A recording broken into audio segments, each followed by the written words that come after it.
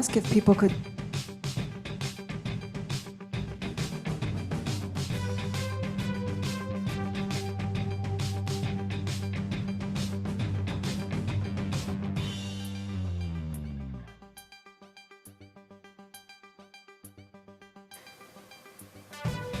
So we do have a fairly tight schedule this morning, so I'd like to begin by welcoming Your Excellencies, ladies and gentlemen, dear colleagues. It's my pleasure to open the session Plenary 5 on data and statistics for evidence-based decision-making, and particularly for decision-making regarding agri-food systems transformation. My name is Sangeeta Dubey. I'm the FAO Regional Statistician for Asia and the Pacific. Next slide, please.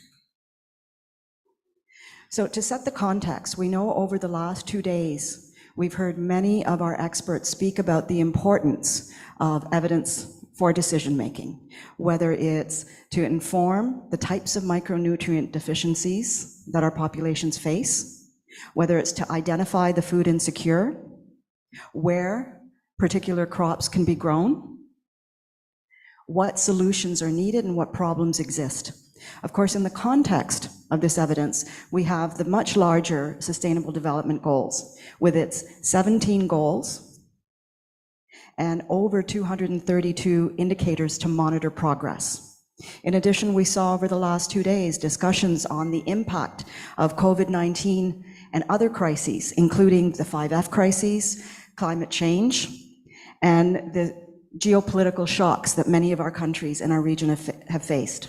We saw yesterday in the session on better environment that our region is particularly susceptible to climate shocks. We know that COVID-19 has set us back in the goal to end hunger, seeing over 100 million additional people in the world added to the group of food insecure. We're behind in achieving the Sustainable Development Goals. We saw SCAP progress reports indicate that we will not be likely, without huge acceleration, able to reach the targets of the millennium, of the Sustainable Development Goals till well after 2030, potentially in 2050. But we also have lessons that we've learned. In setting the context for evidence-based decision-making, COVID-19 has also shown us that decisions, when data is provided in time, which it has been, is not made just by policymakers, but also by us as individuals in choosing how to interact, how to hold our celebrations like our marriages and our births, where to travel and if to travel. And so I would like our experts to also engage in a discussion on how not only policymakers can make decisions, but how individuals across agri-food value chains can make decisions. They'll also be talking about some of the challenges and constraints that they face in terms of data privacy, data ownership, and access. Next slide, please. We have with us 5 very, very distinguished panelists. And unlike the scenario of about 50, 60 years ago, where national data was typically provided by governments, we're seeing increasingly new players, and some of these players are with us today. So I have in our panel, Mr. Carlo Caffiero, senior economist and statistician with FAO. Many of you know him as a food security expert. We have also from academia, Dr. Manzul Kumar Hazarika, director of the Geoinformatics Center of the Asian Institute of Technology. Not only does Dr. Kumar's center work with FAO and other organizations on agriculture statistics, his team also plays a critical role in the Disaster Hub for Asia and the Pacific, monitoring when disasters hit, providing real-time information from satellite images to track the disasters and their impacts on the land. We have with us from the private sector, a new very, very important sector in producing data, Ms. Lorian Innes, Business Development Manager at ESRI. ESRI is a global GIS firm that's been playing in this area for almost 50 years, and Lorian brings with her 25 plus years of experience. And then from national government, we have Mr. Antoine Rabo, Director of Agriculture and Rural Development from Vanuatu. Director Antoine is also the UNFSS National Convener, and as a key data user, can speak to some of the challenges that governments face in getting access to not only important evidence, but real-time information and detailed information. And last but not least, we have with us Dr. Hemraj Regmi, Deputy Director General from the Nepal Central Bureau of Statistics, who will also speak to us of some of the challenges, constraints, and opportunities that the data producers of official statistics face and handle on a day-to-day, month-to-month, and year-to-year basis. Next slide, please. So with this, the format of this particular session will be as a dialogue, and we have two groups of questions that our panelists are going to address. The first, what do you see as a role of traditional surveys and new data sources and ICTs, such as big data, in the provision of data for decision-making? We'll spend the next 25 minutes in a roundtable while they share their perspective to answer this particular question. Following that, the next set of questions, how can we build partnerships, not vendor relationships, but partnerships across government, the private sector, and academia to produce data and statistics to inform decision-making? So without further ado, let me please pass the mic to my colleague, Dr. Hemraj Regmi. Thank you very much, Sangeeta. Good morning, everyone, distinguished participants, ladies and gentlemen. We all know that why do we need data? Because we need data for policy formulation, for setting up the goals and targets, even to monitor those the targets and goals. Because data speaks truth, and then we need evidence-based policy planning and others. Here we are particularly discussing on the issue, where do these quality data come from? We know that there are different sources of the data. The most traditional but most important source of the data are the administrative data. Most of the countries has managed them very well, but not all countries in this region. The another source of the data from where the administrative data cannot deliver the outputs are the census and surveys. These census and surveys are quite important from particularly from the supply side, because we collect the information from each and every individual, each and every farmer, the holdings and even the households. The census and survey has become quite expensive. That's why new emerging technologies are there, like using satellites and other many sources of the data coming from the web and others. But the issue is that the adoption of the technology by most of the countries, that's another issue. That's why still many countries, like my own country, Nepal, we are collecting the evidence in the form of the data from different sources. We are trying to manage the administrative data coming from the management information system, like agriculture management information system or agriculture market information systems. We are also focusing to deliver the lowest level of the data by censuses. Though these censuses are very long-term censuses, we conduct them only once in 10 years, but they provide us at the lowest level of the data, which is mandatory for as provision in the new constitution as well. Because recently Nepal went into political restructuring, and then now we have federal government, 7 provincial government, as well as 753 local municipalities. And all these local municipalities need data for planning, monitoring, and then even for analysis and evaluation. That's why these data are not available by the new technologies, because they are not much advanced in adopting these new technologies, and they are still reluctant to receive the data from the statistical agencies like Bureau of Statistics and Ministry of Agriculture and Development. These data basically come from the traditional censuses and some ad hoc surveys. That's why we still need more census and surveys to estimate the hidden component of the holdings, the hidden component of the farmers, like their social status, their economic status, even the consumption side. If we talk about the food security and others, not only with the production, but how is the food consumption is going on, like this food consumption data, or even the access to food. What is the income level, what are the poverty levels, what are the employment opportunities of these farmers.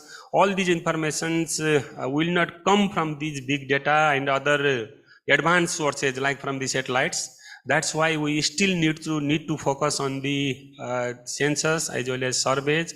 And again, we need to do some the studies at the lowest level where those disadvantaged groups, the marginalized groups, women, and even some particular caste and ethnic people are living in those areas, because the constitution has given the quota to those underprivileged groups.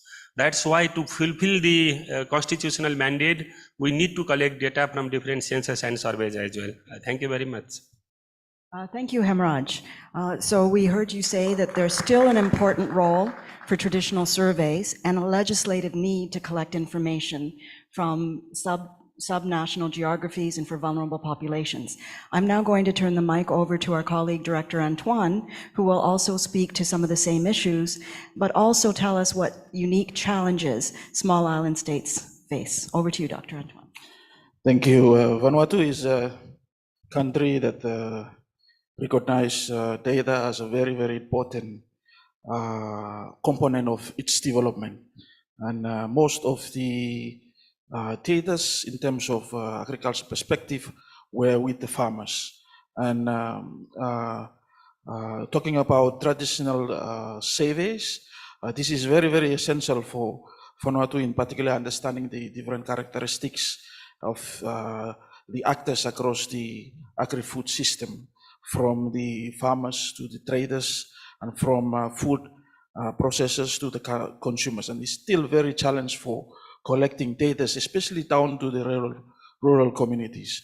Why I say this? Because most of the data that official data were collected mainly in the urban areas and are regulated data that mostly private sectors have been regulated to provide the data to the government. And 75% of the populations living in the rurals are mostly farmers, and this is where the interest of the governments are, where they grow their vegetable, their crops. But to capture the data is very challenging and it's very expensive, given the remoteness of the farmers, where they're located, and the islands are scattered from north to south. And this is one of the challenges that we see in regards to collecting the data. And most of the data are not representative, meaning that I think 77% of the population living in the areas have not been captured well, their productiveness, the type of crops that they're dealing with, the hectares of land they're dealing with. And this is a big challenge for us, and we need a form of innovation, a form of technology to capture those information, a system which is more robust in terms of getting the raw data, analyzing it, processing it to better use for our policy maker, policy transformer, and the policy implementer. And this is where we see it's a big challenge for us.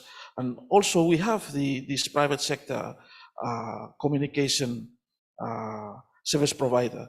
We have almost 72% of the country have been having good network of telecommunication ICT users, but we still underutilize the service of the telecommunication. And this is where it's so expensive for the government in terms of reaching out its services to the farmers in a more smarter way, in a more efficient way, that we could make decisions that would impact the life of our small farmers out in the field. And this is where I think this forum should really consider on small island development states in enhancing their productivity through use of technology, in collecting data as much as possible, and to make a sound decision that will help the economy of those of the Pacific Islands. Thank you.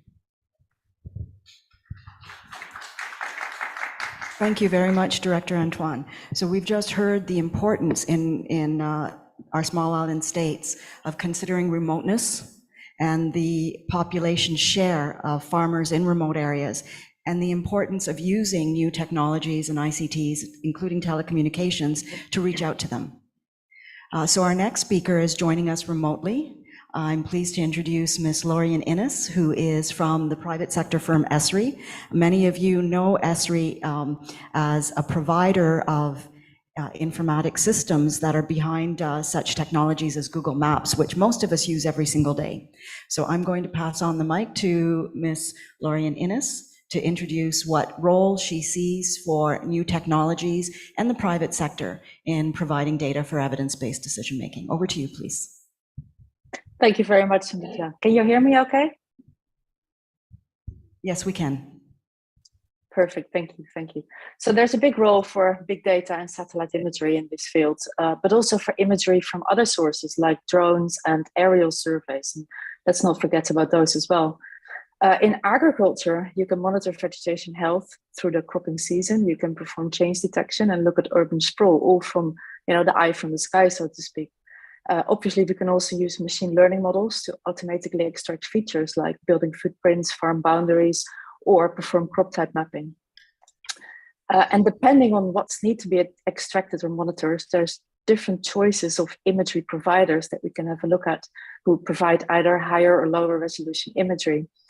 The technology really is there to accurately obtain and extract statistics, but there's also quite a few limitations to bear in mind. First of all, of course, cloud cover. In some regions, cloud cover is a very limiting factor. And some workflows require very high resolution and frequent imagery, which of course comes at a cost. And there's also, of course, the cost of the IT infrastructure that needs to be in place to do all these analytics.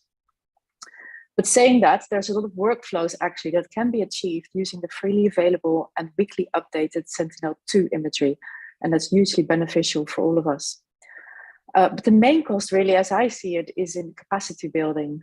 People need to be trained on how to use the models, run the models, tweak the models, analyze the data, and also interpret the results.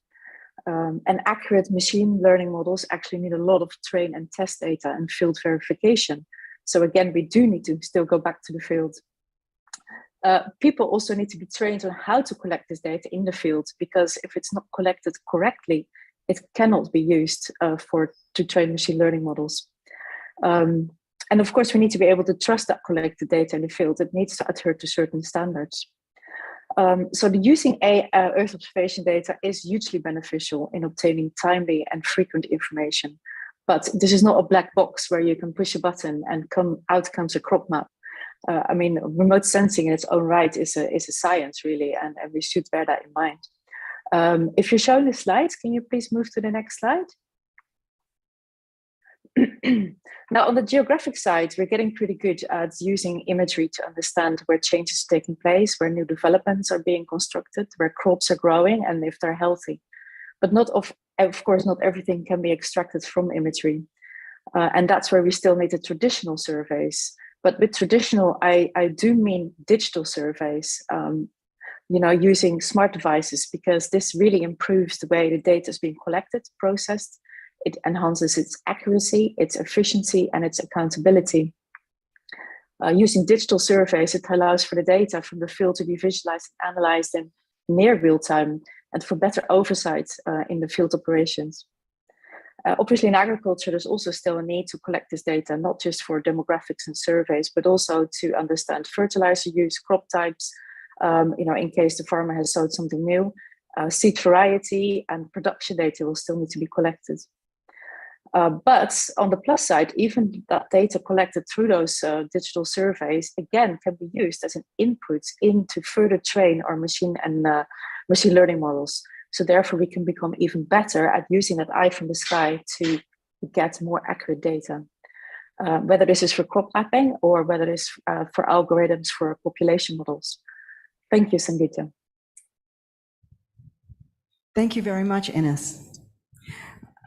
Lorian. So Ms. Lorian Innes shared with us the opportunities that are now available with increasingly detailed satellite imagery available free.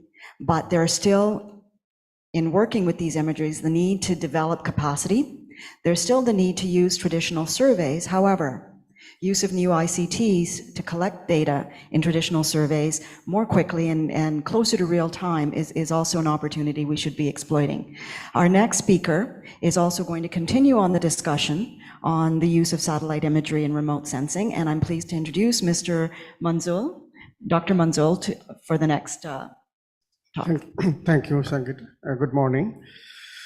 I think this new data sources, already my previous speaker mentioned, there are a lot of satellites are coming, and also recent addition is drones, which are very extensively used. And one of the important aspect is that, as Mr. Regmi mentioned, that traditional data is costly as well as time consuming. So I think there is a place for this new data to complement the traditional data.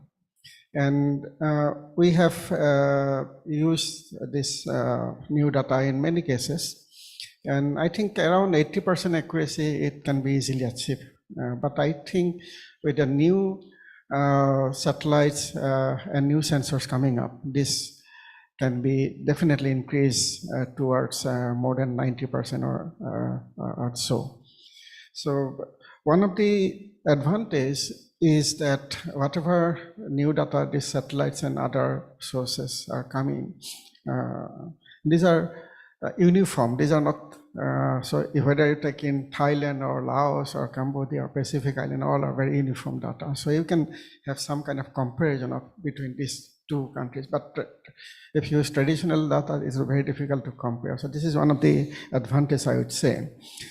And also, this kind of data, I see that many of the countries, this traditional survey department, they are mainstreaming this data. But in agriculture, I think there is a still need to do, because in agriculture it's very dynamic. So you need a very quick revisiting and see the crop and next crop come. But so that's why I think more emphasis or research or some of the academic and private sector and government all need to come together to make it more valuable to the agriculture sector. And having said that, I think last 5 years, maybe there are 700 of satellites has gone up. And interestingly, many private companies are now in the play. And they are not only a normal optical satellite, many of these are SAR satellite, which can be used for during even rainfall or cloud cover. So that's constraint of cloud cover is reducing over the time. So particularly rice, you cultivate during the rainy season. Earlier it was very difficult to get image in time, but now this is possible. And another issue is this pre-data. So this European Space Agency has a series of satellites, Sentinel-1, Sentinel-2. These all data are free.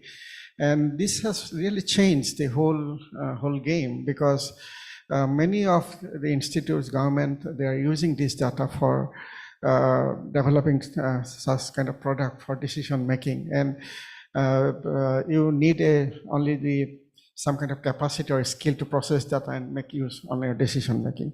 And final point, I would say the disaster. We are the regional hub for all these disaster in the region. All satellite data comes to us. We have been mostly focusing on settlements, but now we are also moving to agriculture. And recently we are contributing to Pakistan flood. So this kind of information, I think, very, very useful. There's a big group working, we are part of it, and some of the results will come very soon. Thank you very much. Thank you, Dr. Manzoor. So one really important takeaway that I have from your presentation is that the use of satellite imagery provides an opportunity for standardization to make sure that the data are standardized across countries, so inter-country and intra-country comparisons are feasible. Thank you for that. We have our final panelist who's joining us from Rome, Dr. Carlo Cafiero, who is FAO's food security expert. Good morning, Carlo, and thank you so much for joining us this early.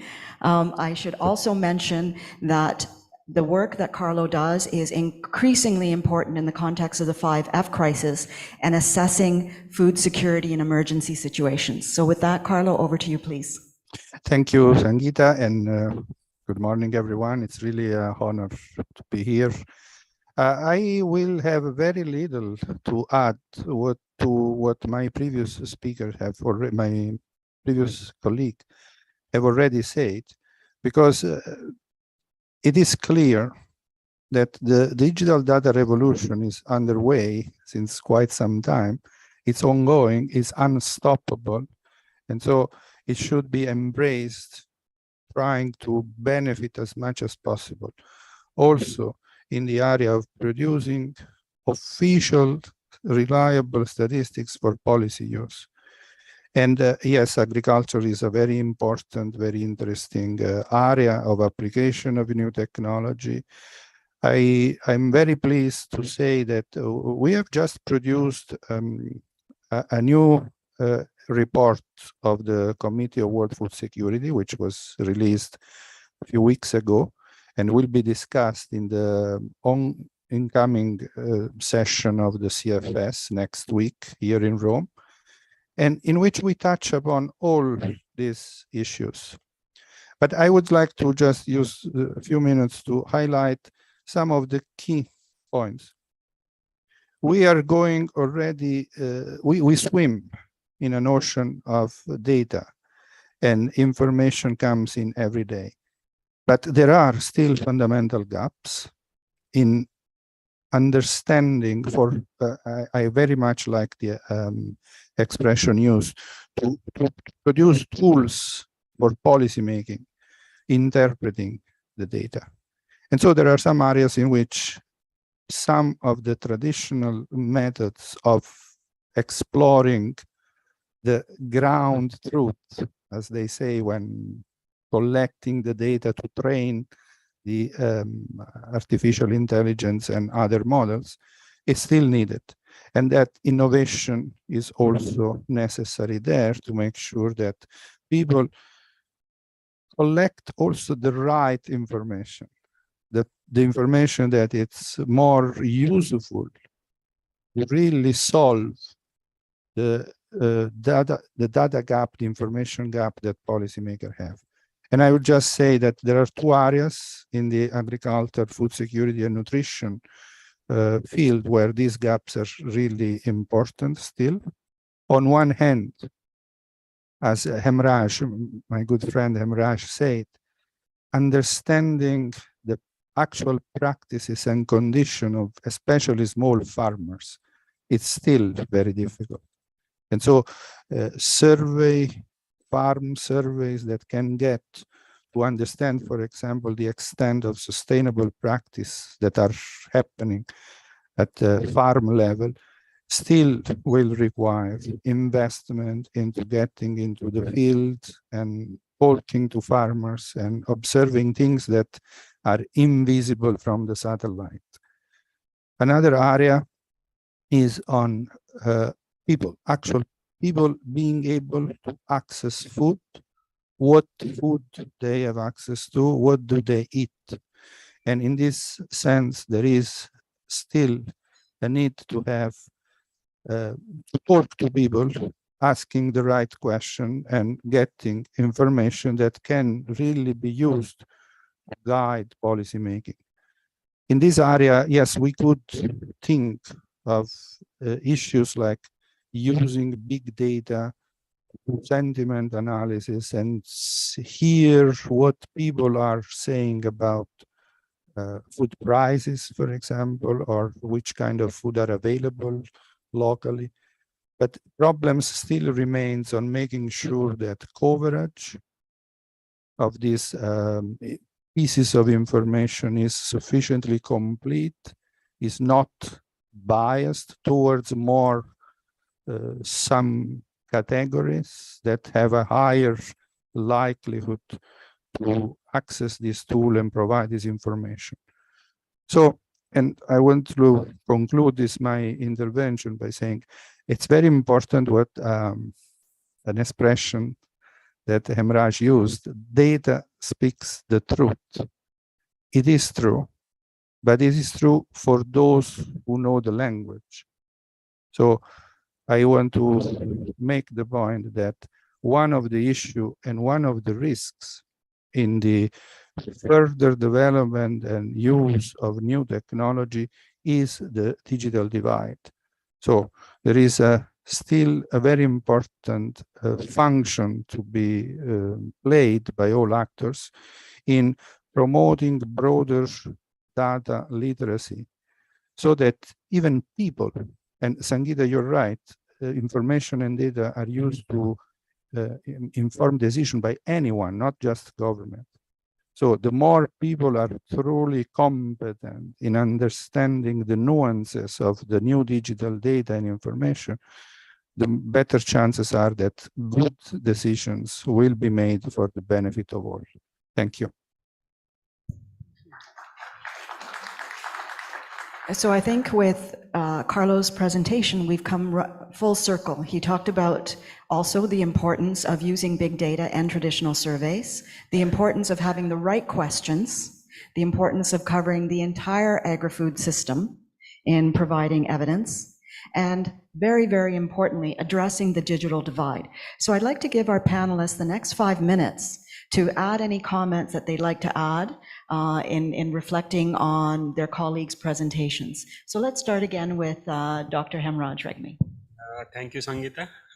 From these all 5 presentations, 5 panelists, what we have learned is that a single source of the data is not sufficient for the evidence-based policy making and decision making. That's why we need to compromise between different sources of the data. We need to advance the administrative data system. We need to continue the traditional census and surveys to get more in-depth analysis, to get more in-depth data. And in the meantime, we need to adopt the new technologies. We need to use the big data, the open data coming from the space and coming from different private organizations. If we can collaborate with them, then I think the compromising or coordinating with different data sources will give us the real data for the decision making. Thank you. Thank you. Over to you, Director Antoine. Thank you. I think for Vanuatu, it's important that we all stakeholders act as a coordinating all the efforts in collecting data into a central location.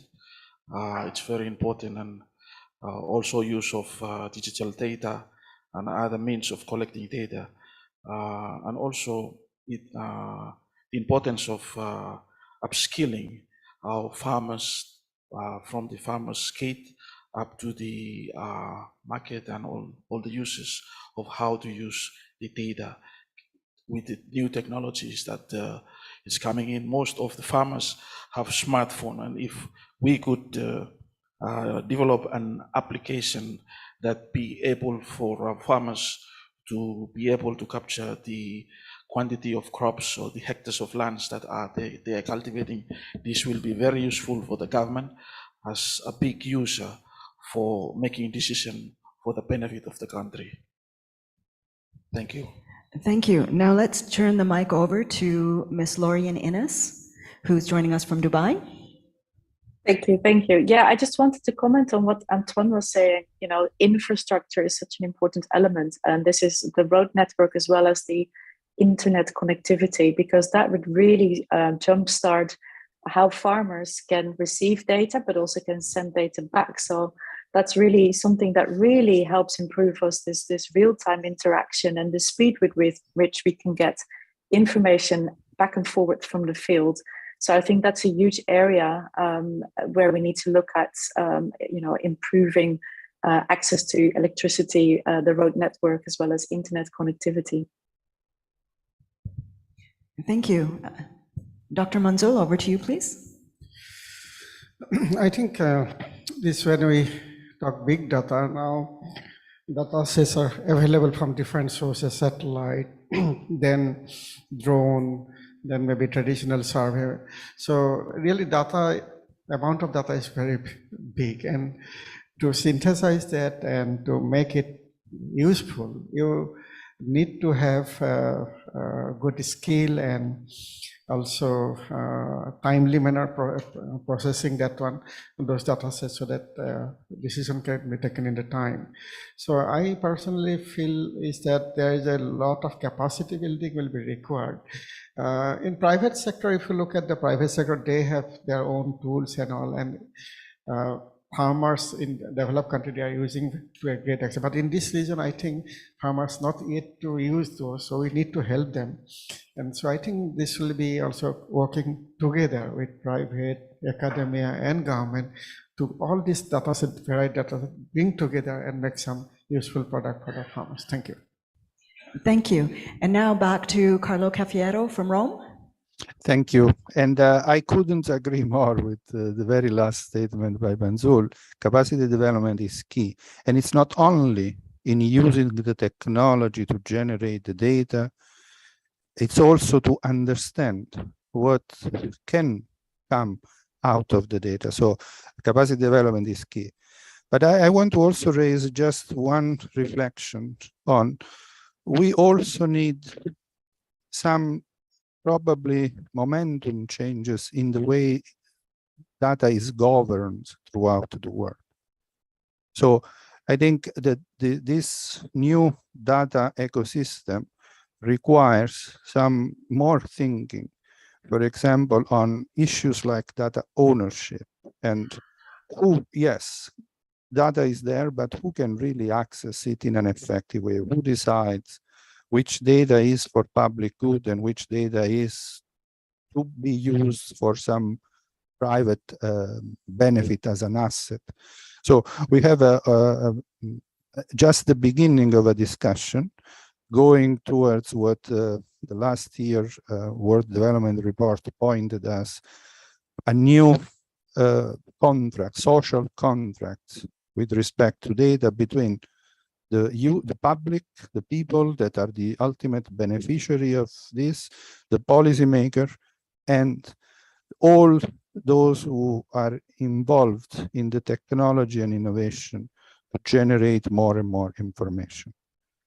So not only capacity development, also innovation in data governance systems. Back to you. Thank you very much, Carlo.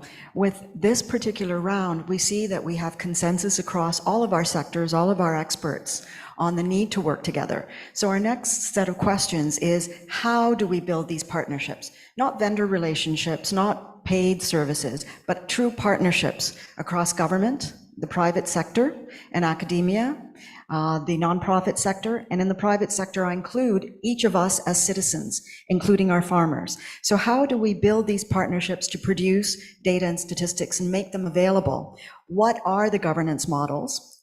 And what is your particular vision of how we can move towards real-time data that includes citizen-provided data, but also citizen-used data for decision-making? So let me begin with Mr. Hemraj Regmi. Over to you, please. Thank you, Sangeeta. Timeliness is one of the most important factor of the quality statistics, besides others like relevancy, uniqueness, the reliability, consistency, and unbiasedness. But generating these timely data, the real-time data, is really a challenge for us, mostly the developing countries, because during this post-COVID era, the investment is getting low.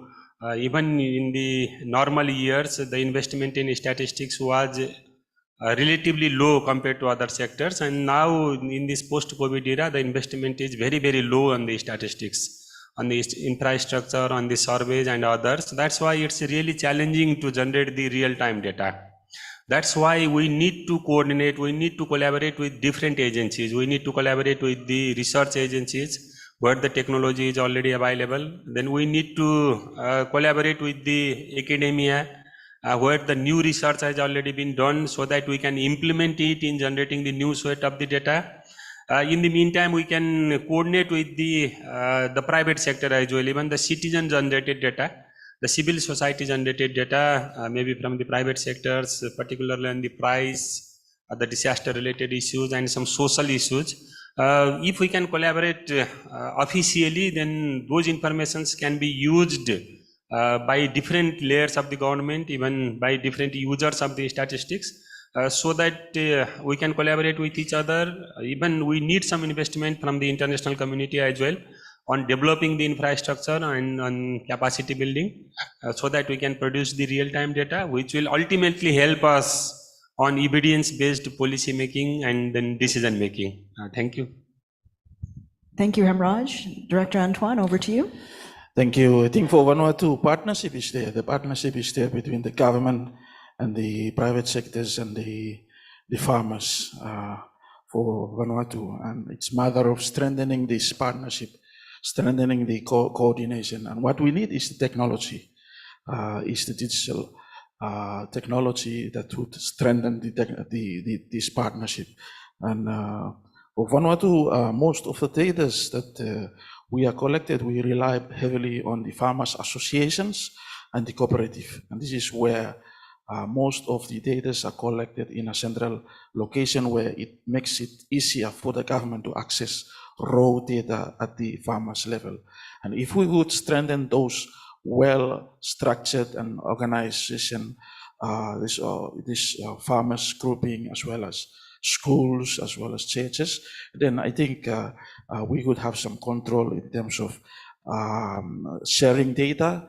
And also the government's role is to incentivize the data that they receive in terms of the resources giving back to the farmers and the cooperative to collect more data.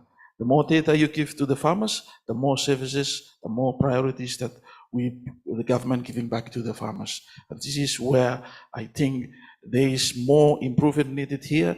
We need to strengthen this gap. And also talking about market access, there is a huge challenge here, and we need to also looking at passing information, especially to do with price of products. And at the end of the day, farmers will be running after government. What is the price? How can you increase the price? Why the price is so low? And this information we need to strengthen right down to the level of the farmers. Thank you. Thank you. Lauren, can I ask you to share your thoughts? Yes, thank you very much. Well, first on partnerships, at Esri, we're very fortunate to work with many research organizations, as well as private and public organizations. And one of my colleagues reminded me that we produced the first digital soil map for FEL over 50 years ago. Partnerships are really essential, and we all need to play towards our own strength, right? And combine our strength. So I'd like to answer this question a little bit more from a practical perspective, because the way the private sector is currently looking at obtaining statistics is through modeling and predictions, where various models are being combined to produce an overall score. And these are more valuable approaches for things like yield forecasting and fall really in the realm of the predictive analytics. And some of those models can exist in the private sector, and others are in the public sector and with academia. And all these models are feeding together to create this one score. Just to give you an example, the insurance, mortgage, and credit card companies are doing this already. They look at your credit score. They run models on the likelihood of your house being hit by a flood or by subsidence. And they combine these models then to calculate their own risk and also to calculate your premium. So an example of one of those private, public, and research partnerships is this map here on the right. This is combining models from various agencies. It's showing the predicted wheat suitability in Asia for 2050 compared to 2020. And this map is produced using a number of different sources and models, data from the World CLIM, projected bioclimate data from NASA, from the cropland mask, as well as running the maxent species model. So this is a true example of a private partner research organization partnership that really works to get us that information. So on the data side, and this was mentioned before as well, data is power, and this goes across all levels of society. Data can empower, and people can make money off data, right? So can you please move to the next slide, please? So you and me or any farmer aren't simply going to provide data. Sorry, go one back, go one forward. And as was mentioned before, you need incentives. The governments can play a very enabling role here. In exchange for data, they can provide subsidies, they can provide farm inputs, they can provide advice and much more. So having access to more accurate data will mean that our models become more accurate and we can have more accurate predictions, which help all of us. And as I mentioned before, the technology is there, but what is missing really is the ownership and the expertise, as well as the infrastructure. Funding is often used to outsource this type of work to external entities, not to build internal capacity. And this is really not sustainable. The expertise and the infrastructure need to be available in country within the government as well. And it's about changing the model from funding projects to creating annual budgets for strategic planning. Remote sensing and machine learning and data science together can help us tremendously. But if you really want to solve this problem of biodiversity loss, climate change, and food security, we all need to share that data. It's hugely important. Thank you, Sanjita. Thank you, Lorian. Over to you, Dr. Manzul. Yeah, I think this partnership across government, private, and academia, one of the important issue is this reliability of this whatever product we are producing using this new data. So one of the common problem is what I have seen in my work is the getting some ground truth data, and this ground truth data are mostly collected by governments, and they are not. I mean, I'm not saying, but sharing this data is always a problem. Lot of steps, bureaucratic steps, and all, and that also, as I said, agriculture is such a dynamic system. You need the data immediately. If you keep the data for some time, it will be useless. So I think this sort of kind of understanding between government agencies and other private players or academia, I think this is one of the challenge, and we need to somehow make some kind of agreement and get this data available, particularly. And also, of course, saying that say Google, they're putting a lot of data to the public freely, ground truth data, or whatever you can say. I think government need to also do similar way. And one point here, real-time data also, we are going into real-time. I think real-time data, as I said, drone could be a very, very potent real-time data for use by the farmers and all, and it's coming up very strongly, rapidly. And but I hope that this will really change in coming in near future. And also this 5G is coming in many countries now. That will also very lot of getting crowdsourced data from the ground in real time. So I think these 2-3 points I'd like to put forward. Thank you. Thank you, Dr. Manzul. And finally, to our colleague from Rome, Carlo Cafiero. Thank you. And again, I heard many things that I agree with. And yes, it's important to promote as broad data sharing as possible. And in the HLP report that I was just mentioning, we do devote a lot of attention to this issue. What I tend to not disagree, but to want to qualify a little bit one of the statements is that I believe the technology is there. The digital technology to be able to really share the information, because digital data has these characteristics that once is put somewhere in the cloud, potentially anyone can access it. So the real limitation is not technological. The limitation to the broadest data sharing that we need to inform policy is probably legal, not technological. So, and I heard a very important statement saying that we need to be able to control the flow of data. And so this idea of who has the right to control what? Because the problems with sharing some data collected by the governments with the broader community is also justified by the need to protect the people that might be harmed by uncontrolled sharing of information.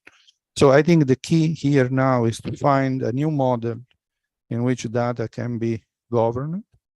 And unfortunately, I see currently an excess attention given to the issue of protecting the data rather than protecting the people from misuse and abuse the data. In terms of practical proposals, in the report, we suggest that the CFS could think of creating what is common in other areas of information, what we call a food security and nutrition data trust, meaning a legal institution setting up in which members of the CFS, together with the specialized agencies like FAO, could serve the function of providing the legal guarantee that if data is shared, is not abused or misused and can be shared for the wrong objectives. And so the attempt should be to subtract from the market-based approach of trying to exchange data only in exchange for a private benefit to a broader data sharing arrangement. And I have a metaphor that I think it's very effective in saying that, yes, people provide information and they want to make sure that this information is used first for their own benefit, but also, I believe, for the social benefit. So we should be thinking of the personal data as blood.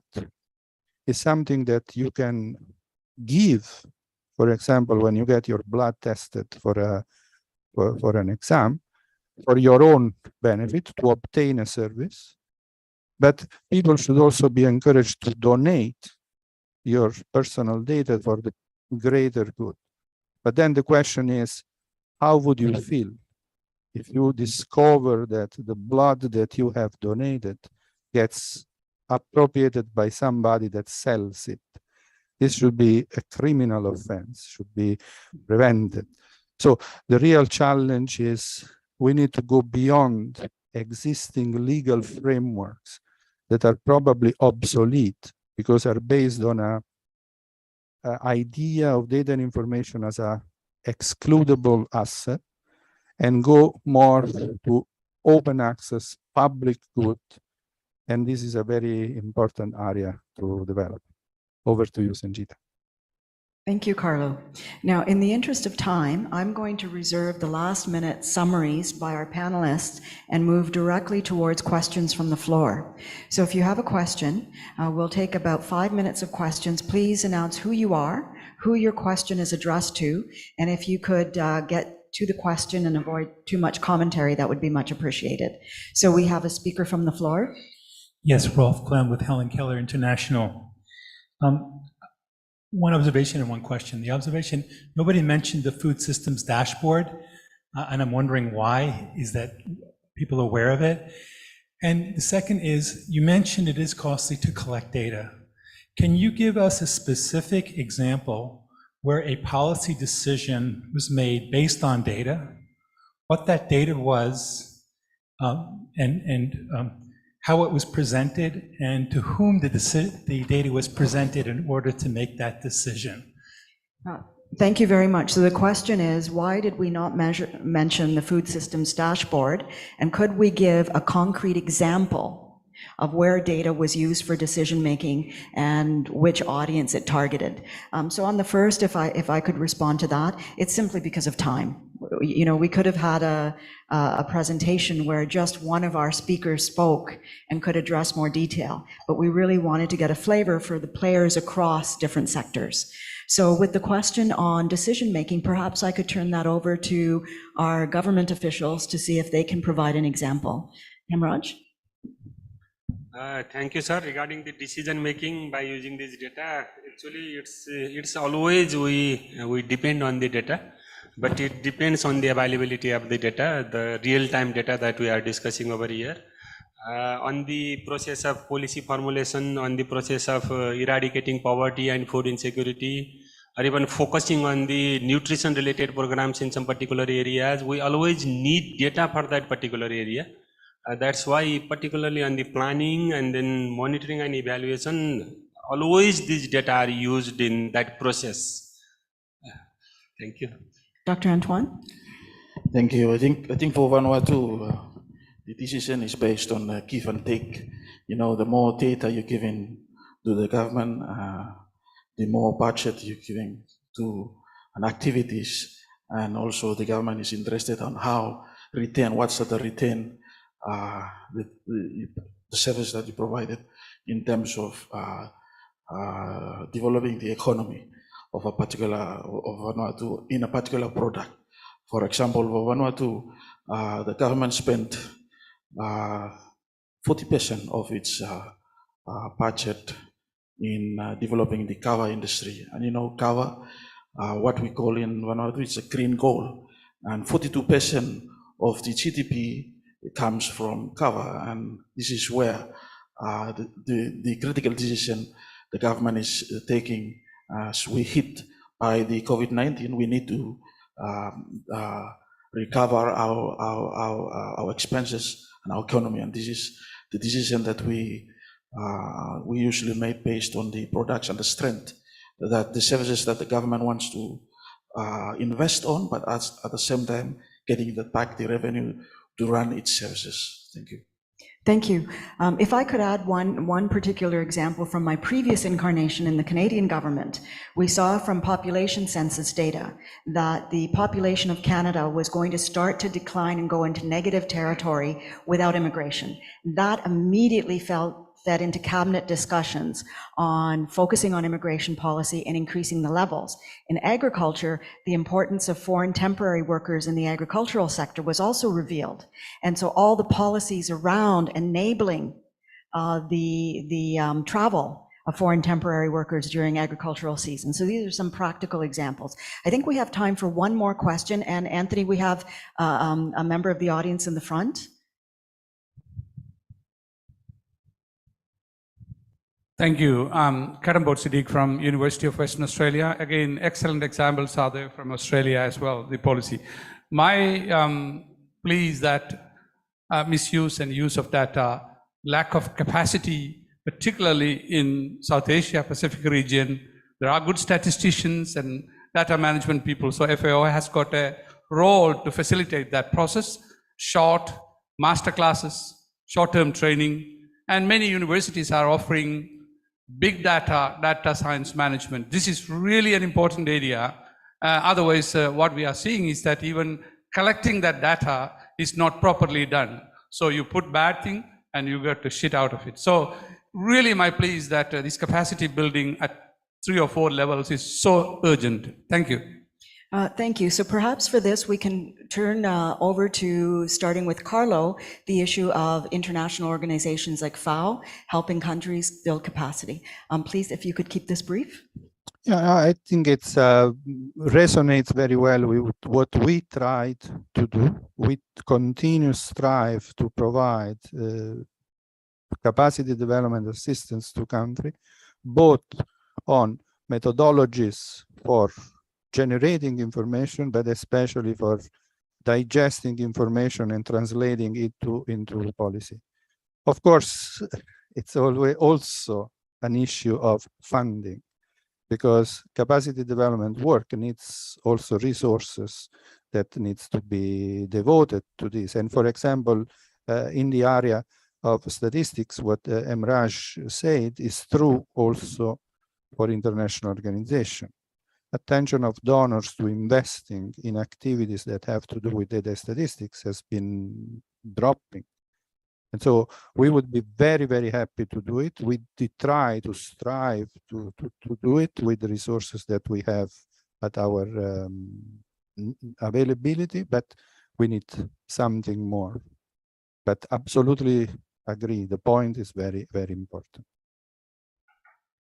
Thank you, Carlo. I would like to give our panelists time to wrap up. So I'm actually going to begin with, I do see a hand that I do want to address. Dr. Navarro has one last question. We'll take that and then we'll do our wrap up. Thank you very much. That was a great session. I'm involved in a thing called the United Nations Global Crisis Response Group. And we're trying to track in real time how the current food, energy and finance crisis is actually affecting people, particularly poorer people all over the world. And I must say to you all that one big challenge we face is it's really hard to access real-time data on what's happening in people's lives, in people's livelihoods, to people's nutrition, production. All the systems that are available are really offering information that might be 6 months old, 1 year old, even 2 years old. Are we ever going to get to a point where we can do things in really real time? Know what's happening 1 month ago or even 1 week ago in places that are affected by the crisis. Thank you. And with that, I think this may feed into the summaries. I'm actually going to change the order of our presenters and ask Ms. Lorian Innes if she would go first. I know she has to leave for another commitment. So Lorian, can I please turn the mic over to you for a wrap up? Yeah, thank you very much. Thanks for inviting us, and thank you for the interesting comments also from my fellow speakers. I just wanted to say one thing. I loved Carlo's analogy with data and blood, and blood is precious, data is precious. So really, we want to make sure that we use it effectively and efficiently, collect once and utilize many times for many different purposes. And I think that's just where I want to leave it. It's just hugely important that we collect it quickly, we analyze it quickly, but then it can be spread across for many different people to use. Thank you very much. Thank you, Lorian. Over to you, Hemraj. Thank you, Sangeeta. In my opinion, data integration is the key. We need to integrate the different sources of the data to get the real-time data. If they are available, that's another condition. If data are not there, then it will be difficult for us to use and analyze them. The another issue that I have seen is the privacy issues, the confidentiality issues, and many other issues related with the citizens. That's why government cannot use and cannot publicly open all those data. That's why the open data policy is another need of the moment. Thank you. Over to you, Director Antoine. I think as a government, we need to have some good, clear policy on how to collect data. And talking about partnership, I think this is one of the way forward that the Vanuatu has the strength on coming up with a clear roles and responsibility for the government, as well as the data providers that would help develop an economy. Thank you. Thank you very much. Dr. Manzo? Yes, I think the technology is moving very fast. A lot of new data, new satellite, and as I mentioned, crowdsourcing, 5G, all this technology is moving very fast. But as I said, that to take full advantage of this technology, this need to be mainstream in the government sector, so that this can be utilized. And that's what also I talk about capacity building. And also our responsibility to make it simple. So there's a complex big data, but make it simple so that people can take a decision on basis of that simple comment. Thank you. Thank you. And Carlo, if I could have you wrap up your thoughts.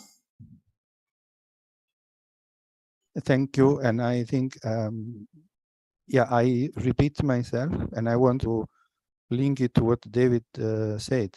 The COVID pandemic has showed us how important it is to make sure that relevant information is available as quickly as possible to inform the decision.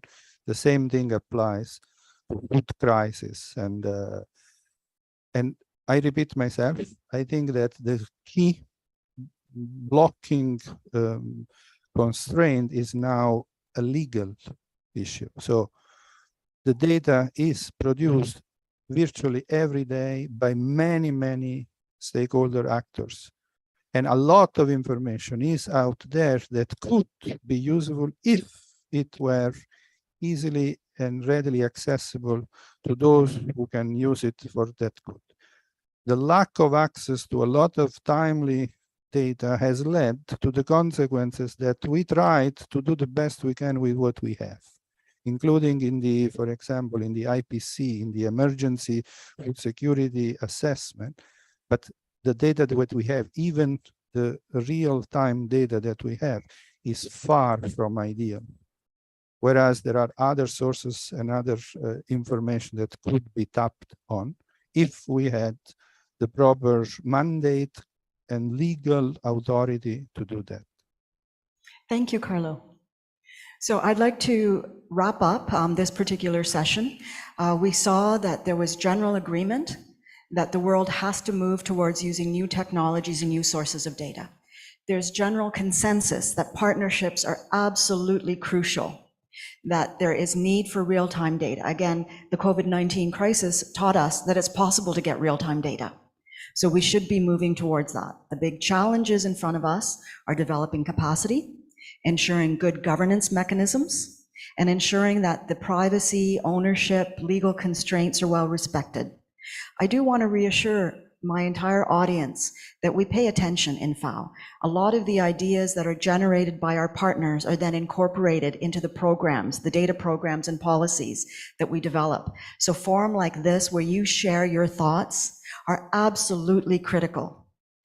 We talk about data for evidence-based decision-making, but sometimes it comes across as just a statement.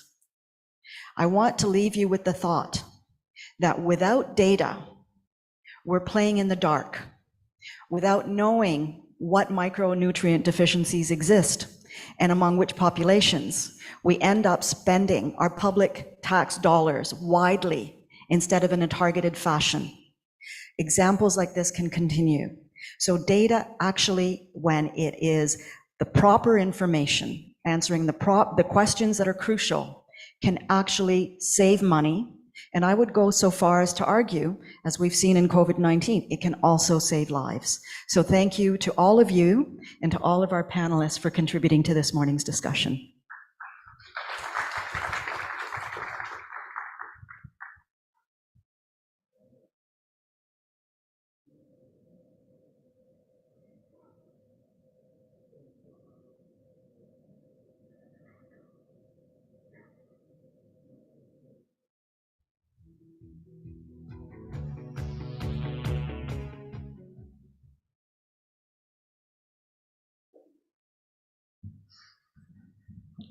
Good morning, ladies and gentlemen.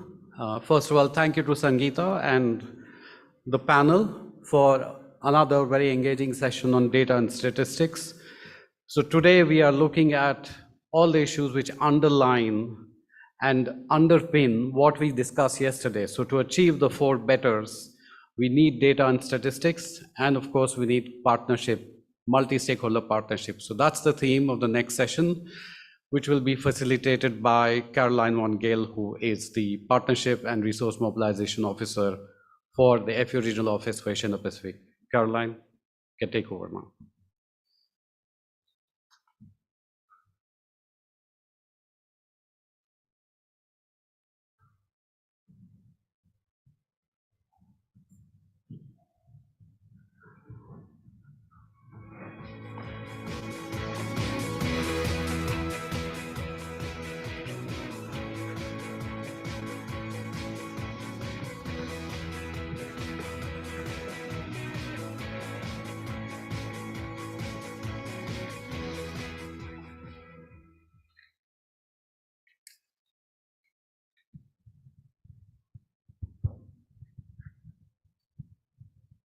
Excellencies, honorable participants, ladies and gentlemen, dear speakers and presenters.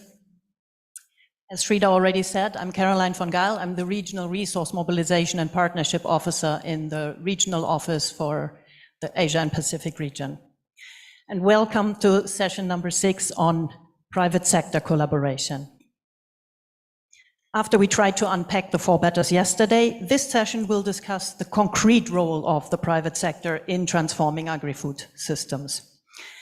The private sector plays an essential role all along the food chain, and we need to learn from the private sector experiences and how they innovate to be more effective in producing and distributing food.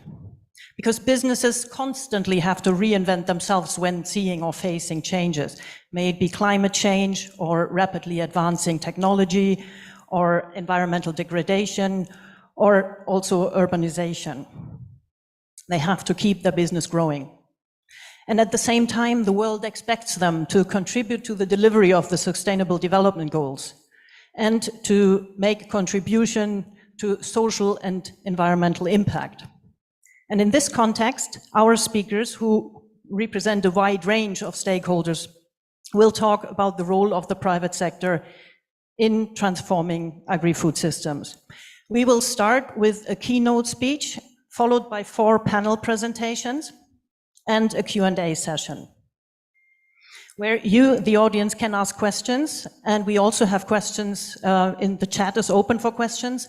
If you post questions in the online chat, please make sure to indicate to which panelist you address the question, and kindly leave a contact, because if we may not have enough time to get back to all of you, we would get back to you in writing after the session.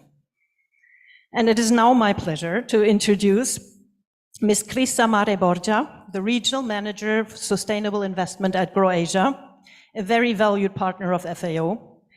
GrowAsia is a multi-stakeholder partnership platform that catalyzes action on inclusive agricultural development in Southeast Asia. GrowAsia was established by the World Economic Forum in collaboration with the ASEAN Secretariat. Borgia herself is working on GrowAsia's responsible agricultural investing flagship that aims at, as the name says, to drive the adoption of more responsible agricultural investment practices in Southeast Asia. Dear Borgia, over to you to deliver your keynote presentation on the different roles of the different types of stakeholders, including the relevant private sector players. Over to you. Thanks so much, Caroline. Good morning, everyone. And thank you to the FAO Regional Office of Asia and the Pacific for hosting this event and for inviting GrowAsia to share our experience in a multi-stakeholder partnership. And GrowAsia is honored to be with you all and today's panel on private sector collaboration. And in this panel, I'll be sharing about the private sector roles in different types of stakeholders, including relevant private sector players in the region. Before I start, I'd just like to give a brief introduction about what GrowAsia is doing. Next slide, please.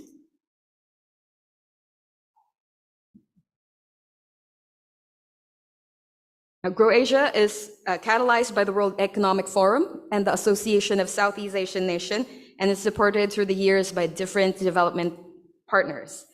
GrowAsia is a regional delivery mechanism that builds regional and country partnership pathways to broker market-driven solutions for more inclusive, resilient, and sustainable food systems in Southeast Asia. And GrowAsia's programs and activities respond to both regional, global priorities in agriculture and food systems, supporting, of course, Sustainable Development Goals, the United Nations Food Systems Summit, COP26, and ESG commitments of our private sector. Thank you. Next slide, please. To drive more public-private partnership on these goals, GrowAsia has created 4 regional impact funds, as you see here. These impact funds are a blend of traditional ODA financing together with private sector investments. By crowding in the private finance, GrowAsia is able to deliver on the international and regional sustainable development goals while bringing the reach, expertise, and scale of private sector actors on the table. We have designed these 4 impact funds tailored to regional objectives in agri-food system. GrowAsia is now moving towards a more inclusive financing model that crowds finance with corporate financing and investing into multi-stakeholder field initiatives and projects, which is at the core of GrowAsia's purpose statement. Next slide, please.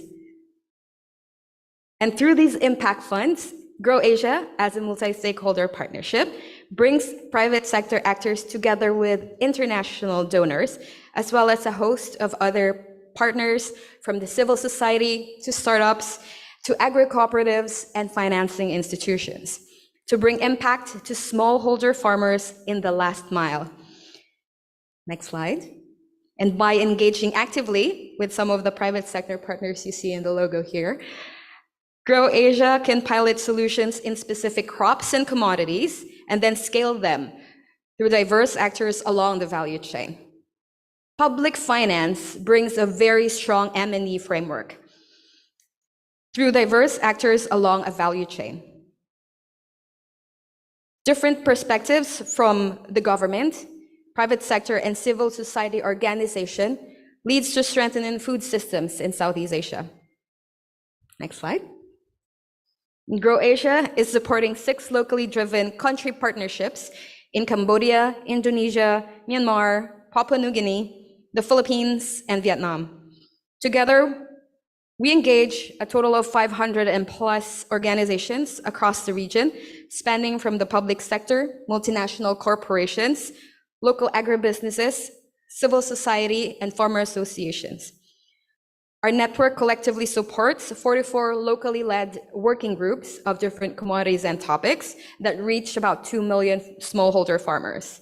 And as a neutral convening body, we believe in the power of public-private producer partnerships and are privileged to play the bridging role and leveraging deep experience in partner networks. Next slide, please. Now, in recent events such as the COVID pandemic, you've heard this all before in the last 2 days, geopolitical conflict, not to mention shifting national policies, coming together in the 5F crisis, have disrupted global production and supply chains and exposed the vulnerabilities of the global food system that jeopardized food security. More specifically, the agri-food sector continues to face supply chain disruptions themselves. Global shipping rates continue to increase, as well as costs of inputs that are creating the inflationary pressure we feel today, especially on food prices. And there is more impacts on the SMEs and MSMEs due to the economic crisis and labor shortages hampering production. More importantly, we are observing the most vulnerable sector, our farmers, seeing reduced income. And these are all exacerbated by investment inequalities and silent efforts from different stakeholders where they act separately versus working together, especially company sectors moving forward with driven activities by ESGs. Next slide.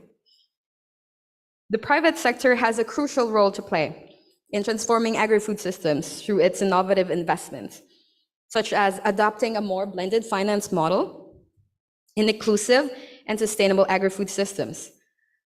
Another is they pilot and scale solutions through best practices. More importantly, research and development, and also partnerships with other stakeholders. The sector can include a diverse players, including industry associations, farmer associations and network, agribusinesses that could be regional, global, and national, also financial institutions, different investors, SMEs and MSMEs, and startup companies. Next slide. How can the private sector now play its role? That's the question, really. It's one of the models that we see through our partners and the different partners in the region of adopting a multi-stakeholder action through this 8-step framework, making sure that partners are included at the very beginning of the process and continuously build and engage different partners through, of course, a more inclusive, resilient, and sustainable food systems in Southeast Asia. This 8-step framework you see is also Grow Asia's multi-stakeholder partnership building framework. Next slide. And earlier this year, we gathered 4 emerging calls of action from Grow Asia's private sector network. One is to scale up inclusive digitalization in agriculture value chains and support country-level capacity for knowledge and research development to remove the barriers and accelerate smallholder adoption of technology. Another is to amplify the business case for women's economic empowerment to incentivize investment into gender mainstreaming actions, practices, and policies. Another is design market-driven impact pathways that respond to in-country priorities and reach the last mile with scalable business solutions for climate change, adaptation, and resilience. Lastly, work with governments and businesses to design harmonized approaches for responsible investment in food, agriculture, and forestry, and develop blended finance models to de-risk and co-fund collaborative investment in smallholder agriculture and inclusive sustainable food systems. Next slide. Going back to our 4 impact funds are also pathways to action. With the challenges and opportunities, make it imperative to reboot and strengthen national, regional, and international food systems by aligning and harmonizing efforts with the UN SDGs and advancing sustainability across the environmental, societal, and good governance dimensions. Grow Asia aims to continue to deliver transformation in Southeast Asia's agri-food system through these 4 impact funds. Next slide, please. That's all from my presentation. Thank you, and looking forward to connect and a great discussion with the panelists today.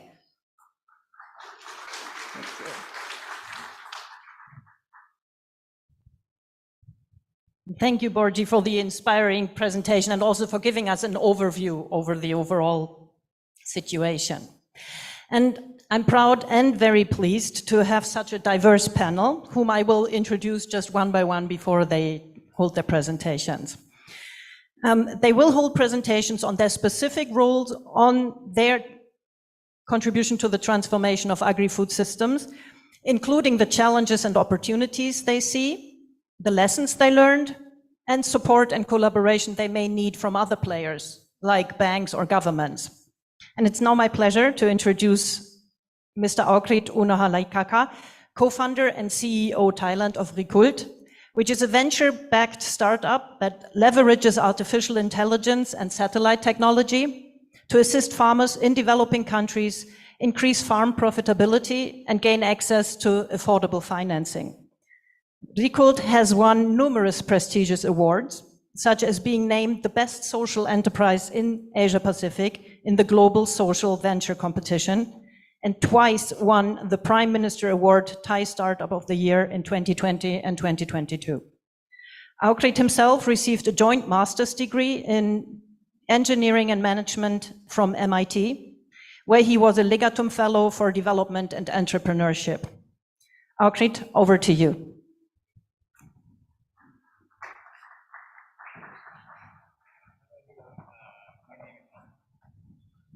Hello. Okay. Hello, everyone. Thanks for having me. It's a great honor and privilege. I represent Recult, where we are a Thai startup where we use AI and big data to transform the agri and food supply chain. So we started in Thailand, but now we have also expanded to Pakistan and Vietnam because we see that the agri-food supply chain are quite similar in emerging markets. And I'm happy to share the case study of how we got here and the challenges that I see how public sector and private sector can work together to transform the food supply chain. Let me start off with a quick introduction of what we do at Recult. So we believe that with the proliferation of AI and digital platforms, we can use a lot of new technologies such as such as remote sensing from the session earlier this morning. We can use it to help farmers and processors transform how they transact and transform how they grow their crops. So we have an application for our farmers that can download. Right now, we have over 700,000 farmers who downloaded our app in Thailand across cassava, sugarcane, corn, rice.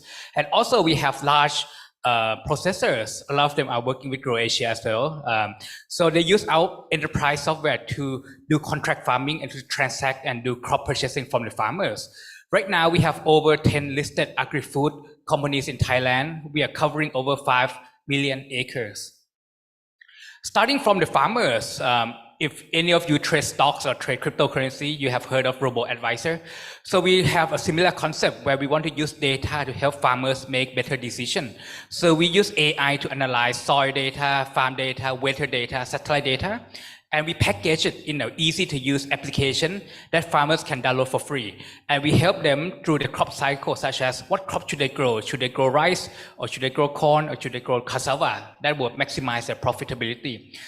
What fertilizer they should put, should they implement a sustainability practice? Who should they sell to? When should they harvest? These key decisions have a huge impact on the bottom line and profitability. On the other hand, we have realized that a lot of food processors in Thailand, even though they are like billion-dollar company listed in stock exchange, but they don't have their own innovation team, and hiring data scientists and engineers are quite expensive. So they have partner with us to let us be their innovation arm, and they use our enterprise software to track all the contract farmers and to do crop purchasing strategy. So right now we are managing over $500 million worth of crops, sugarcane, cassava, eucalyptus, rubber for over 10 listed companies. One thing I want to share is that even though we have over 700 1,000 farmers, over 10 listed companies working with us, but we are still far from capturing the whole market. There are close to 20 million farmers in Thailand. So basically, we are less than 10% in the market. What I want to show is this graph, which is innovation adoption curve.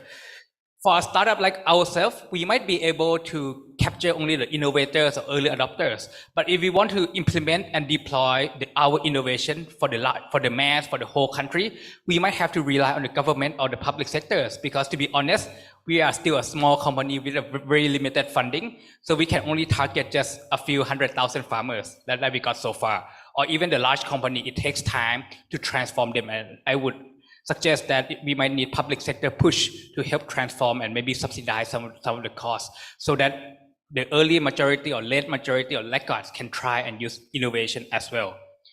I think you guys probably all seen this photos, right? It's quite well known these days that climate change will have a bigger impact than COVID, right? Or even recession that we are suffering right now. So I want to close these 4 main points that have gathered through that I think how policymakers can help work with the private sectors and help transform the agri-food sectors. One, we should think of the agri-food sector as a systematic approach and see what are the major stakeholders. At least in Thailand, a lot of policymakers like to focus just on the farmers. Can they grow more organic crops or should they switch to higher value crops? But they didn't think about the market because at the end of the day, the farmers are like us, right? They need money to support their family. So we have to think it systematically to see where they can sell the crop to. Second, farmers require training. We cannot just make an app and just give it to them and expect them to deploy and use right away. It takes time to teach them and give them this digital literacy. Third, financing is very important.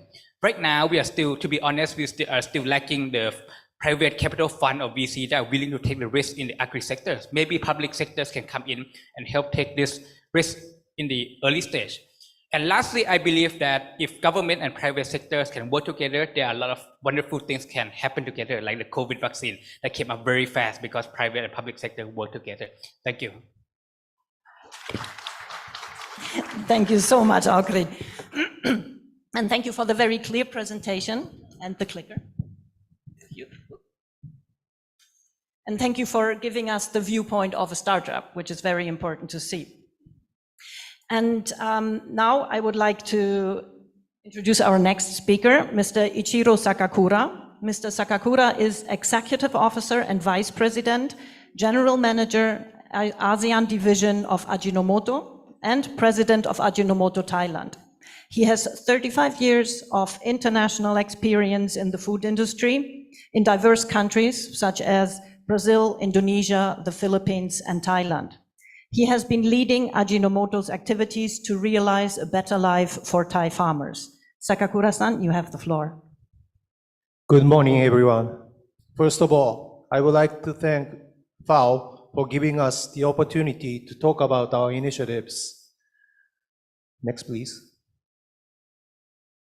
I'm sure that there are people who don't know about the Ajinomoto Group. So first, I would like to introduce ourselves briefly.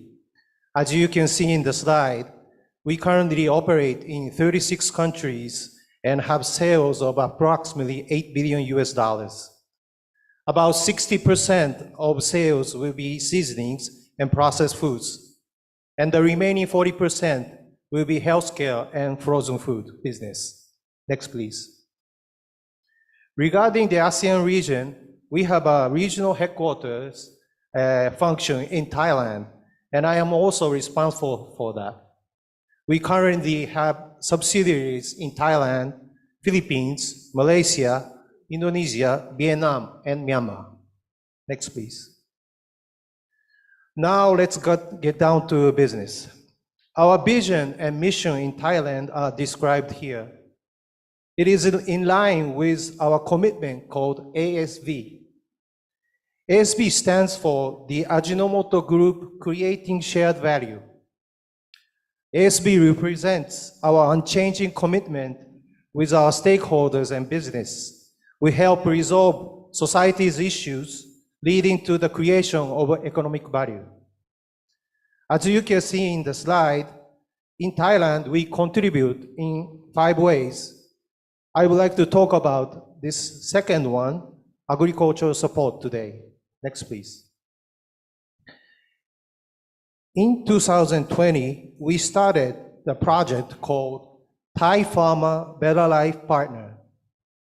Our target in 2024 are increase income of cassava farmers, create better profitability of agricultural business, increase the traceability from cassava root to starch to be used in MSG production. Our main product, Ajinomoto, is made from cassava and sugar. Electricity and steam used for production are produced by biomass cogeneration using rice husks. We turn the co-product of Ajinomoto production into fertilizer and sell it to cassava, sugarcane, and rice farmers. As you can see, Ajinomoto's production already forms a biocycle. Without cassava farmers, we cannot produce our main product, Ajinomoto.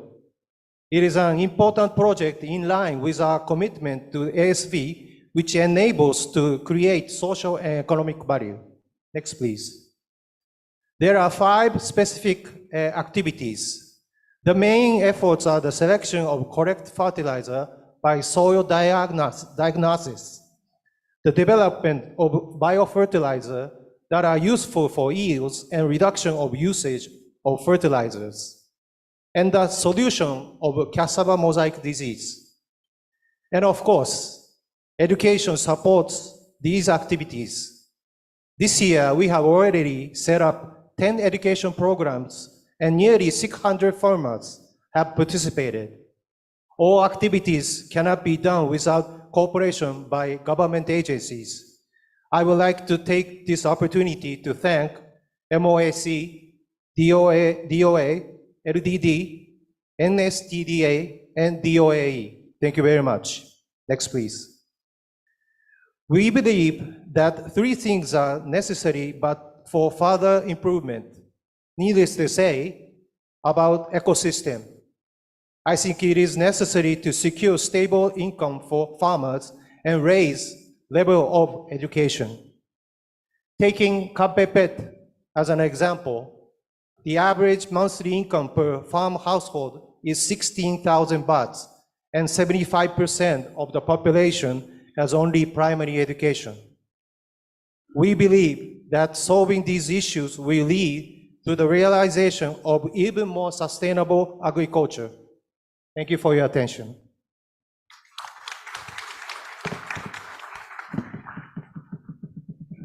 Thank you, Sakakura-san, for the very interesting presentation and for providing us with the view of a multinational food corporation. Our next speaker is Ms. Ika Nurilla Krishnayanti. She works with the Indonesian Peasant Alliance, API, and in international relations, and is the national coordinator of the Indonesian National Committee on Family Farming. API is a member of AFA, the Asian Farmers Association. And API and its members develop cooperative and small-scale businesses in terms of strengthening the livelihood of members and organizations. API deals with issues like family farming, climate change, agroecology, etc., etc. Ika, please, you may proceed. Thank you very much, Caroline, for comprehensive introduction. So that's half of my presentation. Thank you. Good morning. How are you? Yes, great. So, Caroline, can you have next slide, please? Yes, this is our organization. Caroline has explained. Next slide, please. And this is also Caroline. I've been done this, except the last one. We are part of the frame of United Nations of Decade for Family Farming, 10 years after the IYFF, International Years of Family Farming. Next slide, please. So these are the big challenge for farmers, I think, around ASEAN area. So the challenges are we have lack of public policy, which are not in favor for family farming at multi-level. So there are also lack of access to agrarian resources, as you can see, access to water, land, especially seeds and etc. And we also face climate change and environmental degradation. And also technology, which is not appropriate to the farmers yet. And also, of course, the pandemic and aging. So there will be another F crisis, farmers in crisis, because we are now the young people are not more interested in doing farming. Next slide, please. Besides the big challenges, and of course we have a big opportunity of the farmers, because we are the provider of for the food to the world. We have local wisdom and local knowledge, such as seed breeding, integrated pest management, and agroecology. We are also resilient to climate change. We do practicing agroecology, which is contribute less greenhouse gases emission. And farmer also scientists. So we do research in our own field with participation with other scientists from the academy and other institutions. And we also generate micro, small scale enterprises, farmer-led enterprises. So it bring significant impact, especially during the pandemic. Next slide, please. So these are our experience, organization, effort in doing to transform agri-food system. Of course, we have sustainable food production practices from the soil to the people, healthy and safe diets. And we do strengthen our members, family farmers, internally and externally. And we promote and advocate public policy in favor of family farming. It is very important for us to mainstreaming the family farming. And then we do cooperation with other stakeholders. Next slide, please. And now, of course, we have way to go. We have value. The availability of nutritious, safe, and affordable food, which is produced by family farmers, in sovereign and sustainable practices is very important, not only economically, but also environmentally, socially, and culturally, in a fair manner, both for farmers and consumers. Next slide, please. And to do that, of course, we need support and collaboration with other actors, such as government and parliament as policy makers. We need them to promote and implement public policy, again, in favor of family farmers, in order to ensure the mainstreaming and support for family farmers to do a decent and dignified work to produce nutritious food in sovereignty and sustainably practices and livelihood. And for UN bodies, we need them to promote and support public policy framework and mechanism that encourage member states to implement related policies, and also engage with the people's or farmers representative in the processes of UN bodies. Next slide, please. And for the financial agency, we need them to capacity building for the farmers organization. And also another private sector, we need equal partnership with the farmer organization, and multi-actors continue to work together with the multi-stakeholder farmer organization and others. Thank you.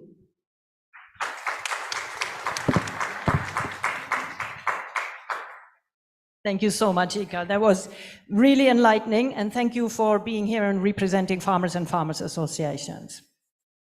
And I would now like to introduce our last speaker, Dr. Poonam Malakonja. Dr. Malakonja is the Special Chief Secretary to the Government of Andhra Pradesh, India.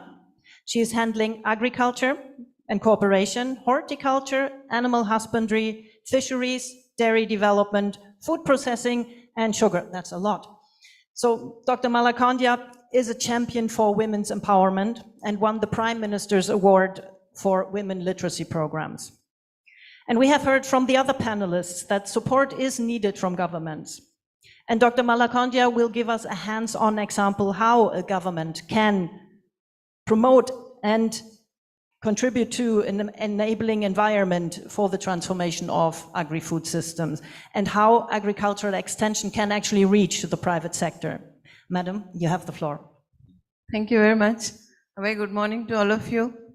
I'm delighted to share with you the integrated model for knowledge and service delivery towards agri-food system transformation in the state of Andhra Pradesh. We have the village level farmer facilitation centers. We have established 10,778 such centers, and from increasing crop productivity to resource use efficiency to crop diversification, optimal monetization, risk negotiation, building an efficient digital ecosystem to increased capital investment. We are doing all of it in these centers, and we have partnership with a number of departments and the national institutes. Next, please.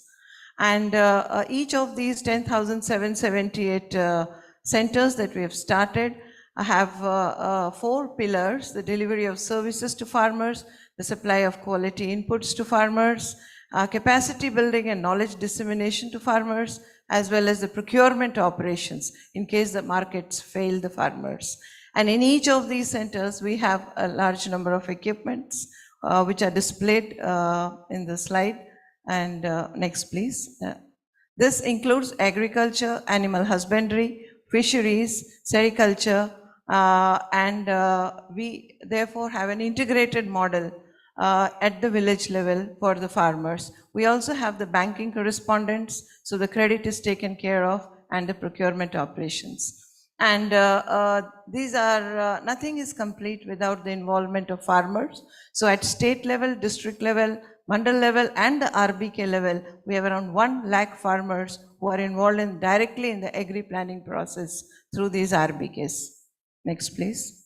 And the agri and allied inputs, which is very important to the farmers, the best quality and best price at the right time. We have entered into partnership with over 150 companies: seed, fertilizer, pesticide, animal feed, fish feed, and horticulture nursery units, and they are all providing services through these RBKs. Next, please. We also have a network of labs to ensure that farmers get the quality products. Next, please. And the knowledge dissemination, the farmers' empowerment is very important. So we have a tie-up with a large number of research and agriculture institutes, both national and international, and I'm also very happy that we have a technical partnership with the FAO for good agriculture practices. Next, please. We strengthen the farmers through the direct knowledge dissemination at the field level.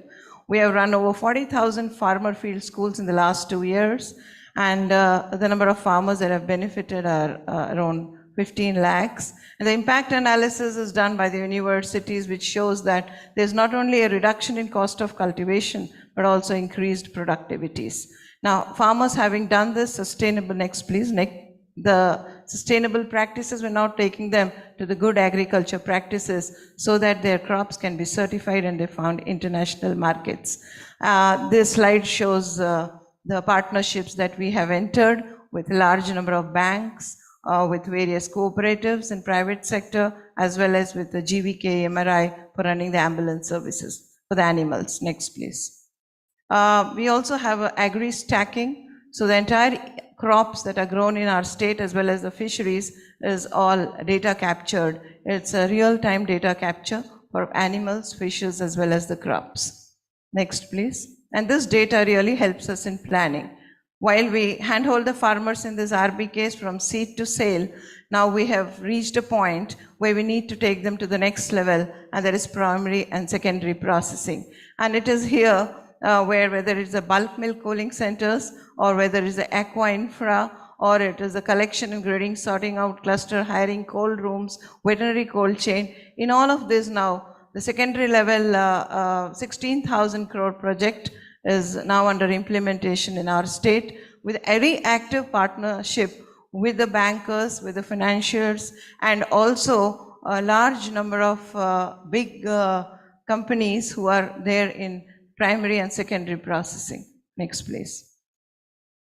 So this is the Multi-Purpose Facility Centers project for agri-food systems transformation in PPP model running in our state. And this will really help the farmers to get their produce international markets, and will help them to ensure that they're able to process their foods and they do not actually go for any distress sale. Thank you very much. I am also very, very happy to learn today that whether it is a Grow Asia or whether it's a Recult or the Ajinomoto Group or API, KNR, they are doing wonderful job in their areas. So whether we have seen that a systemic approach is essential to make the agri-food transformations, and there has to be very, very active participation of the private sector. Whether it is AI and big data, or whether it is markets and innovations, or whether it is the technical support and farmers to the farmers and their education, both government and private sector, if they get together and with very active involvement of farmers in policy, from policy making to growing the crop and to find the markets, I'm sure that this transforming the agri-food systems would be a reality. Thank you. Thank you very much, Dr. Malakondia, for the great example on how governments can actually contribute and enable the transformation of agri-food systems. And I would also like to thank all our speakers to be so super time conscious, which leaves us with ample time for question and answers. And we have assistants with microphones in the room, so if you have questions here in the plenary, please raise your hand and we will give you the microphone. And please quickly introduce yourself and then address the question to one of the panelists. And for the online questions in the chat, please, in case, also please mention which panelist you're addressing your question to, and in case we don't get to all the questions, please leave a contact so we can get back to you later on. So please, are there any questions in the plenary? We have over there, please. Hello, good morning. This is Ruel Briones of the Philippine Institute for Development Studies. So yesterday, there was a statistic cited that after 100 years of cooperativism in Asia, membership of farmers in farmer organizations is about 10 to 15%. So and we have a 2030 deadline. So how do we get more farmers to join producer organizations in the next 8 years? Thank you very much. Addressed to anybody in particular, nobody in particular. Okay, let's collect some more questions. Do you have more questions in the plenary? Up here front.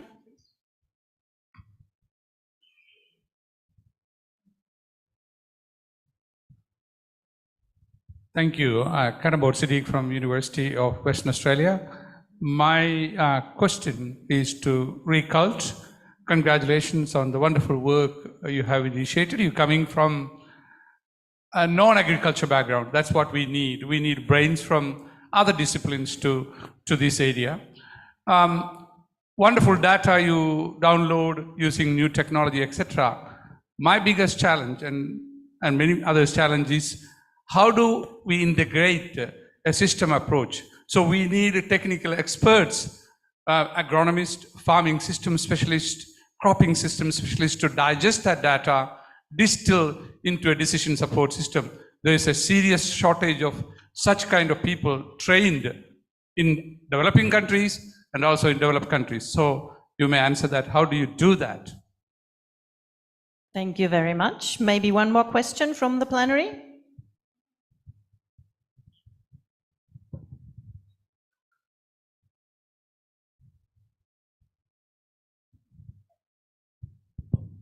Thank you.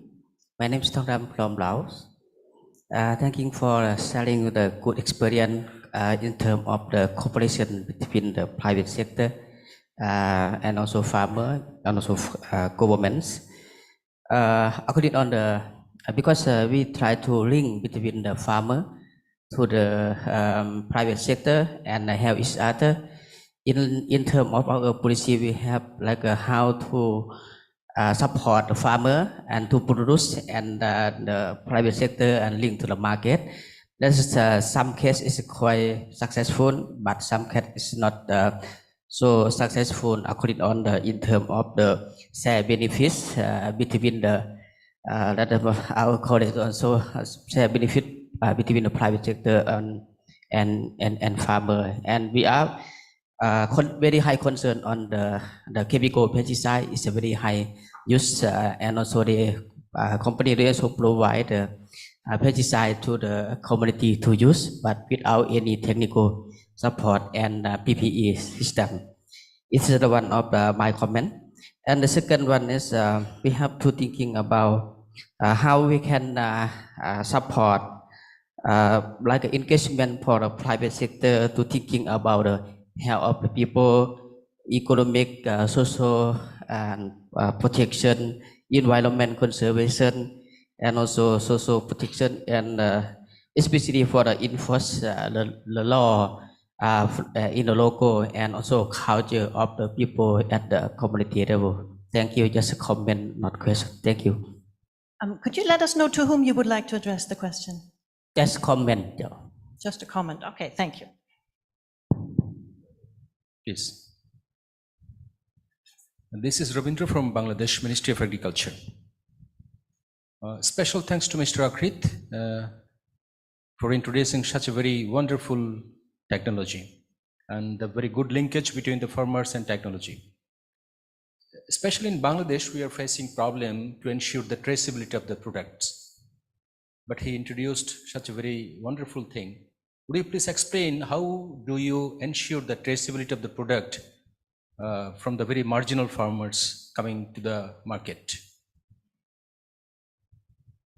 Thank you very much. So I think we're just gonna start first round of replies. So we had the first question. Let's start with you, Alcrate Recall, because we had direct questions to you. So if you could please address the first question from the University of Australia on how to integrate the systems approach. Go ahead, please. Yeah, so you asked about the challenges, right? Which I totally agree with you because I came from a non-agri background, coming in from a tech industry, wanted to drive change through technology and innovation. So I think that's where the public and private partnership comes in. Because as you mentioned, the expert who knows about soil, who knows about crops, who knows about planting are quite rare, for example, in Thailand. So we have to see where they are located at. In Thailand, these experts are in two locations. One is university professors. So there are a lot of good public agricultural university in Thailand. And the second, they work for the government. They work for the Ministry of Agriculture. They are like the extension service professionals. So right now, what we are trying to do is that we try to ask, we write a letter into this university and the government to ask for the support to come in and advise us. So I think Ajinomoto, what they're doing with their soil testing and their recommendation is a great example as well. How they are using, how we are both are utilizing the government services so that the private sectors can do what we are good at, which is deploying solutions into the ground and driving adoption. But for the expertise, right now we have to rely on the government. But to be honest with you, there are still some challenges because we need more data from the government, like soil data or certain water data, which sometimes it is still confidential from the government. The question that I'm trying to drive in Thailand is that how do we create this open data ecosystem where private sector like myself, like Ajinomoto or other startup can leverage on, because we are good in building technology, but we don't have this raw data like what the government or the public sector have. My problem is lack of in-house specialists. Depending on government and other organizations, it's going to take hell of a lot of time. So that's what I meant. If you don't have the in-house specialist, the system specialist, that data is going to take time because government, other agencies are sitting other side. It's a big challenge. Yeah, I agree with you. So right now we are trying to incentivize them and paying some of the government officials part-time out of their working hours to help us as well. But I agree with you that these experts are still quite rare and we need more experts in the field that really know how to drive change in the sectors. I totally agree, yes. So should I answer? Yeah, please go ahead. As well? So you asked about the traceability and how do we ensure, right? So I think this ties back to my last slide in the presentation where I show a diagram that there are technology, people, and process, right? I feel that technology is just one of the tools to drive change in the value chain. But what are as important or even more important are the people and process, right? So I think we have been through this technology deployment for decades where a lot of government officials or a lot of staff launch their own application or their own technology, but no one use it. Or like, even though we have this blockchain ecosystem, but if the data that's input into the blockchain is wrong, the whole traceability is wrong. So I think this is more of like a systematic people and process change rather than the technology deployment. Because in my opinion, doing recount, technology is actually the easy part, but how do we create an incentive for the like purchasers or for the farmers to input the right data into the platform is a bigger challenge. And we realize that if we just tell them, oh, you should input data, a lot of the farmers will say no, because they said, oh, they're too lazy or they don't have any incentive. The question is incentive. How do we provide monetization values or provide them with some additional income for them to input the right data? And it requires enforcement from the purchasers or from the public sector as well. Thank you very much. And maybe, Dr. Malakondia, maybe you can also address that question or contribute to it, like how to ensure that the technology is disseminated and how to incentivize the farmers. Yeah, as I was explaining in the Raitu Bharosa Kendras that we have established in our state, which each of the Kendras, they cater to the need of 2,000 farm families.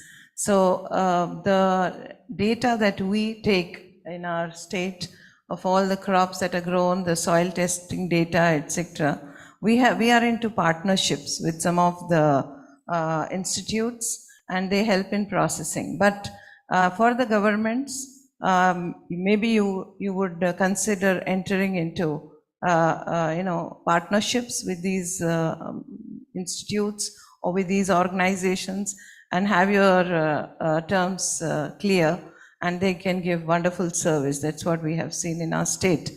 And secondly, as far as farmers are concerned, in my state, I have seen that when we first started the Raitu Bharosa Kendras, we have the kiosks in all of them. Due to paucity of time, I couldn't explain that in detail. And they do their, that's a virtual shop. So there are 10,778 virtual shops that we've established in these kendras, and we are into an MOU with over 200 companies. They sell their seeds, fertilizers, pesticides, fish feed, animal feed through these. So when we first started this, we had two challenges, that in interior villages and in many places we don't have the connectivity. But over 2 years we find solutions for that. We also have a system where the farmers are made digital literate. Now, digital literacy of farmers comes after the digital literacy of the ground level people who are working in these kendras.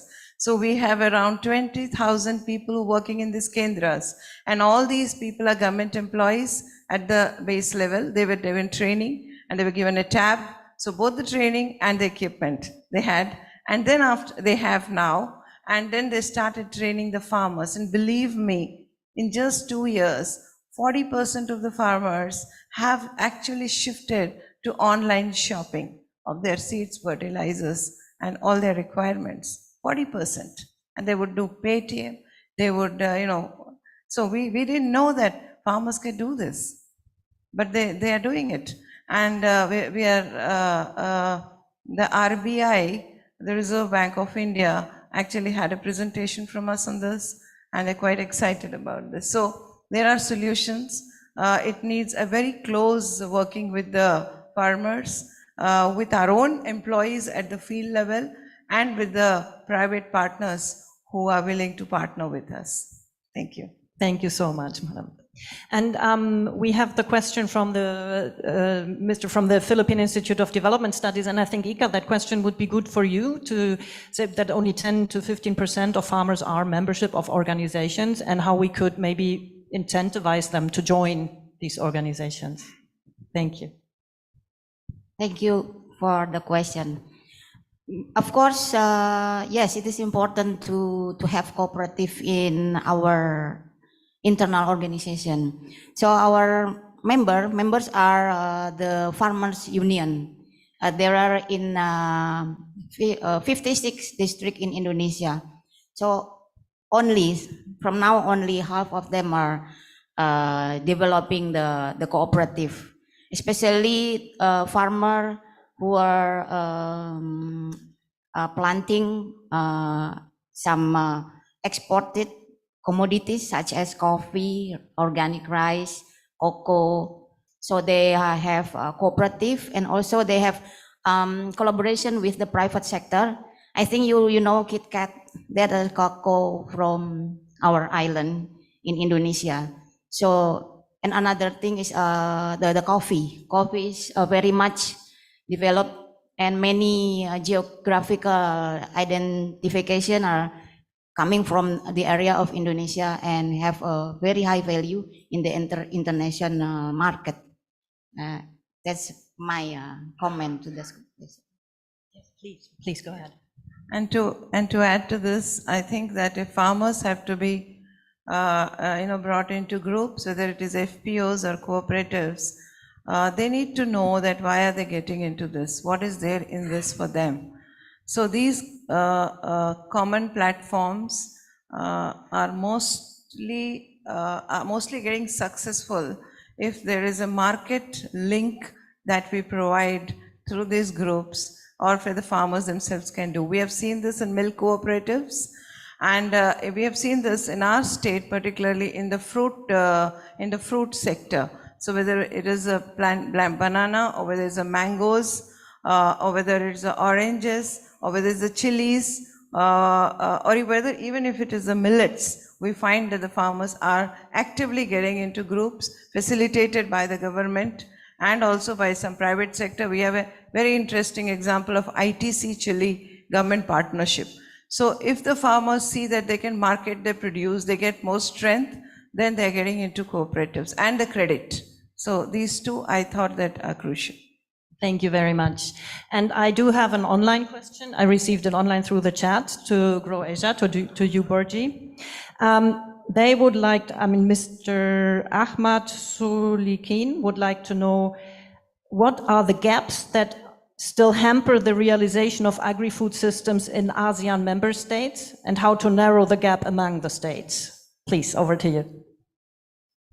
Great. Such a big question. And we're slowly, of course, in the different kinds of pillars that we are seeing the gaps, challenges. There are a lot, of course, just in the ASEAN, not to add South Asia and other parts of Asia as well, in the Pacific. But we are seeing that to slowly close this gap, we can, as I've shown earlier on the 4 impact funds, we're very focused on some of the critical funds that the partners from the private sector, from the government, that they're seeing that these are the types of gaps that they want to address. One that I mentioned earlier on women economic empowerment is one of the things that we're seeing more and more women, of course, in the agriculture sector. So I think filling up, this is such a big issue, and filling out each individual gaps from a different multi-stakeholder partnership would really help close it. And the cooperation of the governments, civil society organizations, of course, and the producers as well. Thank you.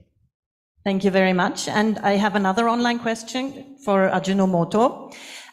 What role do big consumer-facing companies like Ajinomoto can play in improving the food choices of consumers, which is critical for the sustainable transformation of agri-food systems? Thank you. Can you repeat once again? Of course, of course. What role can big consumer-facing companies like Ajinomoto play in improving the food choices of consumers, which then obviously plays a role in transforming agri-food systems? Well, that's a tough question right now. Sorry. Well, right now, there are many options for the consumers, and it is also our challenge that sustainability costs very much. So how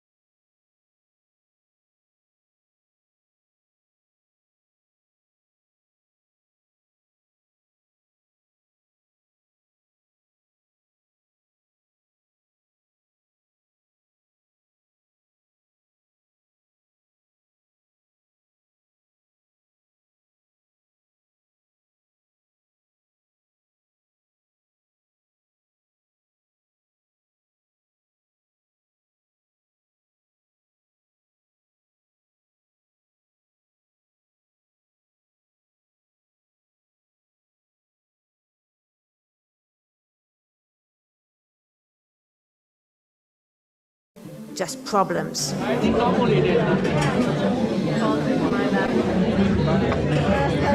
Our food is our responsibility, and it's our way of addressing the multiple economic, cultural, social, and environmental aspects of food security. Food is culture. Food is national security. Food is who we are as individuals and societies. So, what is the FAO strategy? Better production, better nutrition, better environment, and a better life, and leaving no one behind.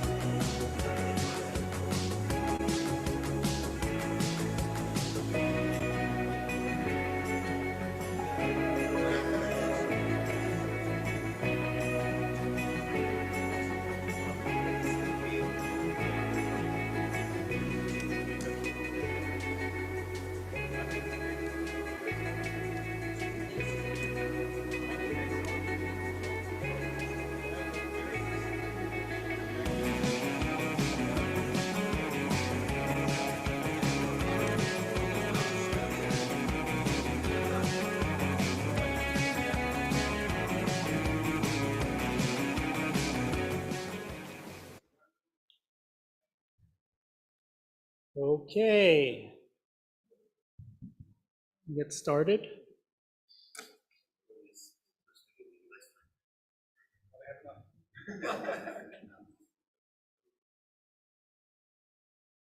More people should want money, right? Yeah. Yeah. Where's all the people who want money? Yeah. They're out eating. Let's give them one more minute and we'll get started.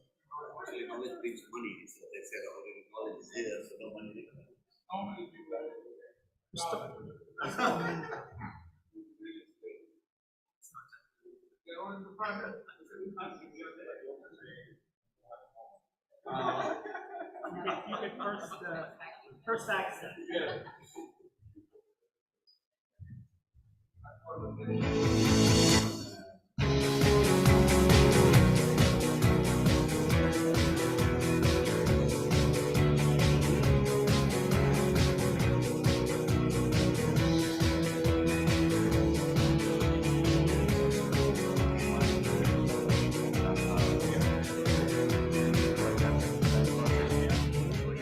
Okay, we're going to get started.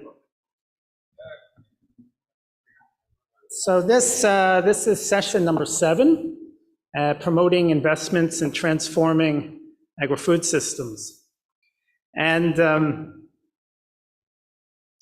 so we have a very good panel. We have three representatives here on the podium, and we have 3 online. And as we've heard for the last 3 days, moving forward on transforming agriculture is going to require quite a bit of investment in infrastructure, in knowledge, in management systems, in data systems, a variety of other things. There's a notion that there's a financing gap going ahead. It could mean we need more money. Just as likely, we need to be doing a lot of repurposing current public expenditure, reorienting some existing private investment, and the combination of new money and repurposing old money is going to be necessary for this.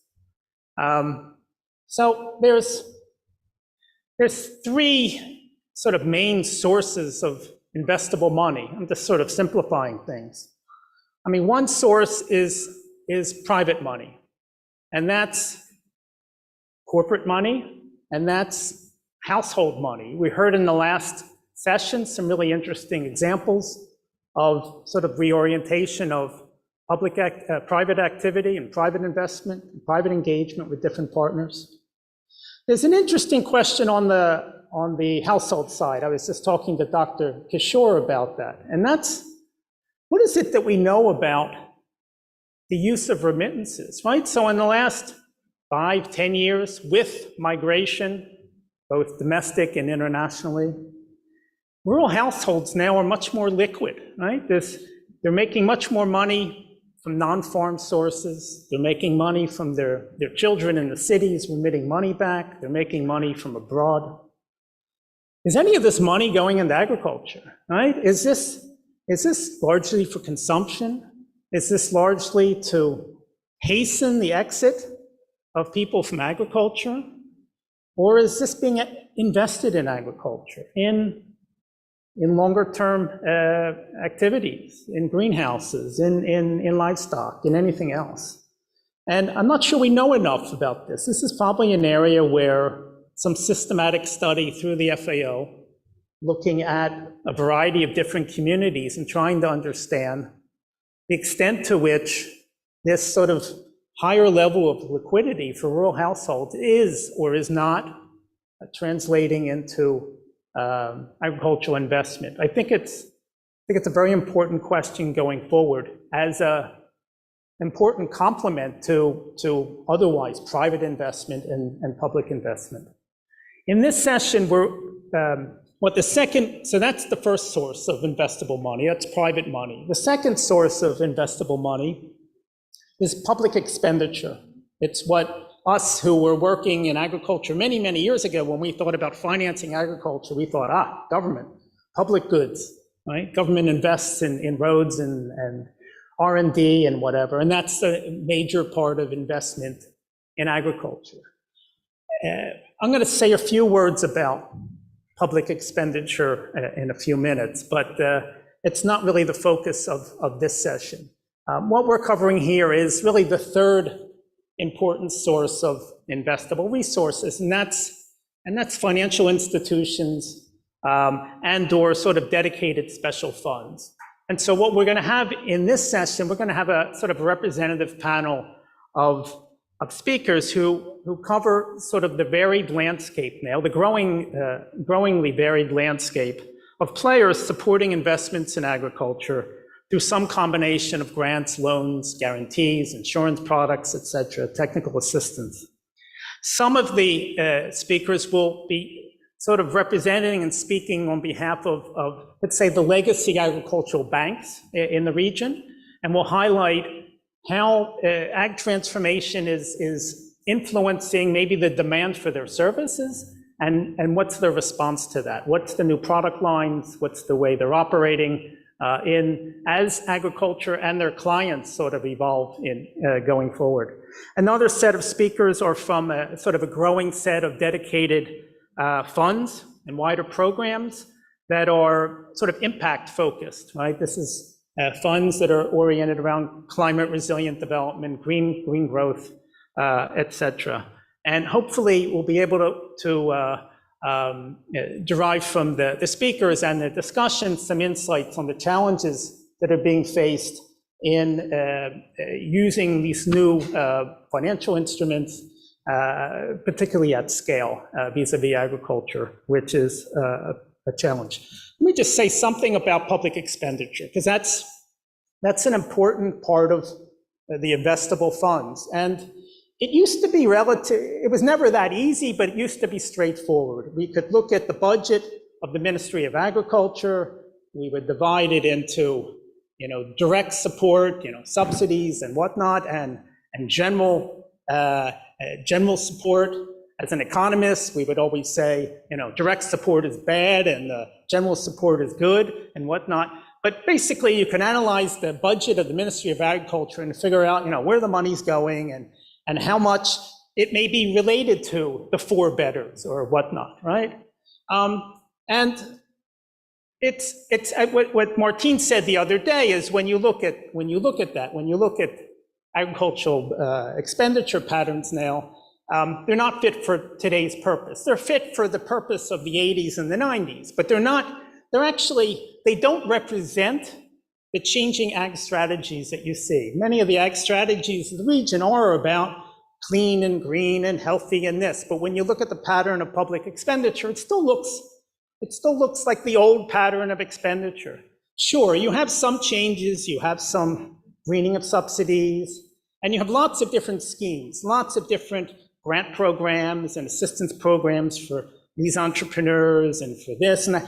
But when you add up these schemes in the big picture, they don't add up to much in terms of the size of money compared to let's say the legacy main investments in bulk water supply or whatnot. So there is a question about repurposing public expenditure. But the complication now is that, look, most public expenditure in some countries is done at the decentralized level. It's no longer at the central government level. It's at the provincial level and the local level.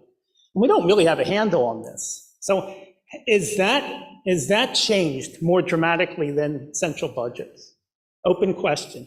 And another thing is, if we're looking at an agri-food system, it's even more complicated, right? Because then a lot of the pertinent spending is happening with the Ministry of Health, with the Ministry of Environment, with the Ministry of Commerce, with the Ministry of Social Protection. Has anybody done an agri-food system public expenditure? If so, please, in the discussion, tell us your story. How do you go about doing that? And how do you simplify that in a way? Because I know there's nutrition public expenditures, there's climate public expenditures. These are all pertinent now. And so for us just to be looking at the Ministry of Agriculture budget and analyzing public, it's way too constraining now. So that's all I have to say. You don't have to hear from me anymore.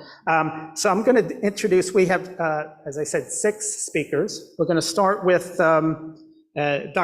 Prasanna Kumar Das. He's the Secretary General of APRACA. And so APRACA has a range of services for its members. And Dr. APRACA has been leading the group for the last several years. He's prior to this work, he had extensive experience working in rural finance related topics with IFAD, DFID, and the FAO, as well as public sector commercial banks. And he's going to highlight the range of services that APRACA is doing for its members and give us some insights on sort of the wider ecosystem of agricultural investment today. The floor is yours.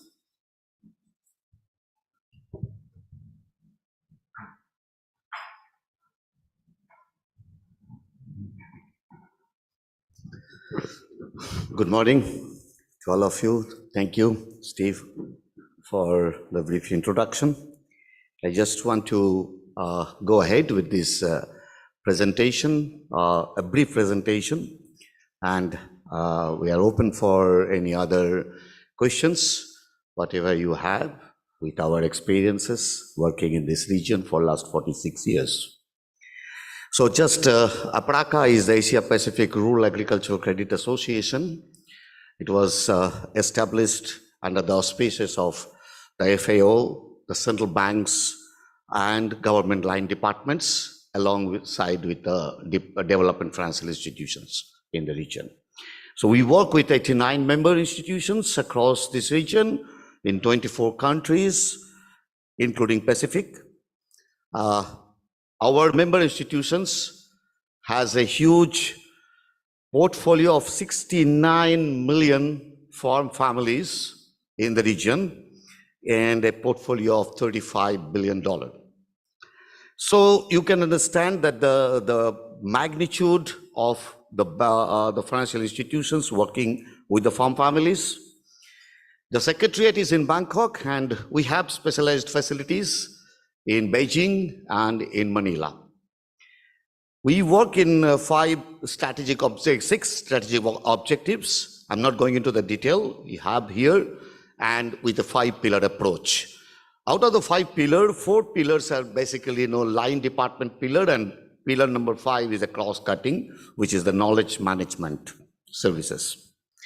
Our focus area for the biennium of 2022 and 23 is on green and climate finance for sustainability, value chain and finance for agri-SMEs, risk-proofed finance to agri-food sector, and digital financial services to agri-food sector.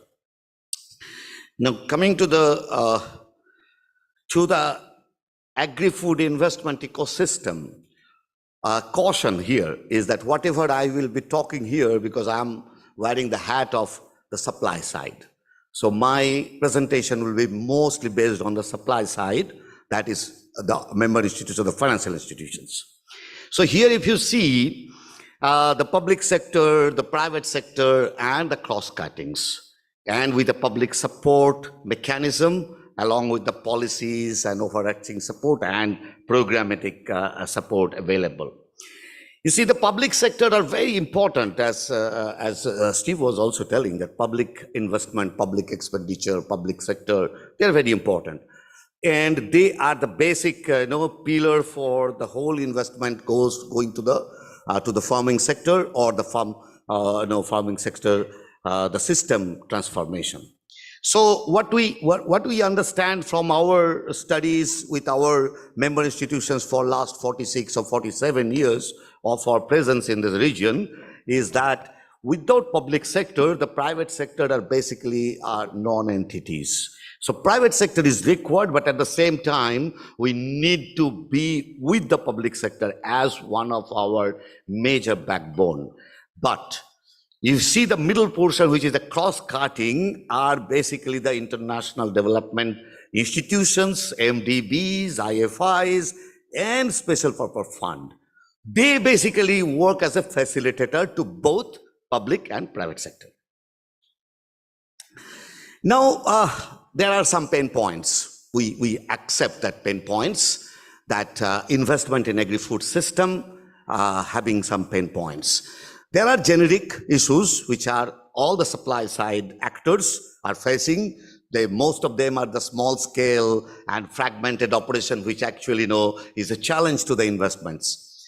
The access and afford the new technology. That's a big challenge. Everybody is talking about technology, but accessing and affording those technologies is a challenge to us, even for the bankers to finance. The current system itself is challenging, and because of the embedded risk, and on top of it, we are also talking about climate smart financing, climate smart investments. Now, limited knowledge on the emerging landscape. That is also a big challenge, which is in the supply side, and lack of tailored products. I think everybody knows that there is no tailored product. Most of them are fit all size. So that's a big issue.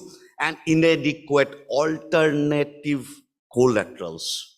This is very important, and I want to flag this as one of the major supply side generic challenges or generic pain point. That we have collateral, but we need to have more and more alternative collateral. The second part of it, the pain point, are the uncertainties. Of late, we are facing a lot of uncertainties. One of the major uncertainties since last 2015, or maybe since 2010, we are facing the harmonized taxonomy of sustainable investment. What is a sustainable investment? What the EU has something, ASEAN has something, China developed something, Japan developed something, but how to harmonize it to other countries? So that becomes a big uncertainty to us. The second uncertainty is availability, accessibility, and affordability of the mitigation instruments, risk mitigation instrument. There are, but it is not accessible in some countries. Some countries it is not affordable. For example, the weather index insurance, which is also a mitigation instrument, but it is not being afforded by the small farmers, only the commercial farmers. The third one is monetizing the ESG, environment, social, and governance. How to monetize it and integrate into the risk management system of the financial institutions. Big banks, they have their systems in place, but it's not democratized. We need a democratization of the ESG. The fourth one is, we talk a lot about the pipeline development. So developing a pipeline, investment pipeline for the agri-food system, and how the banks can access those pipelines so that their clientele will be benefited. Sorry. Now we apart from the pain points, we have some potential promising avenues and potential pathways. So we tried with our member institutions to understand what are the promising avenues, which are the big avenues they have. One is designing the smart mechanism. We talk about innovative, but I want to flag here is more the smart, not the innovative. Innovative is there, but should be smart. So developing PPP, a lot of people were talking about the PPP, leverage resources and expertise, which is basically, I think from the last 2 days, we're listening about this. But one major problem of this smart mechanism is that the science and the finance, they don't look each other. They don't look at each other. That's a big issue for us, like the finance people. The second one is designing and piloting the innovative investment vehicles. Some of the innovative investment vehicles are there. For example, securitization, which is very rare in majority of the countries. The big countries they have, the developed countries they have, but the developing countries they don't. Like bundling wide range of financial instrument, credit, insurance, TA, all together, which in other term we call it like bundled or blended finance. The fourth one is a mechanism to support business development services. Here comes the importance of the private sector. The private sector are basically here in the BDS, the business development services, which are being really overlooked by most of us, When we are talking here, even in this kind of big forum, we do not talk about the BDS. Without BDS, it's not possible to really achieve the transformation in the food system. The second promising avenue is the identifying enabling environment entry points. There are enabling environment, but we need to understand the entry points. So there are few entry points we mentioned in the potential pathways are the developing and improving enabling environment for the investment in agri sector. For example, we are talking about some of the risk management, risk proofing, and then strengthening risk management mechanism using digital technology. We have a little bit concern about the digital technologies, but we know that digital technologies are required. For example, in case of blockchain, if you talk about blockchain, who are the beneficiary of blockchain? Whether the farmers? We have many experiences in this part of the globe that farmers are basically not the beneficiary of the blockchain mechanism. So because it become more transparent. So more and more transparency, farmers getting higher price is becoming more a challenge to them. I'm not going into the detail of it, but now after having all this discussion, what are the escalators? How do we escalate our investment in agri-food system and support the transformation? It is the same one. We just added 4 escalators as the escalators of finance and investment. One is the innovation incubators. I'm talking about innovation incubators for the finance. So innovation incubators are available for technologies, for many other systems, but financing innovation incubators are really missing. I'm talking about keeping in view the startups also. The second one is the networks and the associations. The missing network of the finance and the science is also important.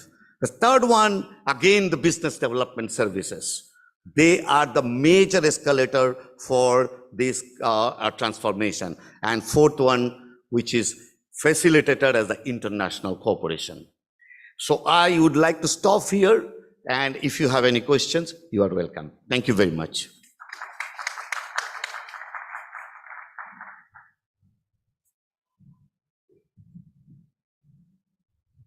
Okay, thank you very much. Our next speaker is online. Dr. Rahana Raza, there she is, Regional Director, Asian Pacific Region for IFAD, the International Fund for Agricultural Development. Dr. Raza is an economist with more than 20 years of experience formulating and managing innovative economic research, as well as providing technical assistance in a variety of fields. IFAD, as you know, works broadly with smallholder farmers, rural development. Dr. Raza will give us a bit of an overview of the sort of changing range of financial products that IFAD is using to target smallholder farmers. The floor is yours. You're on mute.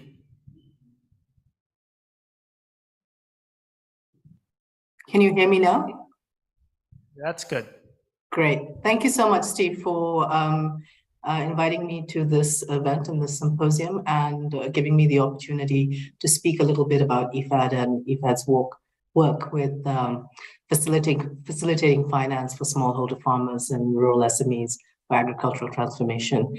Many of you probably already know IFAD is, sorry, next slide. Next slide, please. IFAD is the only specialized UN agency and IFI exclusively focused on transforming agriculture, rural economies, and food systems. The focus essentially is investing in the rural poor. And at IFAD, we believe that eliminating poverty and food insecurity is through focusing on smallholder farmers and rural SMEs. And how do we do this? We do this through improving food and nutrition security for smallholder farmers, improving agricultural productivity and market access, and through that process, increasing incomes and pushing people out of poverty. improving their coping mechanisms in fragile and conflict environments, creating and providing them access to jobs for rural economic growth, build climate adaptation resilience, and strengthen their voice capacities and organization. The Asia Pacific region in IFAD is the largest portfolio. We work in, I think, over 32 countries, if I'm correct. We have 20 country offices, 53 active projects in our 4 hubs. Our total lending is 8.22 billion. And it's a mixture of, that's the aggregate, that includes domestic as well as international co-financing with IFAD funds. And in our measurement of our beneficiaries, we currently provide services and our beneficiaries about 42.7 million people. In the area of rural finance, and I'm sure all of you here know what are the challenges in accessing rural finance, particularly for the smallholder farmer and rural SMEs. On the supply side, the lack of defined property rights, lack of credit history for loans, lack of collateral and insurance services for smallholder farmers, low level of agricultural productivity and infrastructure, policy and regulatory constraints, and operational flaws of I guess, in Steve's of public sector financing and political meddling in some sense. The demand constraints are, of course, low financial literacy, limited financial records, collateral that's not pledgeable or non-existent, short-term risk spikes, usually with long-term profitability, and lack of productivity in the applicable situation. And the overall impact is high operating costs for financiers and higher real and perceived risk for the lender, and in the SME for smallholders, the undersupply of financing for smallholders and SMEs. At IFAD's approach is to unlock blended finance and sort of generically the sort of types of instruments that we think about are an output-based incentive, risk mitigation, direct funding, and advisory and technical assistance. And I would say that we do more of the latter two. So, output-based incentives of financing instrument facilities can encourage lending in segments that lenders find unprofitable to serve in the short term, but demonstrate a high impact potential. Risk mitigation, a risk-absorbing facility, such as a system of partial credit guarantees, to encourage lenders to explore riskier segments. Both these are areas that we are trying to do more work in, but at this point, I would say less so. Providing concessional funding to lenders so they can lower their required rate of return by bringing down risk, and advisory and technical assistance in addition to direct financing support to lenders on the use of improved technology and product development. Next slide, please. Thank you. So at IFAD, these are some of the financing initiatives and solutions for accessing finance that we have. And then these are funded, these are blended funds, often financed with some IFAD funds and multiple bilateral and multilateral other donors. So there's an agribusiness investment fund, and it's an impact fund. It's not housed at IFAD, but IFAD facilitated its establishment and supports its pipeline, and it aims to attract much needed capital for rural areas and underserved segments of the agricultural value chain. So 2 insurance mitigation facilities, Insured as it's called, and CAFET, are facilities that really are working to build insurance products that are appropriate for the rural economy.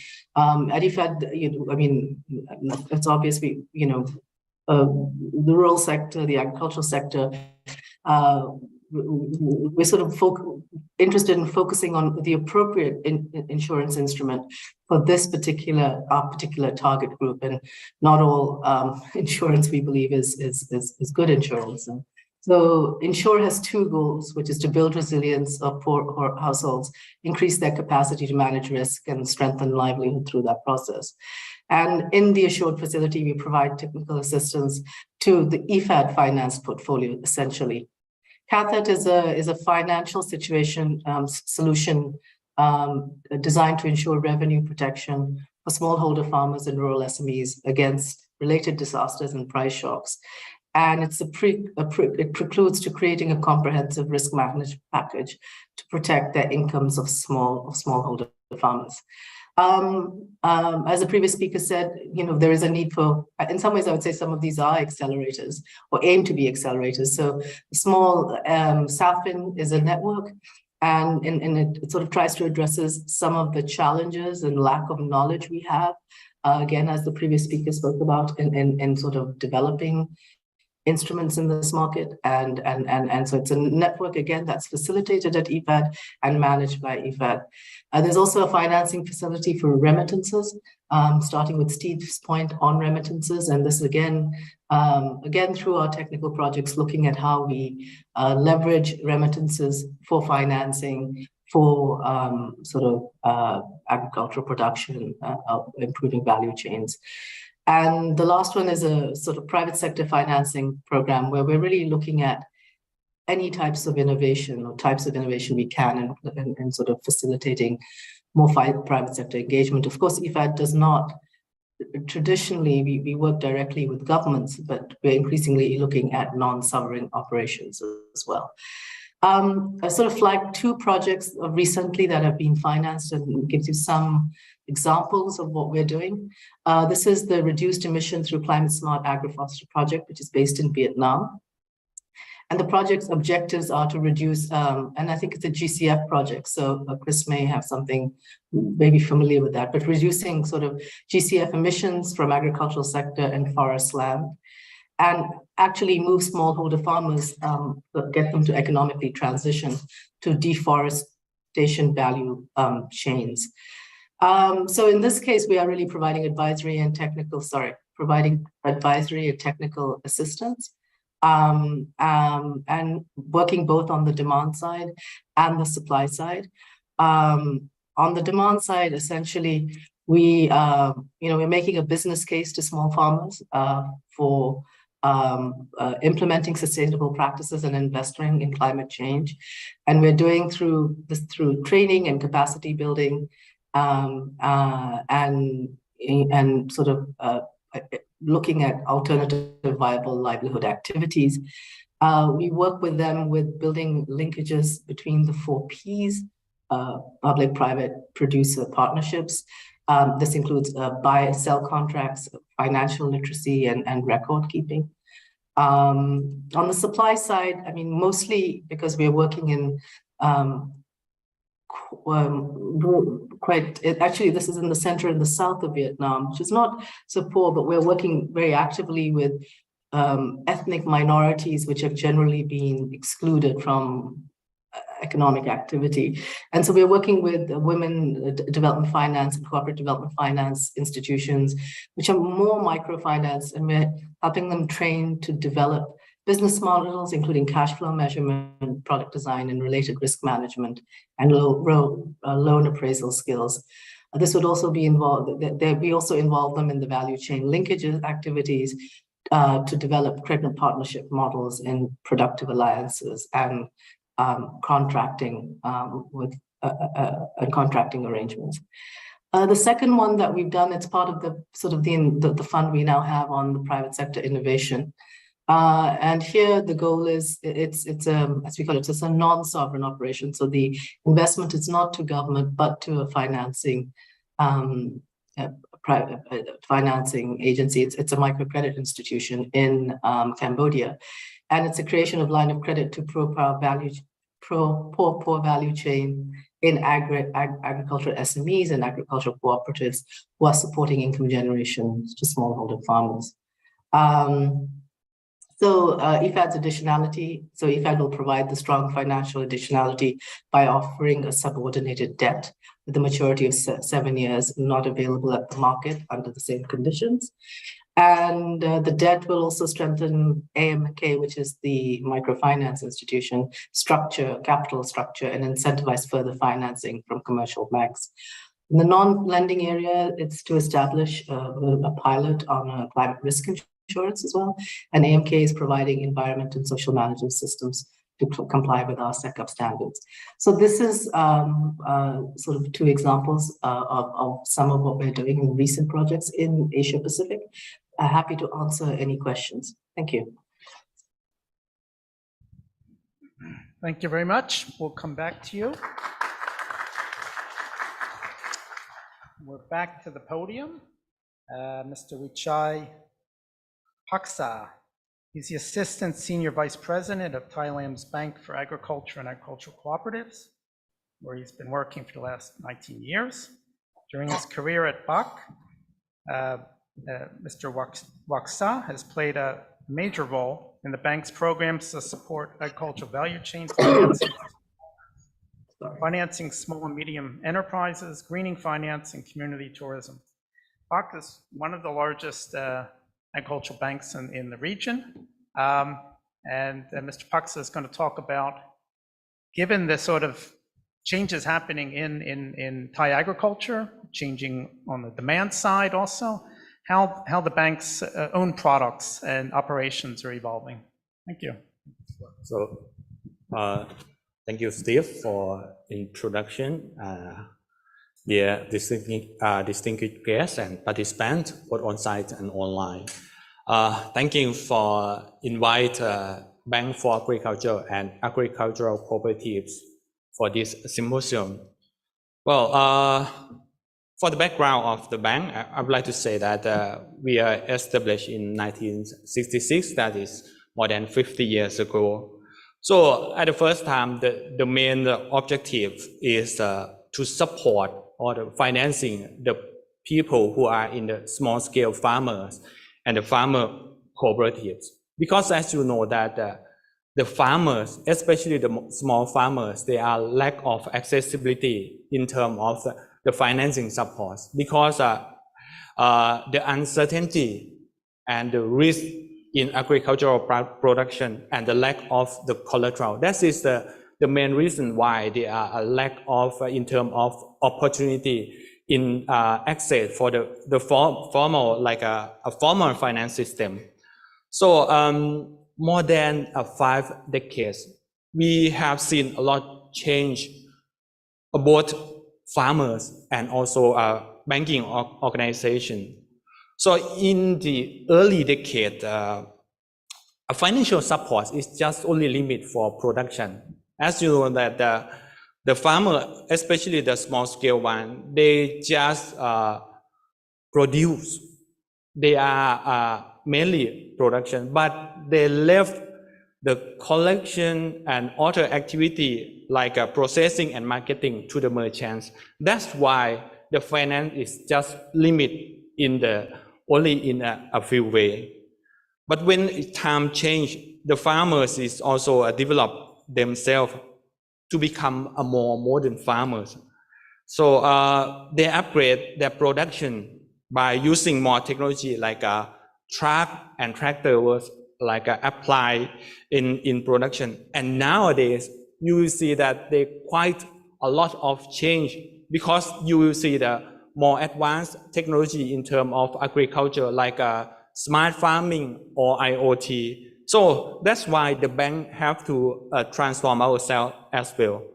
I would say that since we have to, the farmer transform, is convinced that we have to change ourselves as well in order to to meet the need and the demand of the customer. BAC was setting up like the cooperatives. Is the cooperative from the farmers, they are grouping together. We call the AMC or agricultural marketing cooperatives. And what is the main function? The main function of this cooperative is like the member, they can buy the input supply from the cooperative with a reasonable price, and they can sell their product to the cooperative as well. So this is the important change, because when the group of the farmer, they gathering as the cooperative, they will have a more in terms of a bargaining power, like to buy the fertilizer, to buy the seed, something like that, or even to sell their product, because they have a big supply. And also our bank can extend our service by providing the loan for them as well. So after BAC's apply the concept of value chain financing, that is about 10 years already. So from the knowledge and the collaboration with many partners, we get a lot of knowledge. And then from that principle, we initiate the scheme we call SMAE, or Small and Medium Agri Enterprise. So that is, we try to develop the farmers to become in terms of agri enterprise. Because of, as we know that the time change, the farmers who have a capability and they want to develop themselves to become like an agri enterprise. So SMAE was set up, and then they cover many activity and actors across the value chain. So I will tell that what is the driving force of SMAE scheme.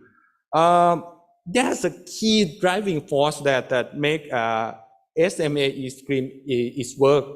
The first one, I think that the creating of a collaboration among the network, that is really important, because if just only the farmers themselves, they cannot have in terms of the knowledge and in terms of many resources. By using the network, it will have a lot of power. And the network is not just come only among the farmer, but in terms of public and private partnership. So BAC has encouraged SMAE to apply also the standard, such as agricultural standard. Why? Because in order to access the more, in terms of the wider market, you have to meet the standard. That is the farmer in a small scale, they lack of convince in terms of standard. Then that is one way that we have done. And moreover, e-commerce platform was introduced to the farmer, and some of them, they can even access the international market.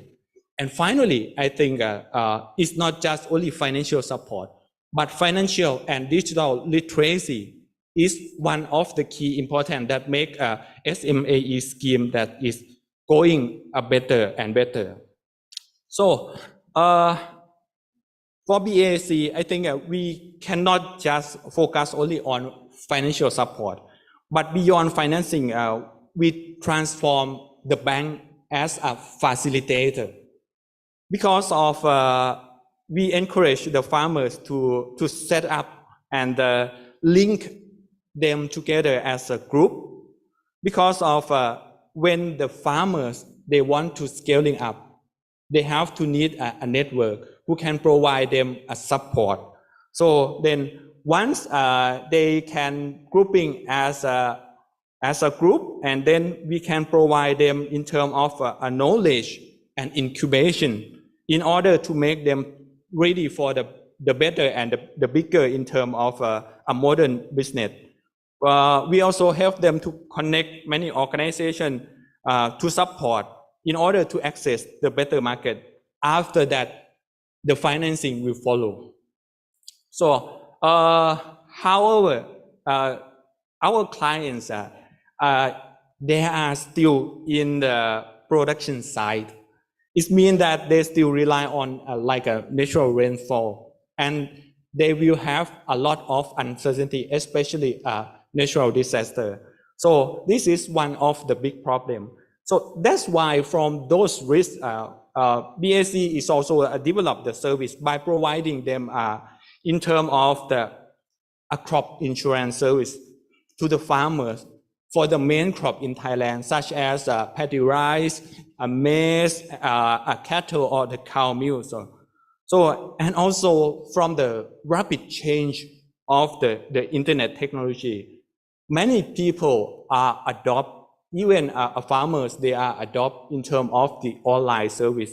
So that's why BAC also transform from the people have to walk and buy the insurance at the counter, at the branch counter, but we also provide the online service we call BAC Insure.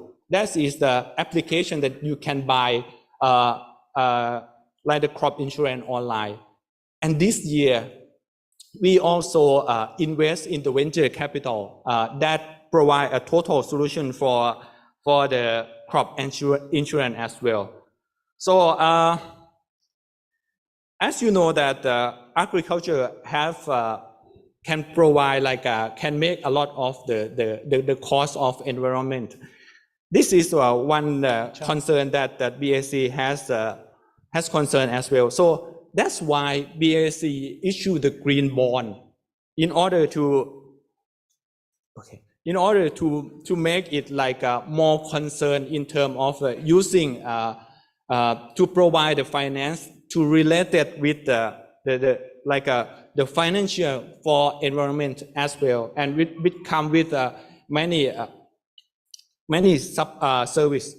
So this is one of the product or the service that we provide in terms of environmental related. And then I would like to say that the digital service is become more important as well. So that's why BAC try to transform or try to help the people in the rural area. They're familiar with a digital service. Because of this will be help them in order to save the cost for open more in terms of the accessibility for the service. So this is the way that BAC have done, and we hope that in near future we will develop more and we will help each other for a better agricultural sector. Thank you.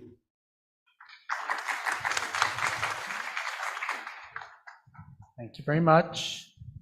Back on the cyberspace. Here we go.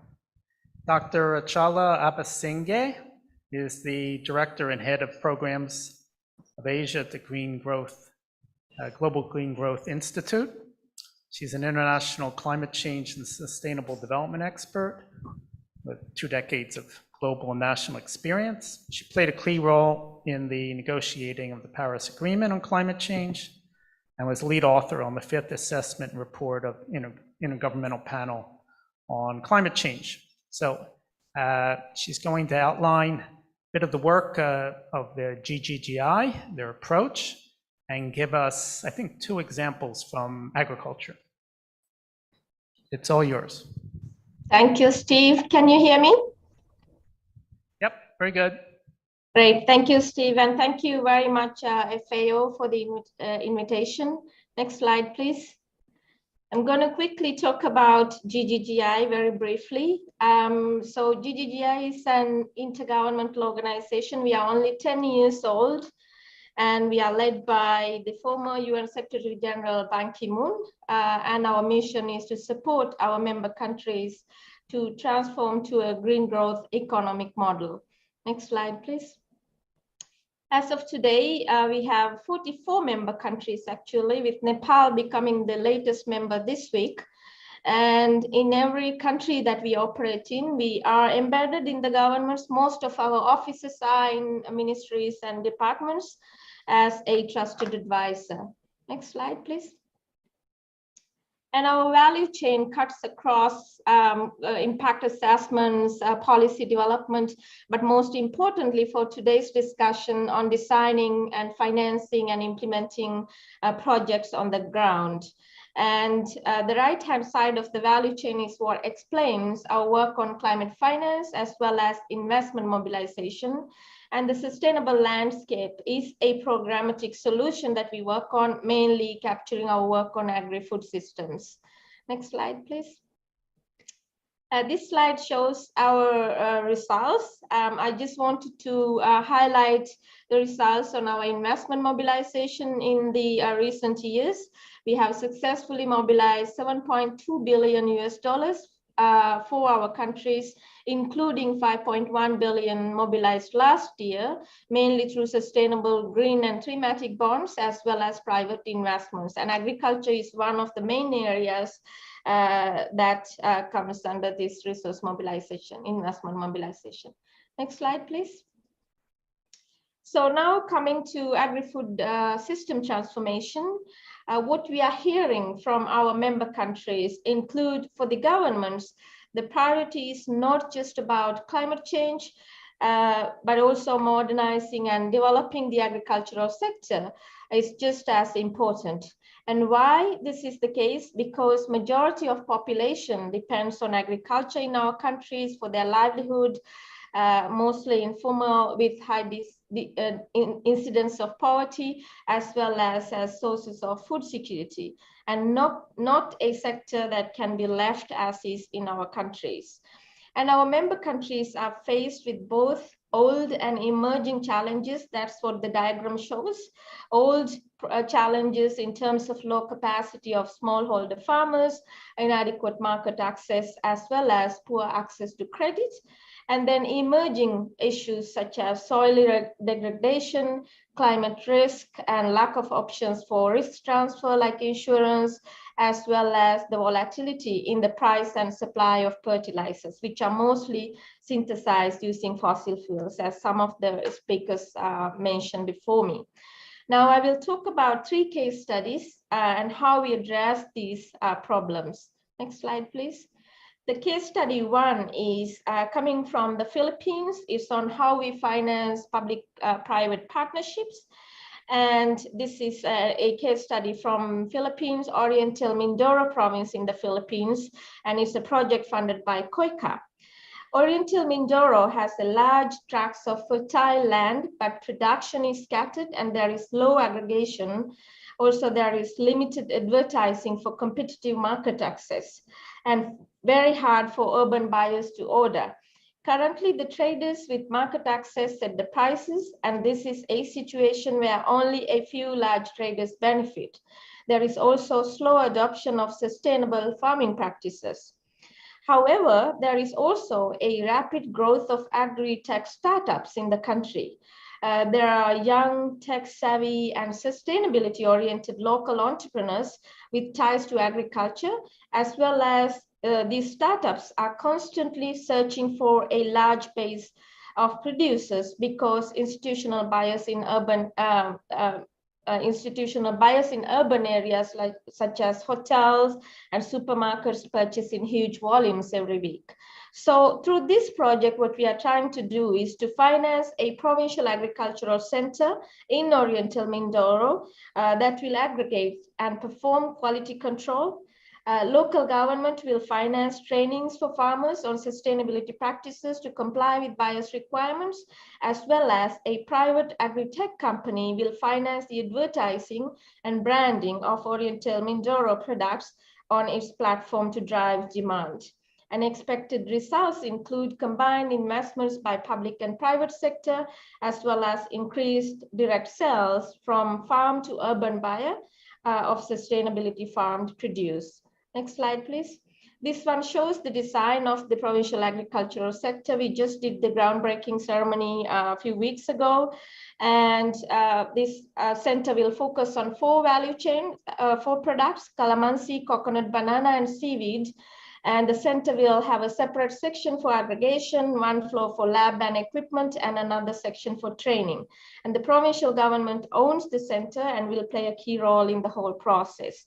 And we are working on a number of similar centers for the province and for the country. And for this particular center, we already have a letter of intent from a private sector company who's interested in offtake of their products. Next slide, please. The second example is on financing national financing vehicles. And the example is on improving access to credit for green agri MSMEs by establishing a credit guarantee corporation in Papua New Guinea. And conventionally, the old problem is most credit guarantee corporations tend to adopt a passive approach, as only the financial institutions play a primary role in generating demand for credit. And in Papua New Guinea, GGGI, together with the Central Bank of Papua New Guinea, we have established the Credit Guarantee Corporation and developed the strategy for the Credit Guarantee Corporation to play a more active role to increase financial flows towards green agri MSMEs. And the Credit Guarantee Corporation will have, its strategy will offer green guarantees for sustainability-oriented MSMEs, which means it favors agri-MSMEs adopting climate resilient practices, as well as under the leadership and guidance of the Central Bank of Papua New Guinea, we developed the green taxonomy for the country to ensure that adequate financial flows towards firms and projects and activities that are in line with the taxonomy, as well as that aligns with the nationally determined contributions and the national adaptation plan of the country.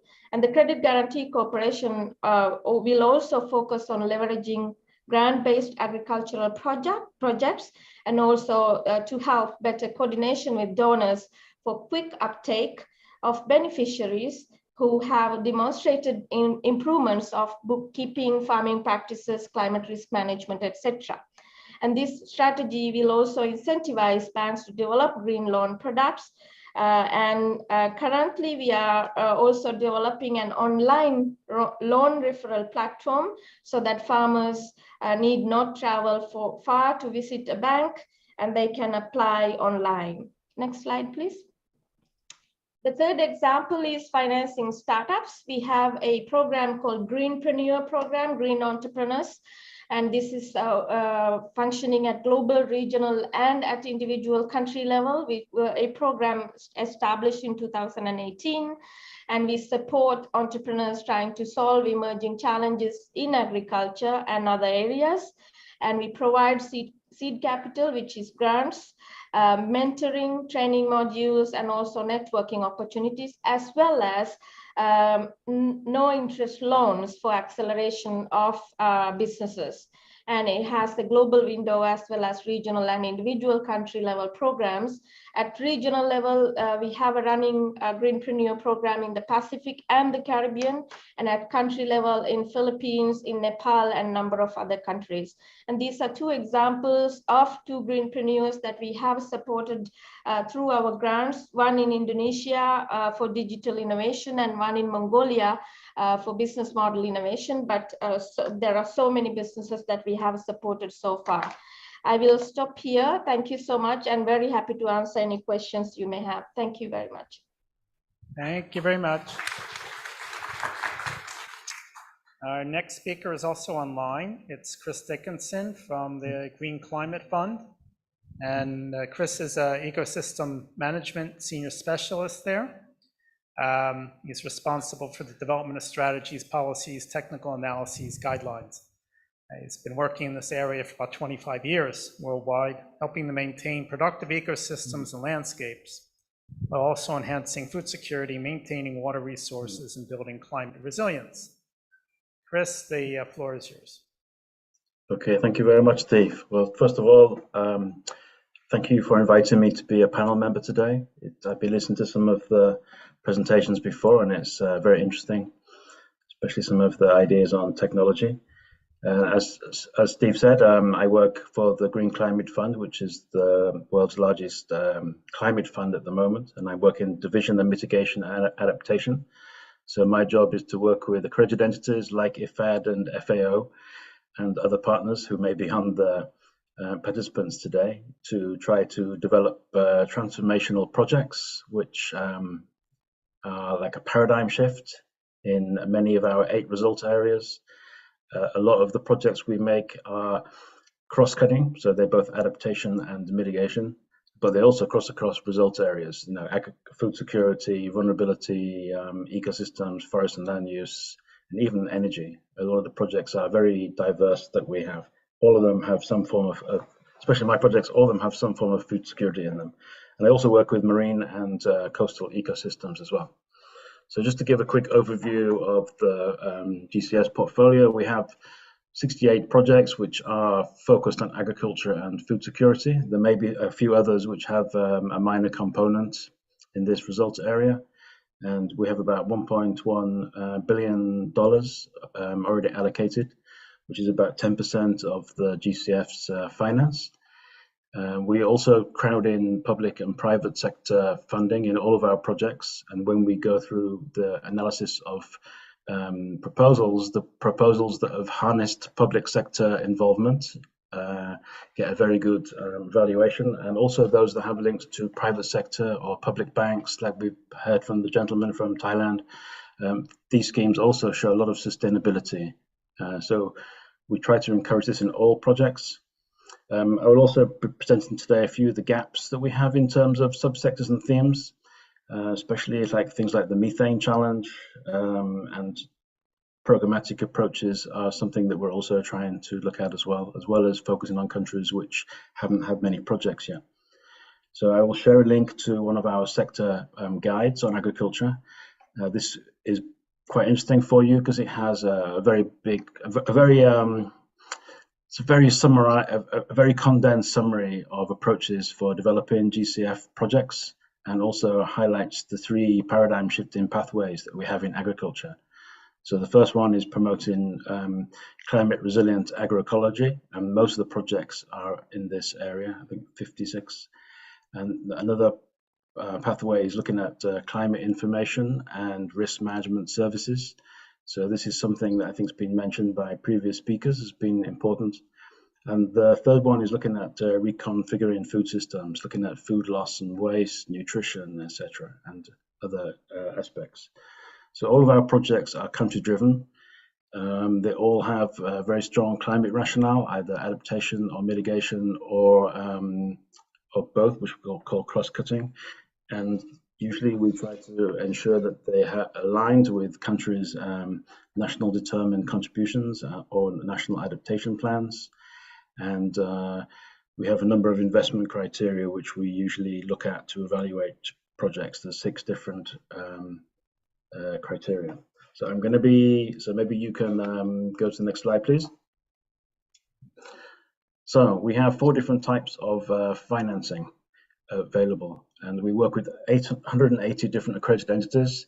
They're not all able to access all 4 instruments. So for example, equity is quite specialized and is usually only quite a small number of entities who are able to access equity as a form of finance. So we have loans, equity, guarantees, and grants. Most of the agricultural projects are actually grant-based, and we have a few that also have loans and a couple with guarantees. And Dr. Rihana also mentioned about guarantee. This is a very interesting instrument that can be used to really transform how banks or investment entities will be investing in agriculture. Agriculture is often seen as risky by many development banks, many national banks, especially for perhaps smallholder farmers, or maybe the missing middle, the medium or small enterprise. Maybe these are the ones that especially need input. There's often many types of microfinance for small investors, and also for the large equity, there's finance available. But the ones in between are often the ones where we are missing in terms of finance.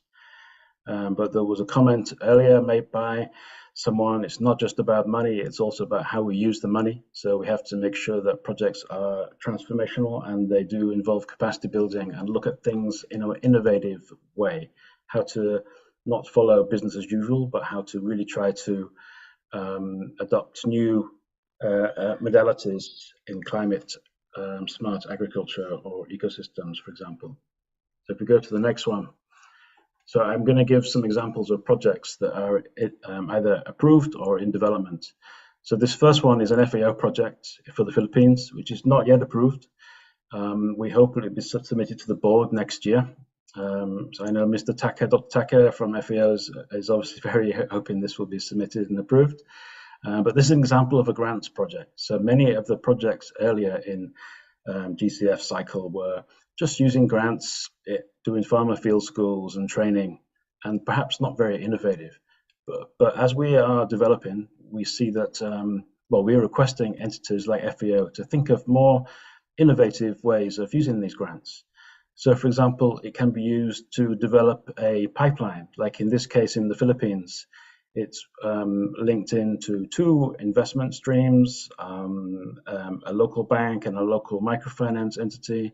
It's helping build models with farmers to show that they are profitable, climate resilient, using technology, and trying to increase their access to finance. We also see in some projects using grants to stimulate markets or to do training or to use technology. And we actually have a technical manual that will be released in, it's going through consultation now, but it's looking at how entities can use grants in a more innovative, imaginative way. We see things like debt swaps are being used in marine conservation areas, which are very important for food security in fisheries. So there's a lot of different ways that can be looked at.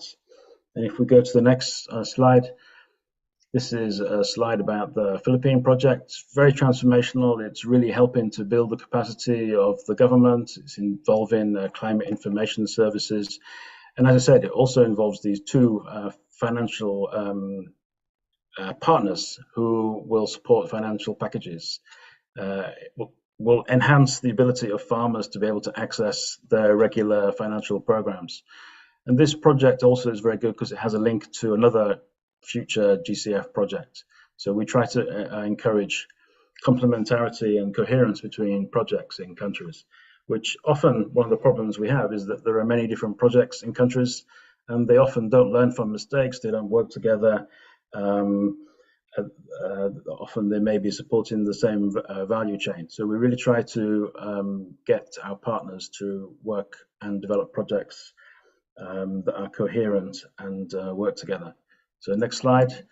The next slide is an example of an IFAD project in Africa that was approved in January or February this year. It's called the IFAD Agrifood project. This is an example of a project that uses both grants and loans. Grants are used to help provide technical assistance. They're provided to help build the capacity of governments and cooperatives and enterprises. But there are also loans that are provided to national financial institutions who are able to, use the cheaper loans that GCF gives to really invest in agricultural practices in this very, very rural and very poverty-stricken part of Africa. So the IFAD project will be working in, we'll have two finance streams, one for climate smart agriculture, one for renewable energy along the agricultural value chain. And this is looking at food processing, storage, cooling. These are all issues that we need to look at in transformation of agricultural systems as well. So I like this project because it really does have, it does focus on smallholder farmers, but also on microfinance institutions, cooperatives, and enterprises. And the banks have a list of enterprises that they will use to help support access the first credit lines for green agricultural investment. And then the next one, please. And then the next slide, this is an example of equity. We have least examples of equity in our portfolio. And this is one that was approved last year, which is looking at coral reef investments. So coral reefs are very important for fisheries and food security. They also are highly impacted by runoff from agriculture, from waste, from fertilizer, from sedimentation. So this project will work in 17 countries, looking for large companies to invest in.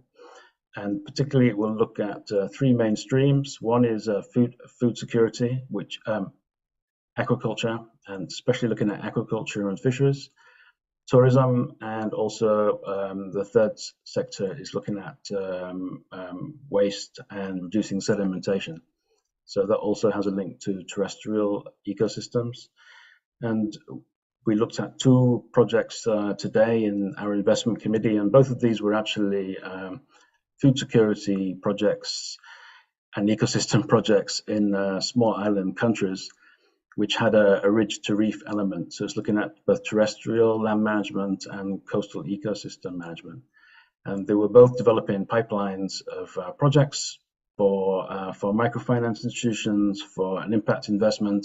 And ultimately, once they get to a certain level, they may be able to access equity funding, which is often usually provided for perhaps larger types of investment.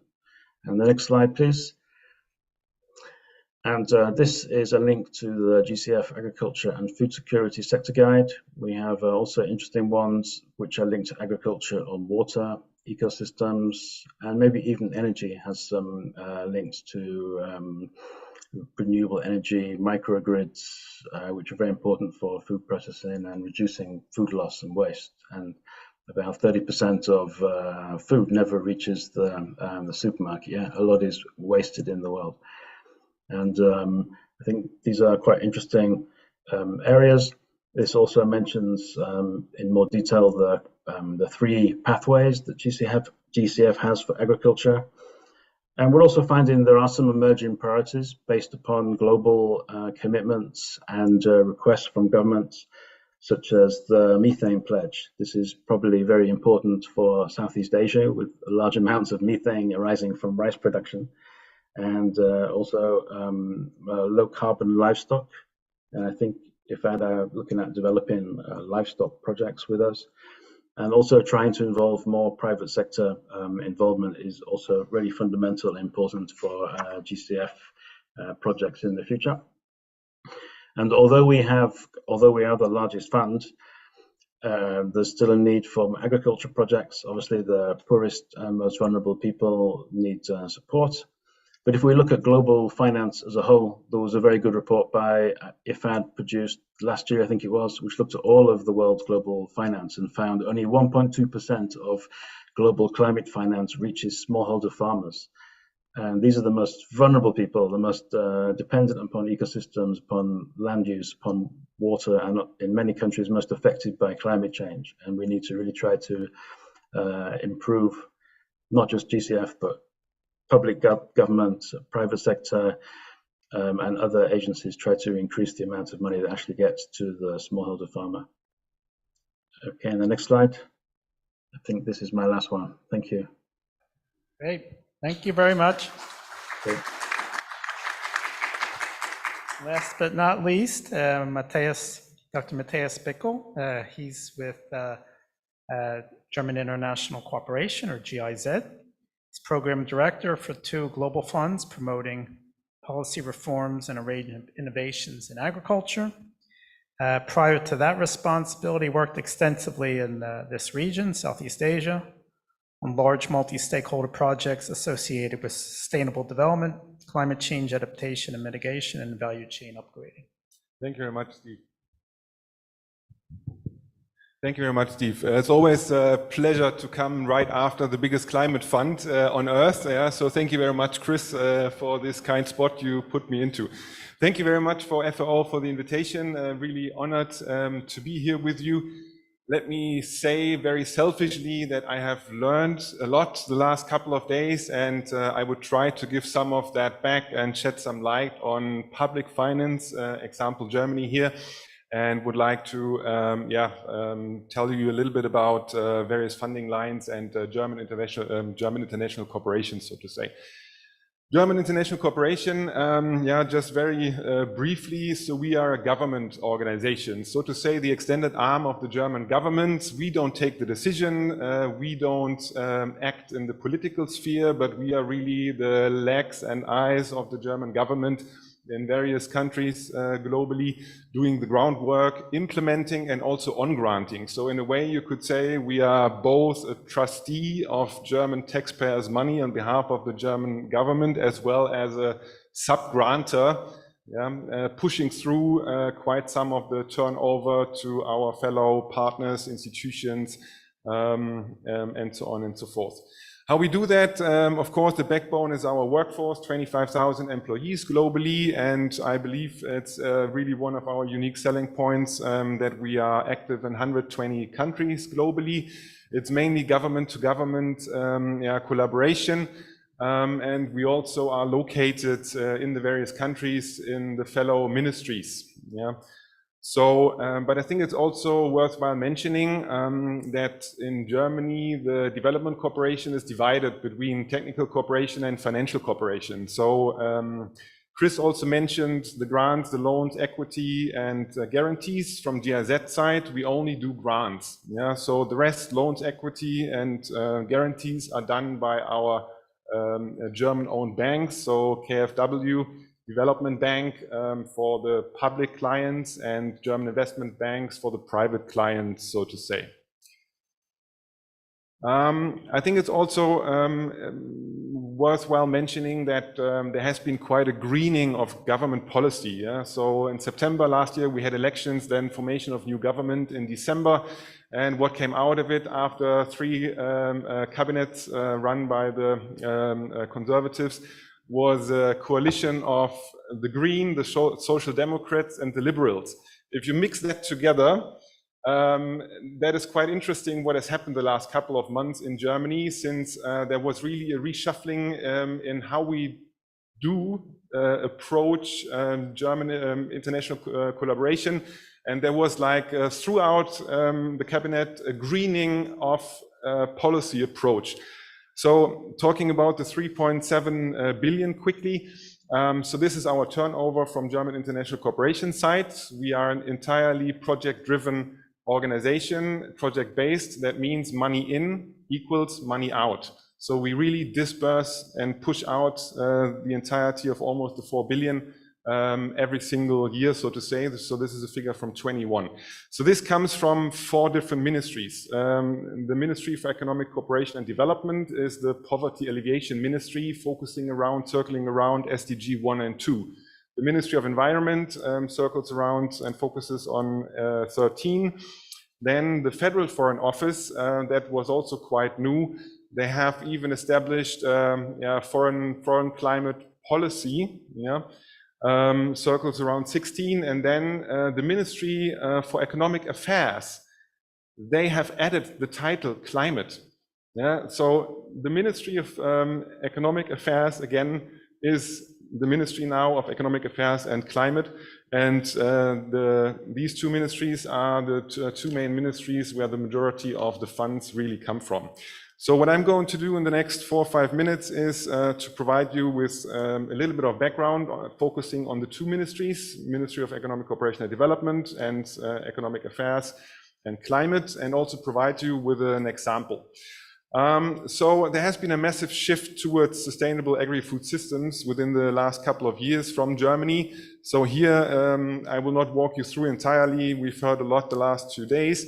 But what I find stunning is the first couple of words under source: 9 harvests left, 9 harvests left. So now it's only 8 harvests left, assuming an annual crop until the 2030 joint deliverables are actually due. Yeah, so time is really running, and we need to expedite all our efforts for sure. What we are very much interested in is partnerships. I mean, I'm very glad to see that we have been teaming up with you and serving so many governments in this room also for the last couple of decades even. So to be continued, but certainly that cannot be done without bigger consortium and impacts on the ground. Yeah, so we love to work with partners, and obviously are very dependent on bigger coalitions, partnerships, strategic partners, and so on and so forth. The main message here is that a dignified life without hunger for all is certainly possible within the planetary boundaries. I mean, we have been shifting the planetary boundaries over the last couple of decades to an extent where it's really not possible anymore. That is also clear, I guess.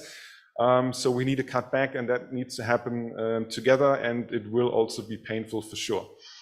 So one example from the Ministry for Economic Cooperation and Development. I mean, nowadays, how projects are done, it's usually a 12 to 18 month circle in simplified terms.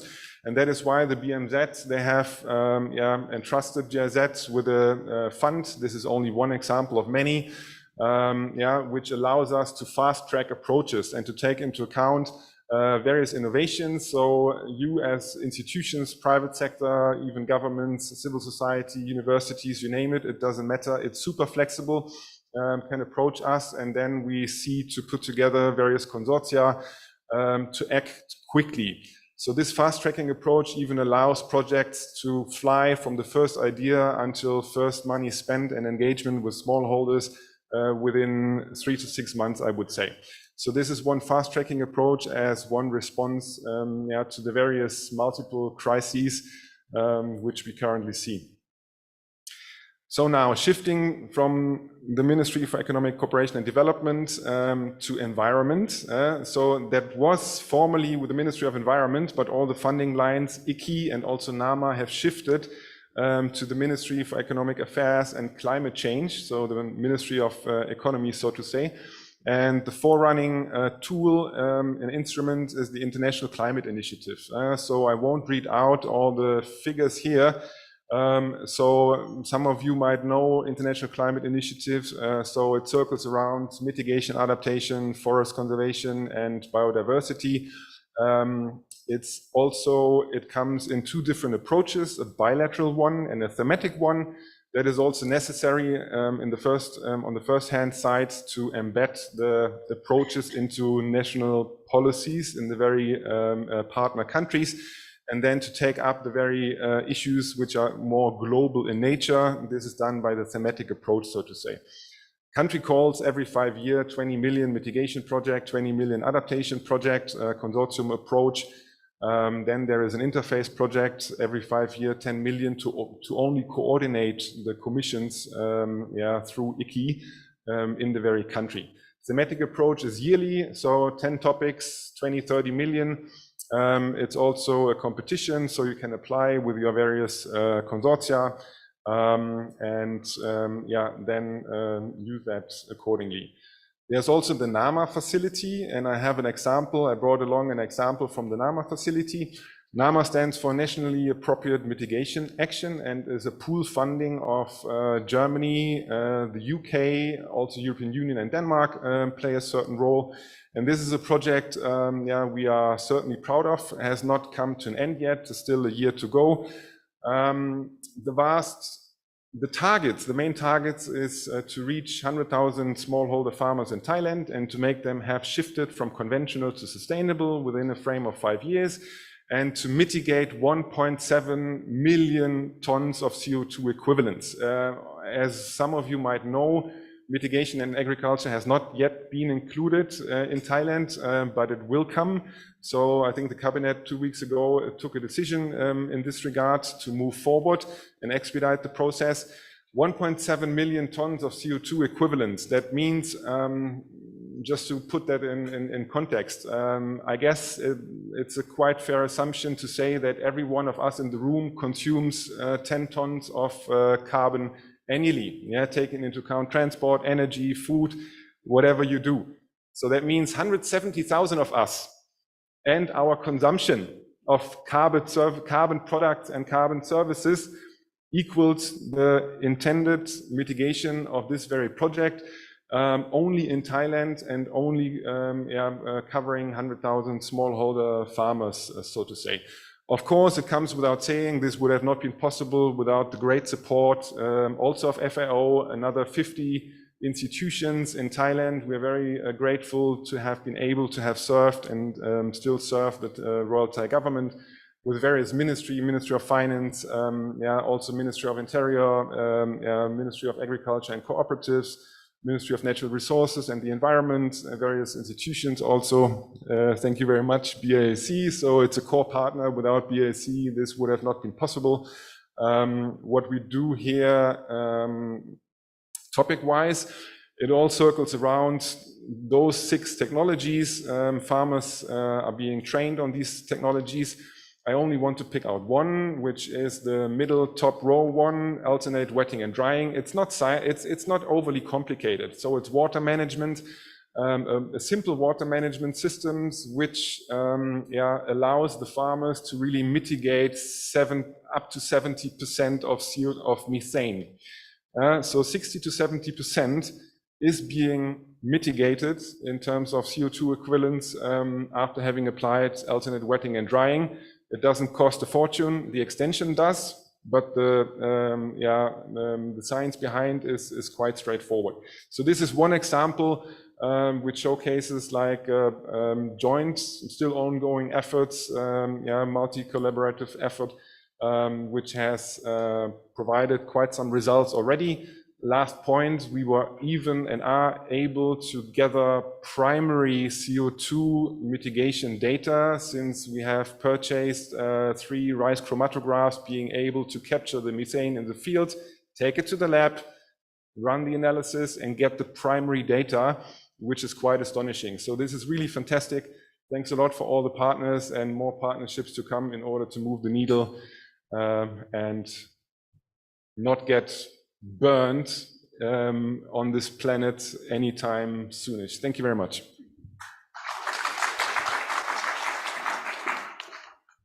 Okay, so we have about maybe 7 to 10 minutes. So let's start with 3 questions, and we'll get some answers, and we'll see if we can do a second round. Just tell us who you're directing the question at.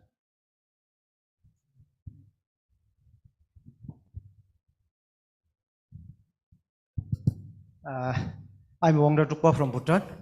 My question is to the BAAC Thailand. What is the premium percentage farmers are paying for the crop insurance, and is there a government support? And the third question I want to ask is, what is the interest rate that your bank is levying to the farmers? Thank you.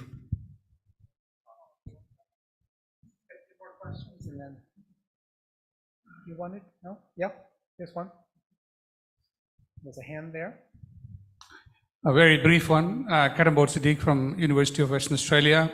2 points. Point number 1, there's significant studies done, for example, in Sub-Saharan Africa. The investment by World Bank, we don't have the World Bank person here, in the 80s and 90s have been a waste of time. It's top-driven approach. It hasn't penetrated. As Chris just mentioned, only 1% of the actual fund reaches to the ground. So have you done any studies on any of your investment? I think it would be good to show the case study. Number 2 is that the cooperative structure, whether it is a cooperative bank or farmers cooperative, they're outdated. A lot of the governance is established in the 60s and so on. So it's time to change the governance. Bring young people with good skills to manage that cooperative structure. Otherwise, corruption and huge amount of issues are happening. Thank you. Hello. My name is Nicole DePaul. I work for the UN Food Systems Coordination Hub. I have a question for GIZ. Thank you so much for the presentation. If you have any numbers or trends of fundings that are given to women-led business, that's such an important aspect, and especially when we talk money, we see that there's a gender imbalance here. So very curious about these numbers. Thank you.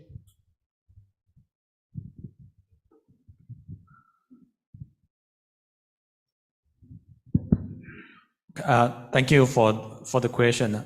I will quickly say that for the interest rates for the Thai farmers, for our clients, is about, for the MRR, is about 6.5% right now. But in terms of some schemes such as SMAE scheme that we attract the people to enter this scheme, we have like a 4% per annum for the first 3 years. And then for the since from the 4th year, you will go back to MRR. This is the way that we use the mechanism of interest rate for the farming system in Thailand. Thank you. Yeah, thank you very much for the question. So as I mentioned, in the current government shuffle, the policies have been green, so to say. The same very much holds true with Expedite's efforts in terms of gender equality, women empowerment, and so on and so forth. If you go to social media and look for Svenja Schulze and Annalena Baerbock and whatsoever, I mean, every second sentence, rightfully so, is on feministic foreign policy, feministic international cooperation, and so on and so forth. So this is embedded and woven into all our projects and all our activities, and made sure by all the ministries that this is really lived and that impacts are delivered. I mean, one question back, as a rhetoric one, if we think about how many wars have been started by female, think about it. So thank you very much. I mean, extremely important, top shelf content of whatever we do. Your question was about impact assessment, right? Yeah. Sure. Sure. Okay.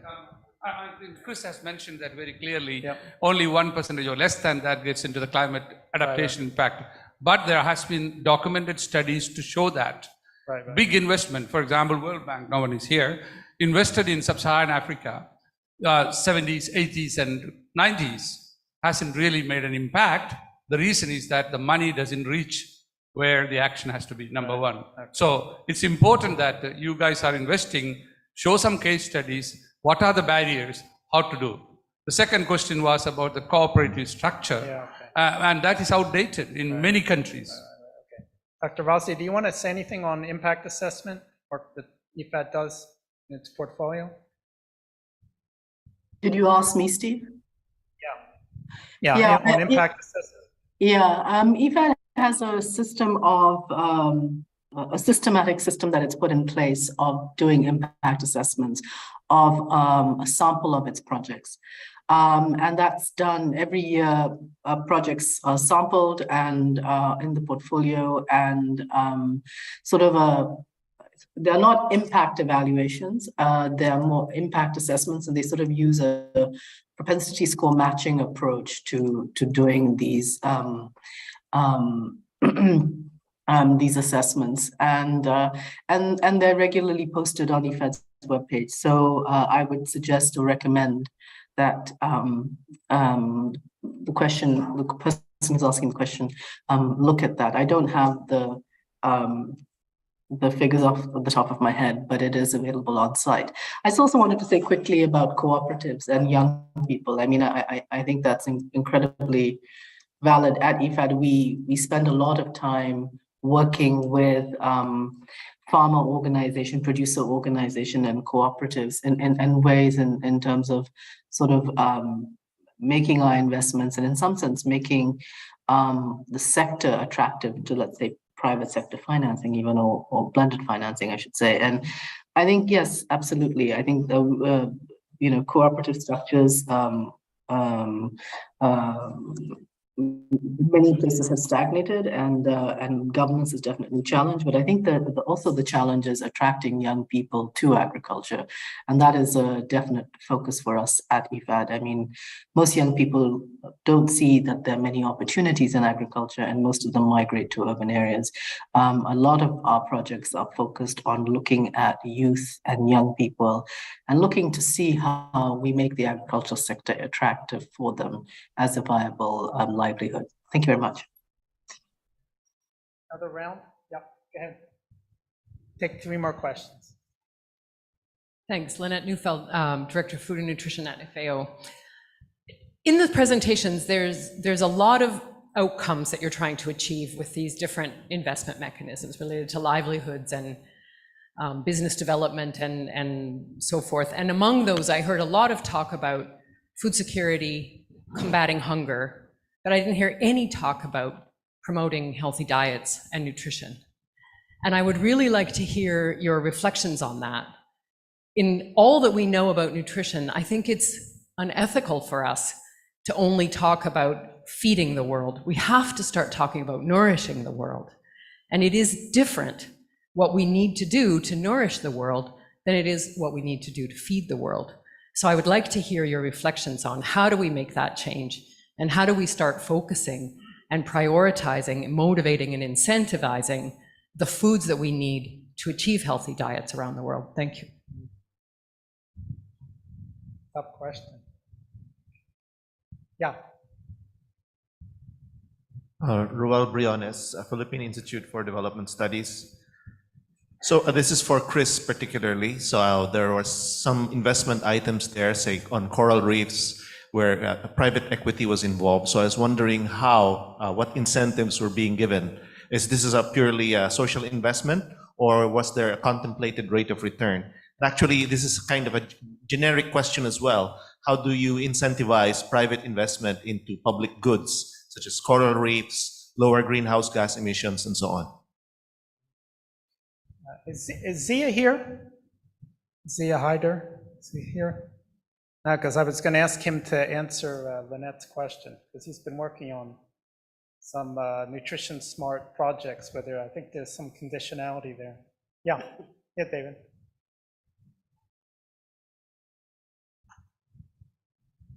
Thank you very much indeed.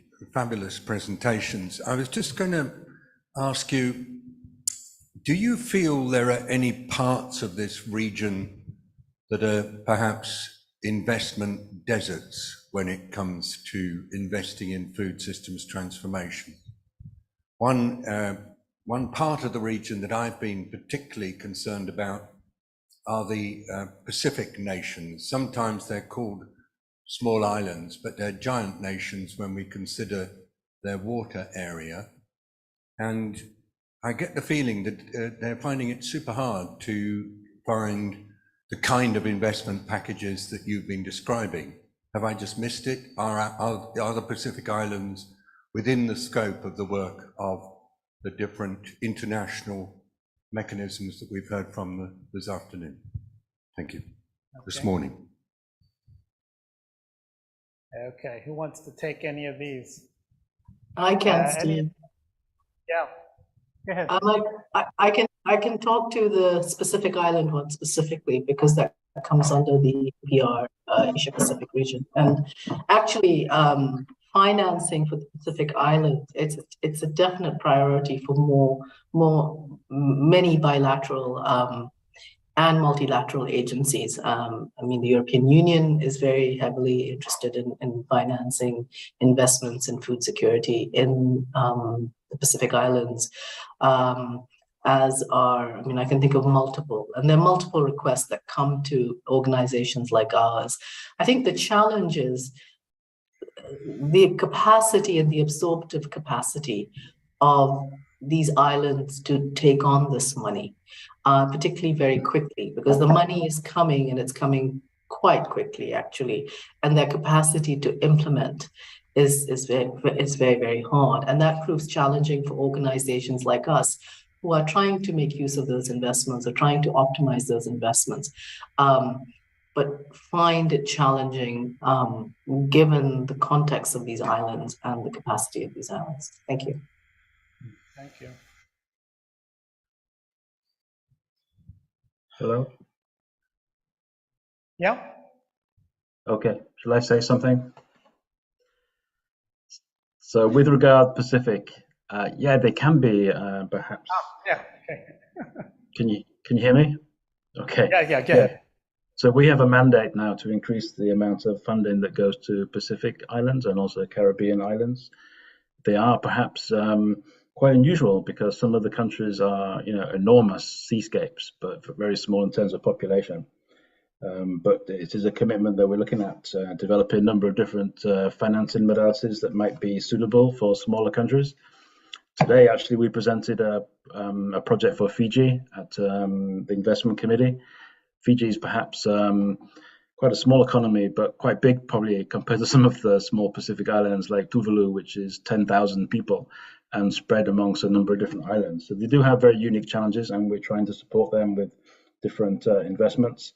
There's one project that's very interesting that's been developed, is working in 14 countries looking at sustainable tuna catches, because tuna is going to really move with climate change. And many of these countries depend upon tuna catches and revenues, not only for food security, but for national revenues. I think some countries have about 50% of their income derived from tuna catches.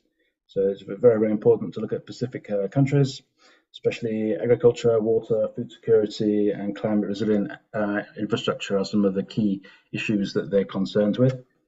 With regard to the question about ecosystems, funding public goods, yeah, we're looking also now at these type of systems. So the potential for blue carbon financing, as you mentioned before, debt swaps. Lots of different systems that we're trying to innovate with and try to learn from, especially learn from the recent experience in the Caribbean, where I think it was the Bahamas introduced a debt swap for maintaining marine protected areas. In terms of the coral reef fund, the equity fund, they benefit from low concessional finance, and they're also able to have a technical assistance fund, because often many of the equity funds don't have technical assistance to invest in these very risky and unique areas. So I think maybe that answered part of that question. And with regard to nutrition, in our pathway number 3, it's looking at transformation of food systems, food waste, changing food habits, behavior, and also looking at nutrition as well. So that's something we're also trying to integrate into projects. Yeah, okay. I think that answers some of them. Oh, and regards the, okay, so GCF has only been in existence since 2016. So we're not responsible for any of the projects that the gentleman mentioned in Africa. But we do have an independent evaluation unit who do regular evaluations on countries. There was one on Malawi, I think, last year.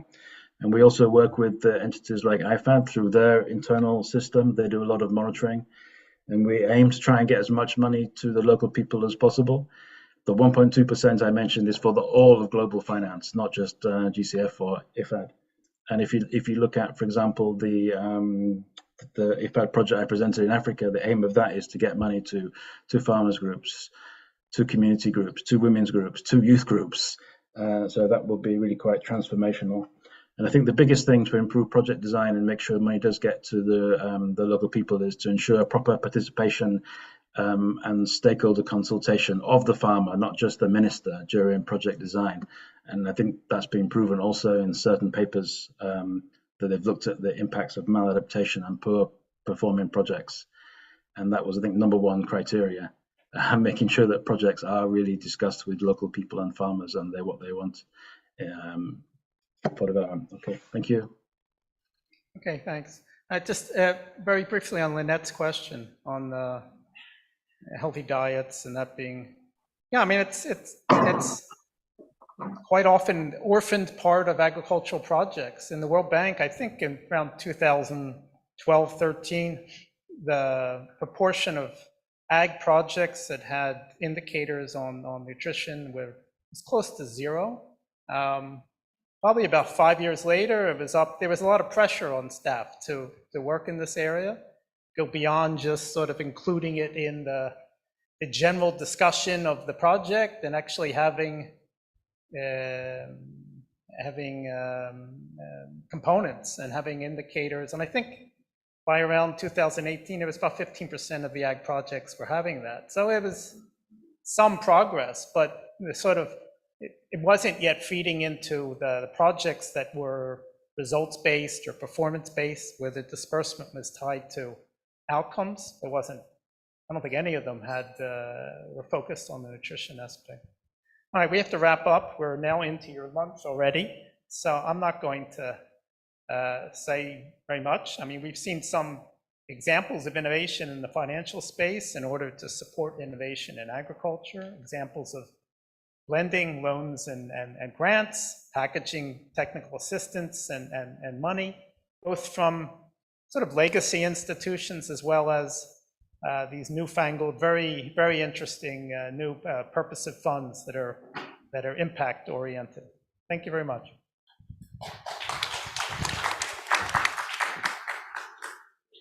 Thank you, Steve, and all the panelists for another great session and a very important one. Just to say very quickly, you probably only have about 10-15 minutes to grab your sandwiches. We have 4 side events starting in about 15 minutes. Food safety right here in the plenary venue. Then in the Mekong room, we have SCAP and the World Food Program who have a side event. In the Mississippi room, we have a side event on indigenous people. And then in the Seine room, we have, or the Thames room, we actually have one on climate resilience. So all these other events are on the 30th floor, climate resilience, indigenous people, and SCAP and World Food Program, and the food safety event here. So see you shortly. And then 2:30 for the next session, which is going to be run by the UN Food Systems Summit Hub. You have enough takeaways already? Oh, yeah. I don't have any.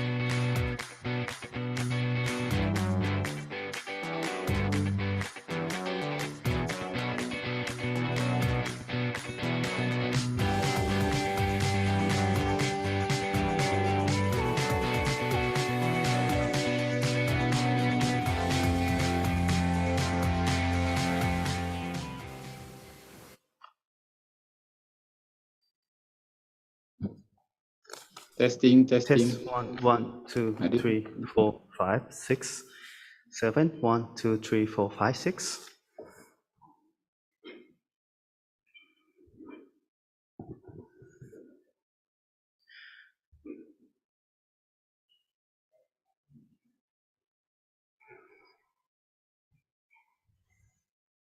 Okay, I think it's time for start this session. Dear Dr. Sila Dhamapuri, the senior Food Safety and Nutrition Office, FAO. Dear Dr. Paiboon Yemkam, Bureau of Food Safety, Extension and Support, the Office of Permanent Secretary, Minister of Public Health. Let me introduce myself. Actually, as the host for today, my name is Dr. Aswin Chaviwat, or you can call me Kenny. If you have any questions, please just call Kenny and then raise your hand. This section is related to food safety in fresh food market, and this session held on 7th of October 2022. And the time 1:30 p.m. to 2:30 p.m. Bangkok, Thailand. Okay, the agenda divided into 3 stages. The first stage related to early stage, which is the opening address, and then the middle stage is the panel discussion of food safety in fresh food market, and then the final stage is the closing remark. Okay, let's begin the first stage. The first step, let me introduce on behalf of Bureau of Food Safety, Extension and Support, the Office of Parliament Secretary, Ministry of Public Health, Thailand. Please welcome Dr. Paiboon Yemkam to open remark, the organizer of this event. Please welcome.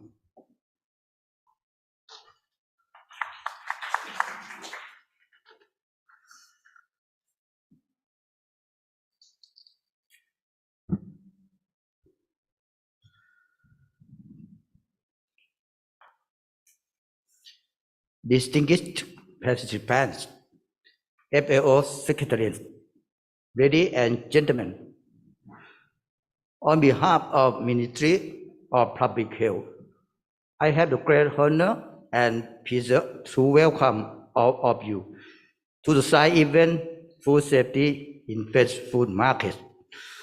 First of all, I would like to extend my appreciation to the FAO and all colleagues who jointly organize this important event. Fresh food market is an important part of the food supply chain because it is the link between food production and consumer distribution, where cross-contamination can occur at any stage in the manufacturing and transportation process. Therefore, quality and safety control are not only concerned with fresh market quality and safety, but are also concerned with quality and safety control throughout the food chain. This event will serve to strengthen efforts to ensure that the food in fresh markets is safe for consumption and contributes to community commitment to providing safe and nutritious food. This event provides us a great opportunity to exchange knowledge, share experience, and learn from its author. Food safety needs to be addressed along the entire food chain from production to consumption.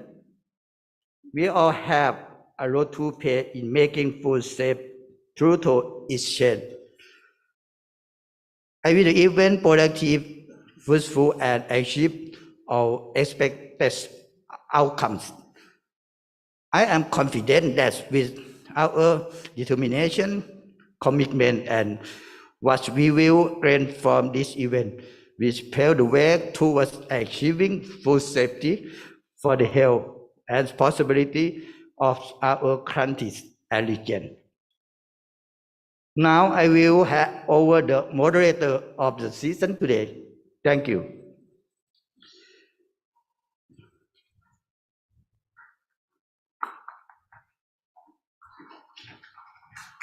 Thank you, Dr. Paibun, for the opening session.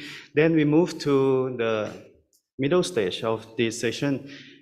Today we have 5 honorable guests who come to speak, who come to discuss on the food safety in fresh food market. The first honorable speaker on behalf of Bureau of Food and Water, Sanitation, Department of Health, Ministry of Public Health, Thailand. And then actually he take the position of Public Health Technical Officer, Senior Professor level, and he take responsibility for policy and regulation development for food safety establishment, and take responsibility for develop food sanitary and surveillance system to control and monitor safety of food and water consumption in normal and emergency situations. Please welcome Mr. ชัยเลิศกิ่งแก้วเจริญชัย And then the second honorable speaker on behalf of Deputy Director General of Food and Drugs Department, Ministry of Health, Laos. So please welcome Ms. เวียนไซวิไลสม Ms. เวียงไซวิไลสม on the join the visually system. Okay. Then next, the third honorable speaker for today, on behalf of Director of Central Regional Office of the Singapore Food Agency. And he is oversee the operations of Central Regional Office and ensure high standards of food safety practice and adopt and compliant with by the operators of food establishment. Please welcome Mr. Sarifuddin Sapari from Singapore. Take the join visually online. Okay, please welcome Mr. Sarifuddin. Okay, then the next honorable speaker for today, on behalf of National Bureau of Agricultural Commodities and Food Standards, Ministry of Agricultural and Cooperative Thailand. Please welcome Ms. Sasivimon Thapkeo.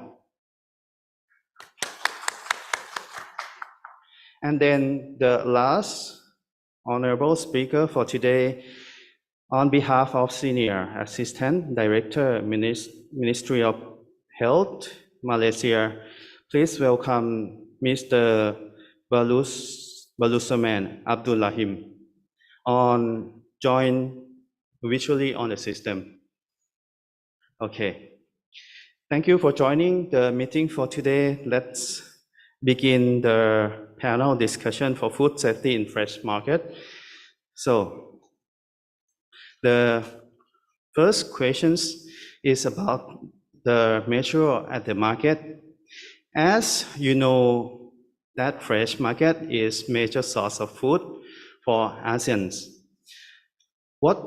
Ask the honorable guest, what did you observe on the practice effect to the food safety during the pandemic?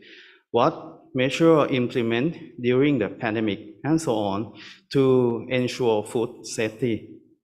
Please discuss on this panel. We should begin with Mr. ชัยเลิศกิ่งแก้วเจริญชัย Please give us the comment.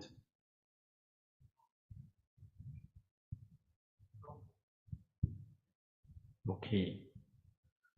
So I will introduce the timeline of before COVID-19 in the healthy market development in Thailand by the Health Department, Public Health of Department of the Public Health. The timeline before the 1999, the market in Thailand is the wet, dirty, and unhygienic. Is the problem of Thailand that tourism, we come to Thailand and see the market is the very, very unhygienic. And after 1999, we have the first ministerial regulation on hygiene in fresh market under Public Health Act 1991. And we have the many campaign for develop and many activity for find the best practice in the market and develop the standard and the measure for the ministerial regulation on hygiene.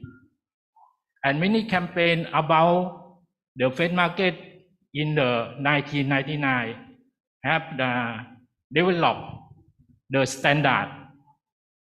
And the next, the 2002, we have the healthy market campaign that is find the voluntary of the market for find the measure and the standard for the best practice for develop the certificate of the market. And the next 2004, we have the National Food Safety Policy from farm to table, and it have the bird flu situation, and anywhere don't eat the chicken, and the public health is a campaign about eat the chicken for all, and we have the campaign about the market, fresh food market, and the 2028 we have the amendment is about ministerial regulation on the hygiene in fresh market, and the next is we have the standard for the fresh markets and add to the COVID-19 prevention measure in fresh market standard requirement, and about the market in the 2021 have the list about people, pest, and management system. The people who is sale or the customer in the market what list about the COVID-19, and the pest is the structure and facility is the not good hygiene, and the management system about the standard and rule and regulation is the under standard and under of regulation. Healthy market project what set the standard requirement for the 4 topic, and the one is the environmental and sanitation about structure and facility and safety, and the second is the personal hygiene, and the third is the food safety about chemical contaminant, and the fourth is the consumer protection about the information and the central scale for the consumer is the test what he buy is the right weight and right scale. In the 2021, we have the addition for COVID-19 prevention measure to the face market at a normal situation that standard requirement for the new normal face market and is the change for the face market during COVID-19 pandemic. And we enhance the prevention measure in the market, have the key issue from the risk factor that we find from the epidemic principle, that is the time-based person in the market, and we make the prevention measure in the key topic about the personal and about the location and about the community. That is the situation is not the vaccinated in the policy. We have the enhanced COVID-19 prevention measure, and we make the measure to control and supervise, monitor, and assign to staff and control and supervise in the market worker, and make the policy to the local administrator office and the public health monitor the personal practice. And we observe that in the enhance of preventing COVID-19 is the I make the confidence to the measure, and I survey about the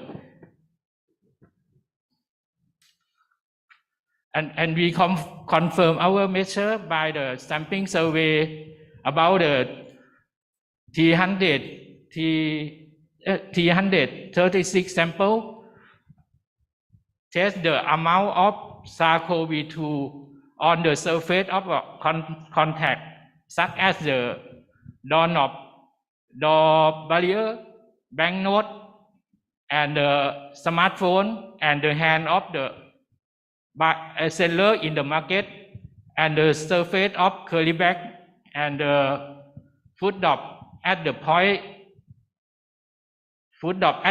in the market. And we compare the ratio of contaminate of COVID-19 by SARS-CoV-2 and RT-PCR by in-house method based on ISO 15216 of COVID-19. And we found that the mean of the ratio that we found about SARS-CoV-2 in the market that not pass the criteria of measure, higher ratio than the market that pass the measure, that we confident in the measure before the vaccinated is get started. And we make sure that the measure that we launch in the market is confirmed by the survey. And my observation about the change of the measure is about awareness of the market owner is the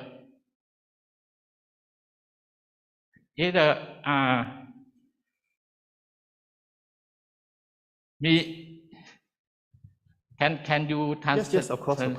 In Thai is okay, fine. คือผู้ประกอบการมีความตระหนักในเรื่องขอ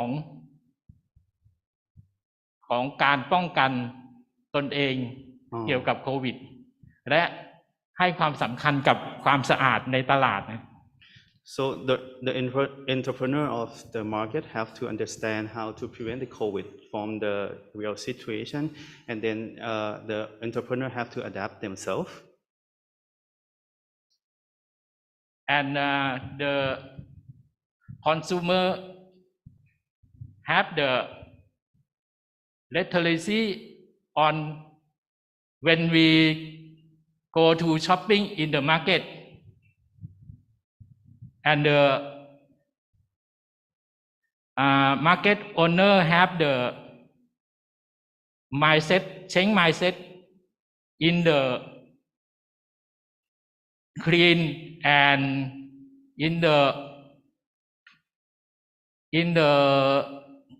clean of market and in the improve for the market that is not the market is caused by the regulation and must change the infrastructure in the market for prevent the COVID. And we have the conceptual framework about the measure for the framework to the digital transformation, and we have the conceptual framework for driving the T-build throughout Thailand clean standard, stay safe and confident with COVID. For the T-build is about make the clean standard and make the on entrepreneur have the make sure for clean the pest and make the confident about the measure that the market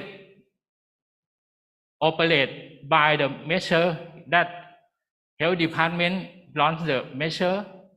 Okay. Okay, thank you, Mr. Chairat from MOPH or Department of Health, Thailand. So I think this is the good situation that we come and learn what is about in the market right now in Thailand. So we know he know a lot of research, and then he do a lot of things that find information for us to know. Then let's see what gonna happen next in another country. Let's come to Laos, and then we know together what is the situation right now at Laos. So please welcome Ms. Viangsai Vilaisom. Please show us the situation. Please explain the situation in Laos. Thank you.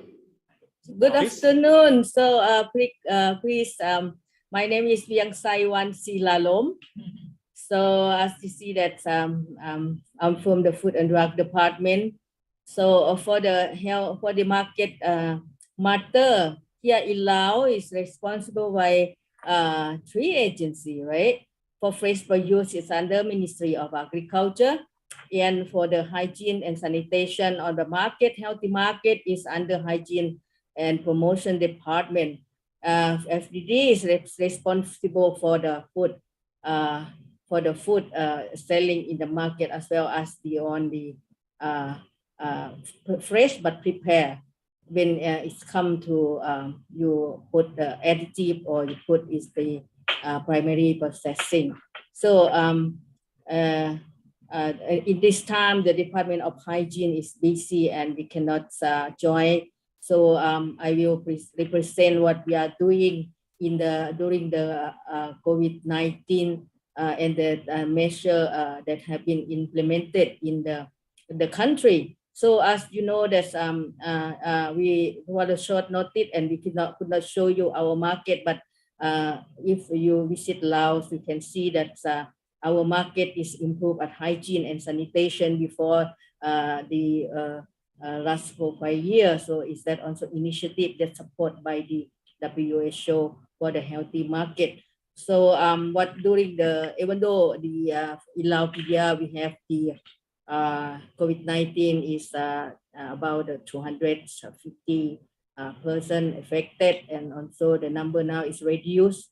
What the measure that we have been done, so during the COVID-19, so people very afraid on the transmission from food to them when they buy or they go to the market. So during this COVID-19, with our big market, where is that intensive the selling activity or the in the market have been closed for why in order to prevent the density of the activity. So Food and Drug Department and also Hygiene Department have been developed the poster that's for the consumer as well for the authority, and also for the own stakeholder in business that have been know why they need to what is the measure that have been done. So for example, the 10 things that FAO have been produced in English, we also doing in Lao. That's the consumer need to know the food safety and COVID-19, especially the 5 key. Still the main key golden key that they need to apply, but additionally they have to know that the COVID-19 cannot be transmitted through the food.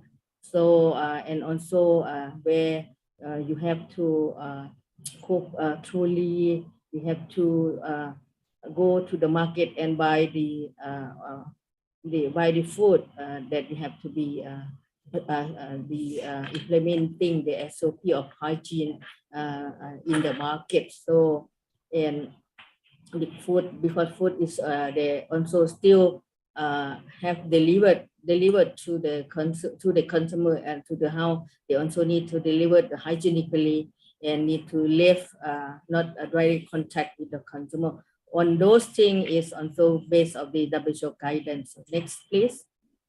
So, and we have 3 posters have been developed. So, is that the entrepreneurs or the seller in the market also need to know how they take care on the food safety and prevent from the food for the COVID-19. For instance, they have to very strict on the hygiene, on the distancing, and also the additional to the worker that have been, or the seller, when you have got sick and you need to not go for the selling activity or not go to the market. So, and as I mentioned, the order online also need to be very strict to the hygiene and also the COVID-19, even though the street food also. So, and also we also put emphasize on the COVID-19 is a transfer to the food for this for this poster. Thank you. Next, please.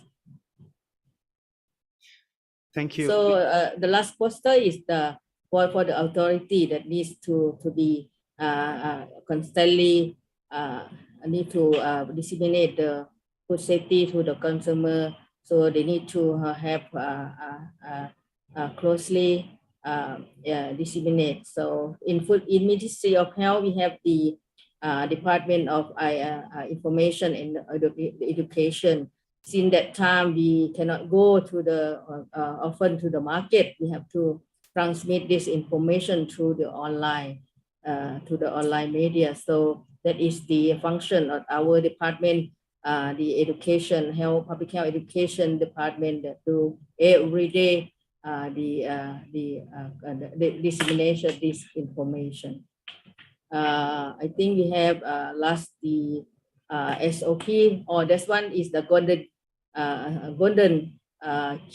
key from the WHO that's during COVID-19, and additionally they have to eat food, nutritious food, in order to have the immune system in the body for COVID-19 prevention. So that is the basic of the poster integrated from the 5 key. And the last one from the Department of Hygiene and Prevention, they're doing SOP for the fresh markets. That is the key point. There's almost that's to the what can you go to the SOP, please?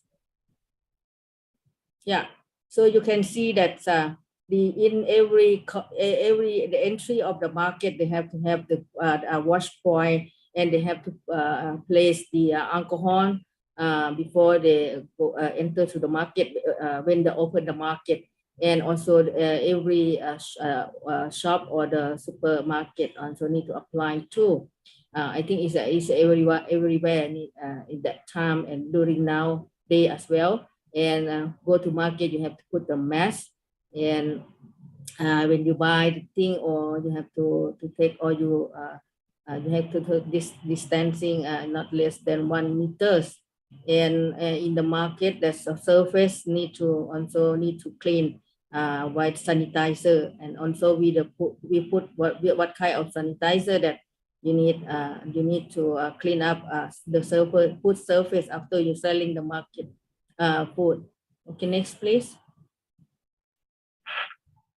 And you have to in the market, they have to the market that have a closed establishment, they have to go out and selling in outside the market because of the ventilator issue that we want them to sell more the flow of the air that's to prevent COVID-19. And when the temperature screening also is very important in the market also. If any seller have health problem, they also can go to phone for the urgent line. Okay, so next please.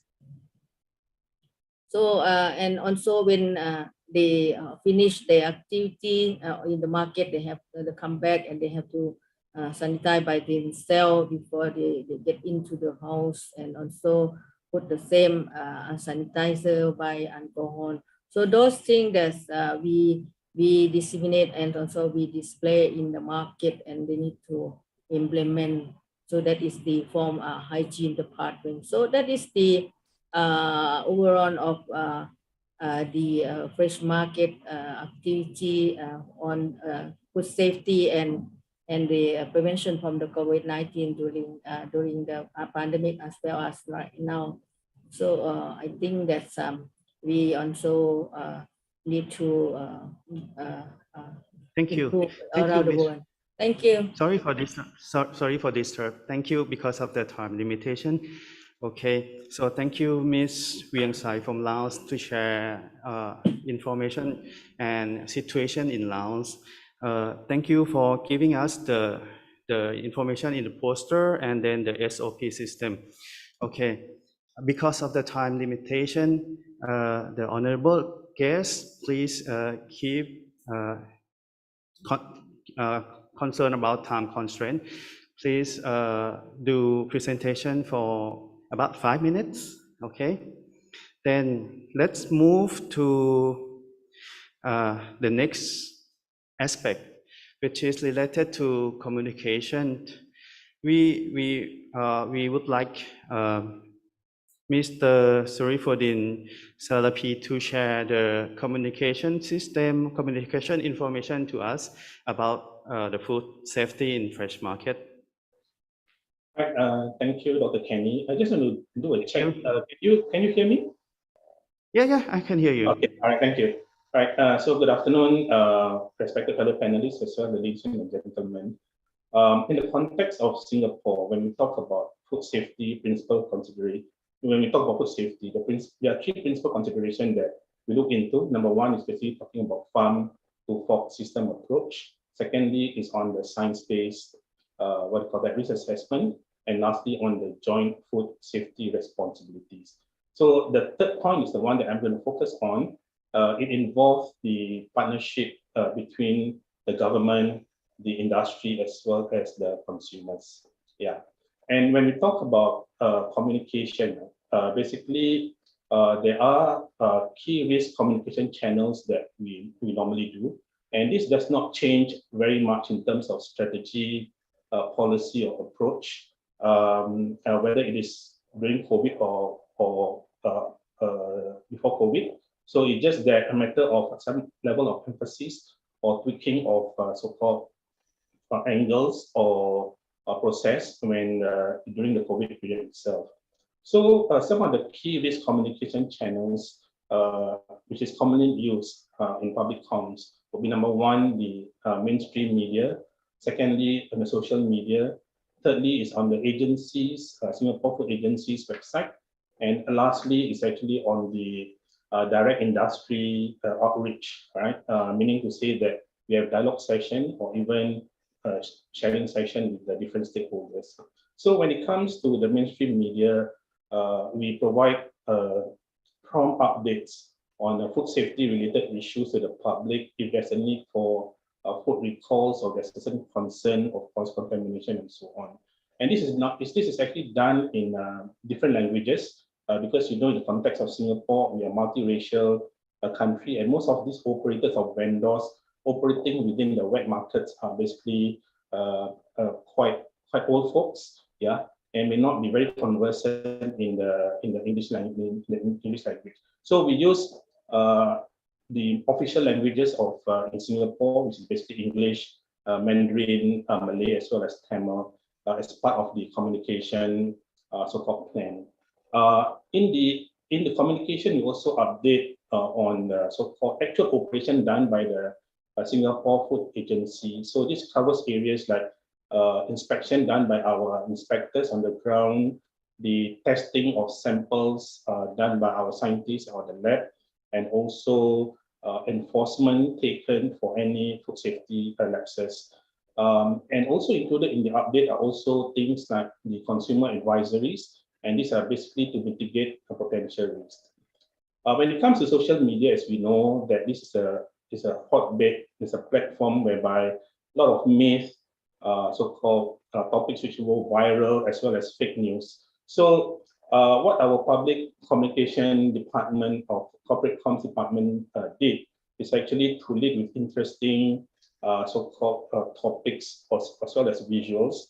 For example, even before COVID itself, there are sometimes allegations that durians which are imported from overseas and come to Singapore, came to Singapore market actually quite had high contents of pesticide and so on. So of course, through our testing in the laboratories, we then dispel this notion or this perception and this myth or so-called fake news being circulated around and correct them based on the data that we have and based on the data that we have in our lab where we conduct testing.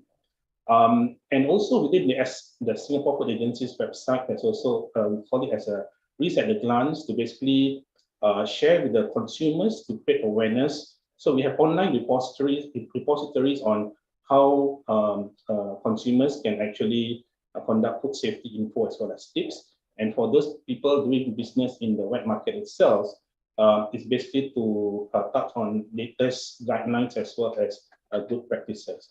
The unique thing about the wet market in Singapore is that within each of these centers, there's actually a quite term as the Hawkers Association. Yeah, so there are also moments in time during the pandemic itself whereby this market actually closed temporarily for spring cleaning. Every single one of them are involved. So after they clean the whole entire place, the officers from the agency will then create a platform for them to basically talk about some of the observations that they see, and then encourage them to improve on some of the good practices. Yeah. And we also have what we term as the social distancing ambassador, SDAs. These are staffs who actually, people who actually employed temporarily because of the COVID, because some of the people who are actually retrenched, whether in the airline or in the hotel industry. So we actually make use of them, give them some kind of employment, and then make use of them as our ambassadors to go around the hawker centers, for example, and to observe, make sure that the food handlers put out their masks or any physical barriers, right? And also to remind them if they are sick, not to work or prepare food. Yeah. So the other level of communication also take place by means of those people who are new entrants to the industry or new licensees of the wet market. So they go through some kind of training. It's mandatory, and various levels of it. So the food safety course level 1, which is mandatory for anybody who wants to work in F&B setup, even in the wet market. So some of these food safety principles and aspects are actually taught to them. Yeah, that's what I have. Thank you. Thank you, Mr. Sarifuddin. It is very interesting about your information about communication in Singapore related to you have to use some of many language to communicate with the consumer in the market, and then you have some of the social media to use social media as a tool to communicate with the other consumer in the market. So then the next aspect, which is interesting as well, it is related to the production system in Thailand. So let me introduce Ms. Sasivimon Thapyam to give us the information about the production stage in Thailand. Thank you. Thank you. First of all, I would like to thank you, FAO, for your kind invitation for this special event. Due to the time constraints, I would like to focus on the activities of MOAC on this COVID pandemic. During the pandemic, MOAC has implemented the measures to prevent and control of the coronavirus in the stage of primary production, collecting house, packing house, and processing, such as the personal hygiene, social distancing, temperature monitoring, screening tests, prevent protection and inspection of the purchasing or incoming goods, and effective cleaning and sanitizing for disinfection as a regular basis. To establish more confidence to fresh produce in the cold chain export, the MOAC, MOPH, and the provincial levels implement the preventive measures for COVID freeze for the to control the quality and safety of fresh food by requesting GAP standards for the export products such as durian. The DOA of Thailand has implemented 2 new standards on the GAP Plus and GMP Plus, which is like an extension of the good agricultural practice certification to build more confidence on the Thai fruit market and meet the standard of import food of the market demand. And in addition to that, as the harvest, fruit and vegetable need to prepare for sales. This can be undertaken on the farm or the level of retail or wholesale or supermarket. These fresh fruit and vegetable are generally marketed by the non-governmental channels. So the main channels are the private sectors, the dealers or the local or the central wholesale market. And we consider that the wholesale market of the fresh produce plays an important role in the food supply chain, in buying, collecting, transporting the large volume of food and allocate them to the consumers. Distributor in the wholesale market that generally independent or the chain of the restaurant or institutions such as the hospital or school or university or grocery store or retailers, or even to the direct consumer.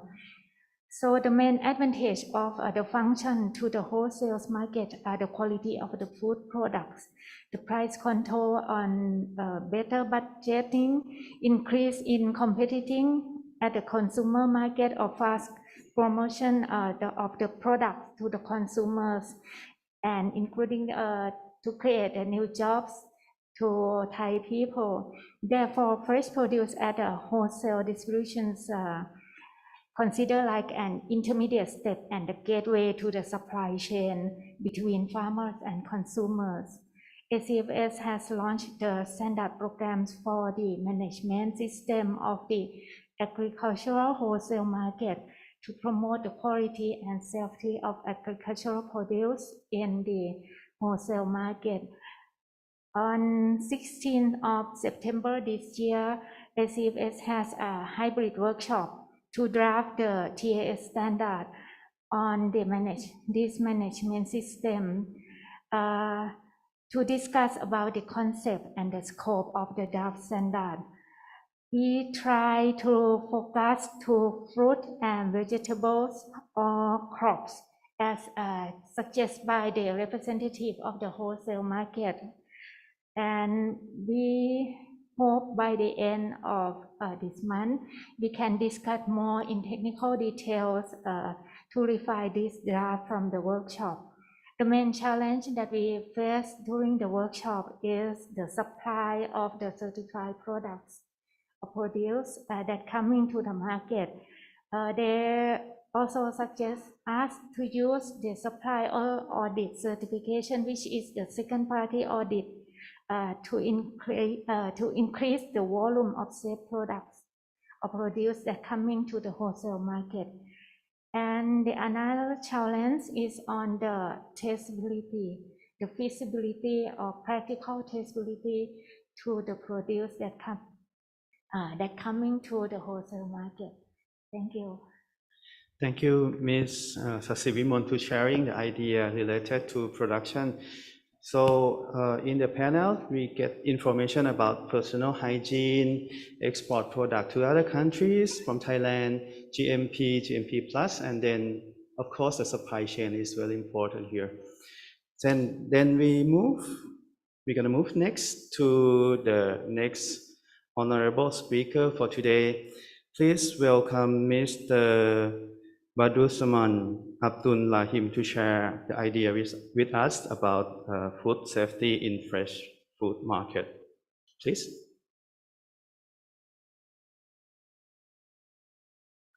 Oops, sorry, I cannot hear you. Thank you very much. Okay. First of all, I would like to apologize on behalf of our ministry because of last-minute confirmation in joining this discussion. Okay, so basically in Malaysia, food safety control in fresh markets is governed by Ministry of Health and also local authorities, in which local authorities they are the one that will issue business licenses to business operators, which include those doing business in the local in the fresh markets. Okay, and they also enforce their local authorities by law. Okay, and also our Food Act 1983.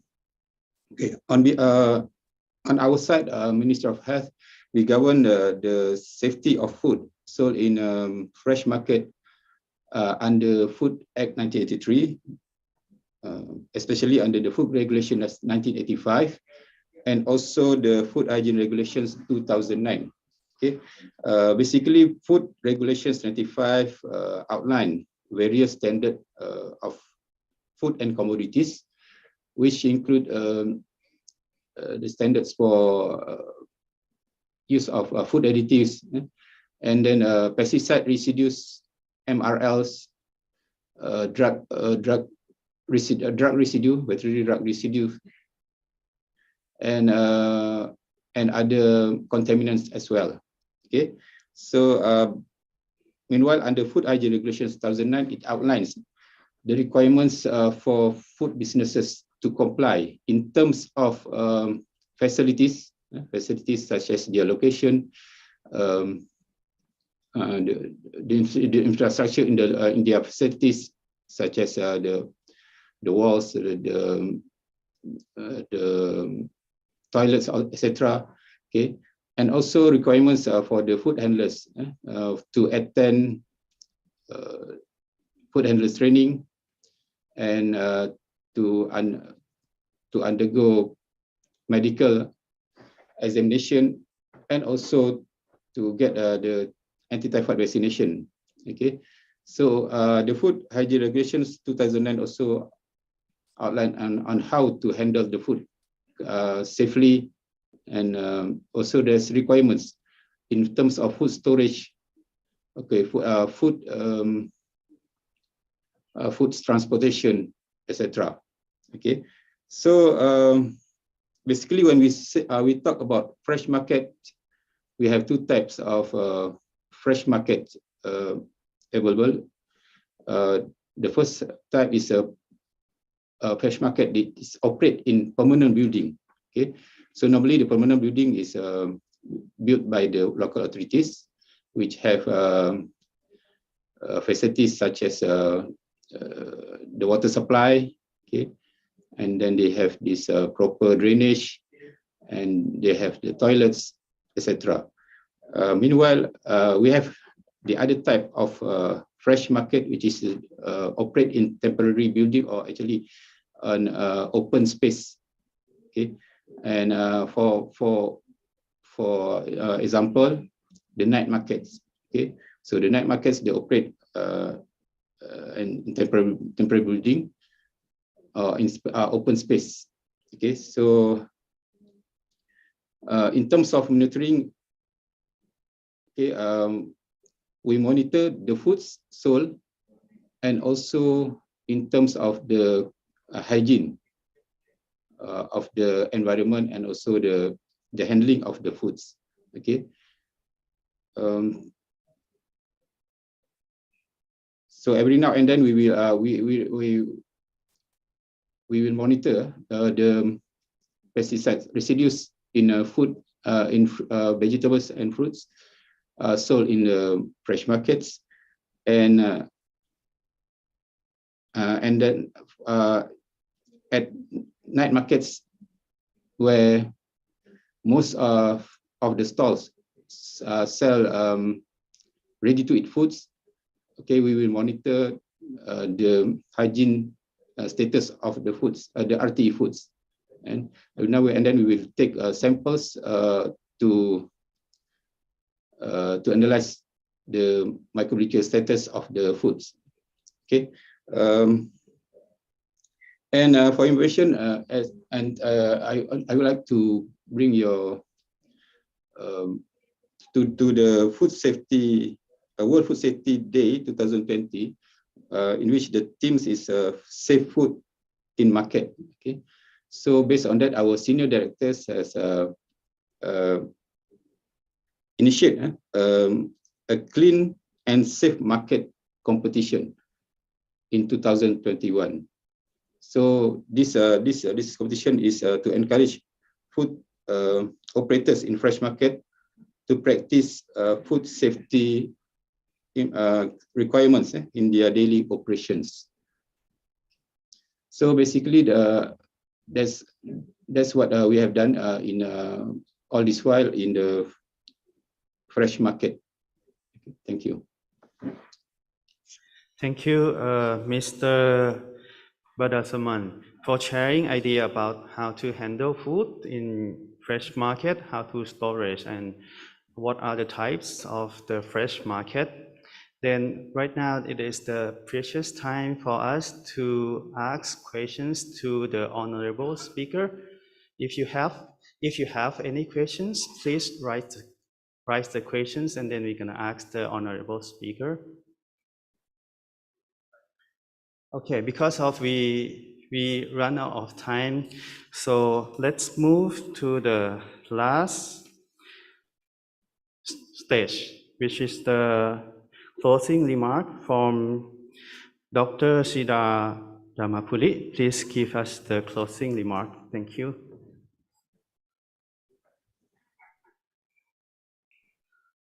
So first of all, I'd like to thank the Ministry of Public Health, Government of Thailand, for having been our technical partner during this side event and for having organized this very important side event on an important issue of food safety in fresh food markets. As you're all aware, this has become an issue of great importance, especially during the pandemic and subsequently now. And that's because fresh food markets are the key sources of food security and nutrition for millions of people across Asia. They're also a source of livelihood for the people who work in these markets. And they're also an important source of revenue for, especially in urban areas where these markets operate, as well as in many informal sectors. So overall, within the food economy and within the agri-food system, fresh food markets provide play a very important role, and it's important. And for organizations like ours and for governments in general, it's important to recognize this and therefore take steps that can help to improve them. So we are very grateful to the Ministry of Public Health, to the Ministry of Agriculture and Cooperatives, both from the Government of Thailand, and to our counterparts in the Government of Lao PDR, in the Singapore Food Agency in Singapore, and from the Ministry of Public Health in Malaysia for having kindly participated and given us the benefit of their experience, which will help us and inform us to work with our member governments in this region on fresh food market improvement. For the sake of information, let me also say that we are currently in the process of developing a fresh food market manual, which is essentially a user's manual on how to improve markets and the hygiene and the food safety in these markets, but do it in a way which is inexpensive, does not require millions of dollars, but can be done with the relatively low budgets that countries have, and involve communities, especially the vendors, the market committees who actually are involved here, and to ensure that they get the benefit. So the effort is to both to have a well-managed and clean market, but also to have a pleasant shopping experience for all the consumers in this region. So we're working towards that end, and we have many food safety projects which are operational in this region. We also have, thanks to the Government of Japan, a Codex project which supports all the ASEAN countries on participation in Codex activities. And here also the fresh market comes into view, because we do now have a regional standard for fresh food, especially for street food, which can now be adapted also to fresh food markets. So with that, I'd just like to thank everybody for having taken the time to participate, and to all those, and especially the team in the Ministry of Public Health who spent a lot of time in organizing and putting this event together. I'd really like to thank you for all your effort and for being here today. So we will be in touch, and there will be more programs to follow. So thank you very much, and we will end this event now. Have a good day.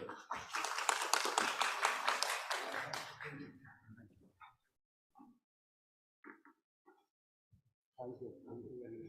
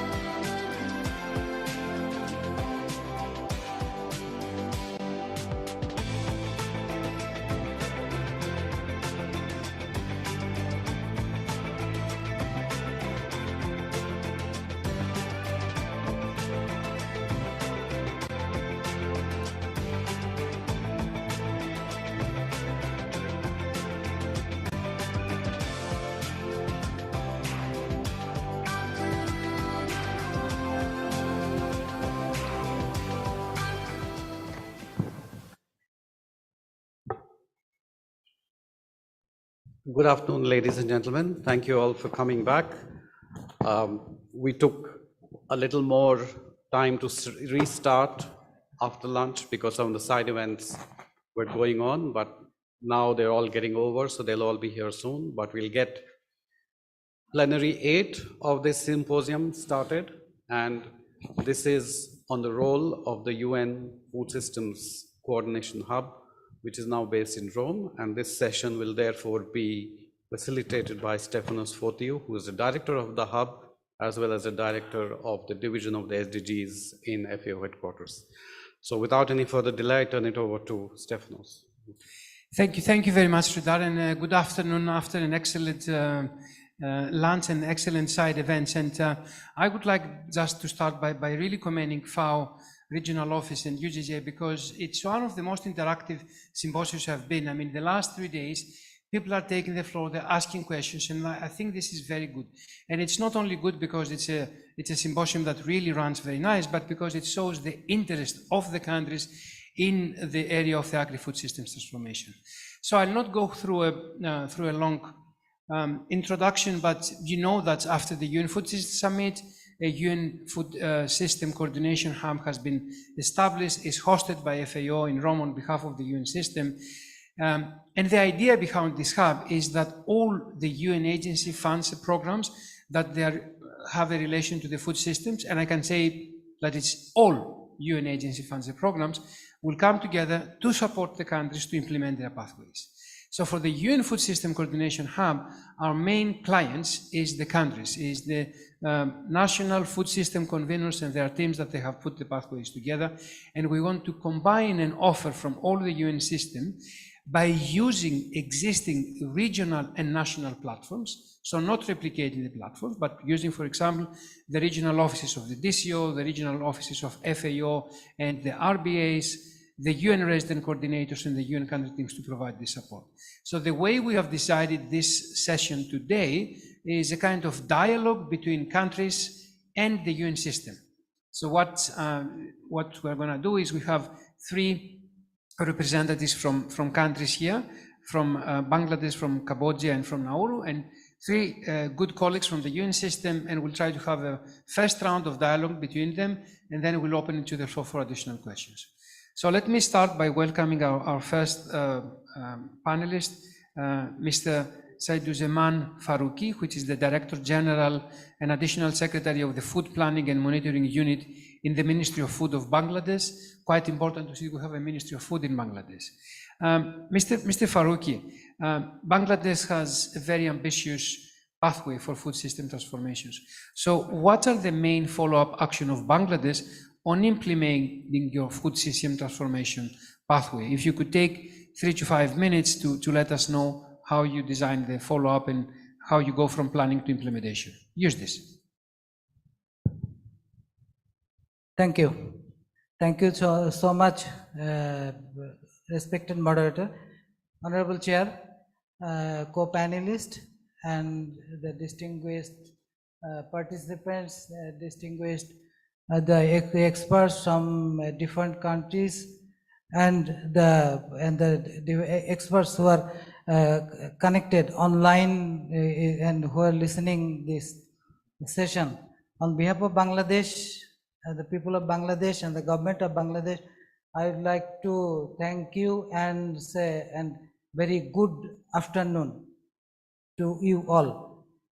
Actually, I am very much honored and delighted to be here to share with you some of our engagement on United Nations Food System Summit and the follow-up actions followed by the summit in September 2021. It's also a great opportunity for me to say something in front of Mr. David, because several times I was participated in some of the sessions you conducted that was online, but this time you are in physical. So thank you. Respected participant colleagues, actually Bangladesh has started its journey after the UN Secretary General convened United Nations Food System Summit on September 2021 as part of the decade of action. On behalf of Bangladesh, FPMU, Ministry of Food, took the lead. Actually, before going to what we are doing now, we are just some recapitulation on the United Nations Food System Summit that will contribute to transforming the ways in which food is produced and consumed, help food system become more sustainable and equitable, and progress on the all 17 SDGs. The United Nations Food System Summit, termed as the People's Summit and is Solution Summit. If we think about the Food System Summit 2021 pathway, they have 5 action tracks or objectives on which the UN Food System Summit was organized, and we prepared a pathway document also on these issues. After that session, the Honorable UN Secretary General, he outlined that the actions at the country level has to be taken by the government in the local context with the support of UN residents and coordination, the UN country team. And you see, on September 2021, our Honorable Prime Minister participated in that session, and he also raised 5 points to the developed country for the successful implementation of the UN Food System Summit. And after the summit, because this is the new conception to the world, United Nations Food System Summit, we never think that what is food system or like that, but first of all, officially or scientifically, it has come out that there is a system on food. This is field to fork. That just after the UN Food System Summit in Bangladesh, to create greater awareness among the larger stakeholders community, like government officials, GO, NGO, development partners, and civil societies. We began a sharing program with all stakeholders to make them aware of the United Nations Food System Summit. And in that program, the UN Food System Scientific Committee Professor Joachim von Braun, he was also connected with that program. And one more minute, Mr. Faruqi. After that, we organized several our national and subnational meeting, and to make them realize and make them conscious on that issue. But to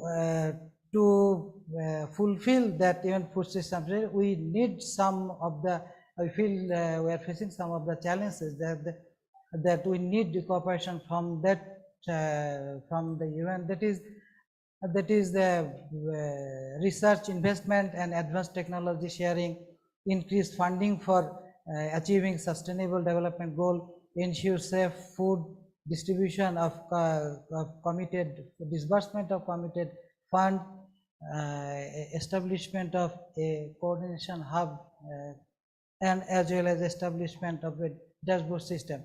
Actually, in Bangladesh, the food FAO, UN, and the GAIN, they are actively help to that UN Food System Summit pathway document for preparation, and other development organizations, those who are FAO and GAIN coordinated that any sort of meeting with the Ministry of Food for preparation, any sort of coordination.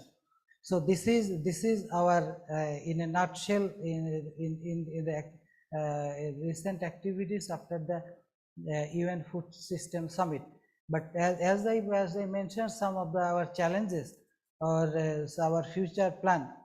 So I have a question to our UN representative. Hello, you are connected with us, and I have a question. I think you have heard everything. So with the help with all the development organizations, NGOs, ministries are helping us, but my submission to you, my question to you, that what technical support can you and EP provide to support my country in implementing these activities, which I mentioned some of the challenges with the mention of that.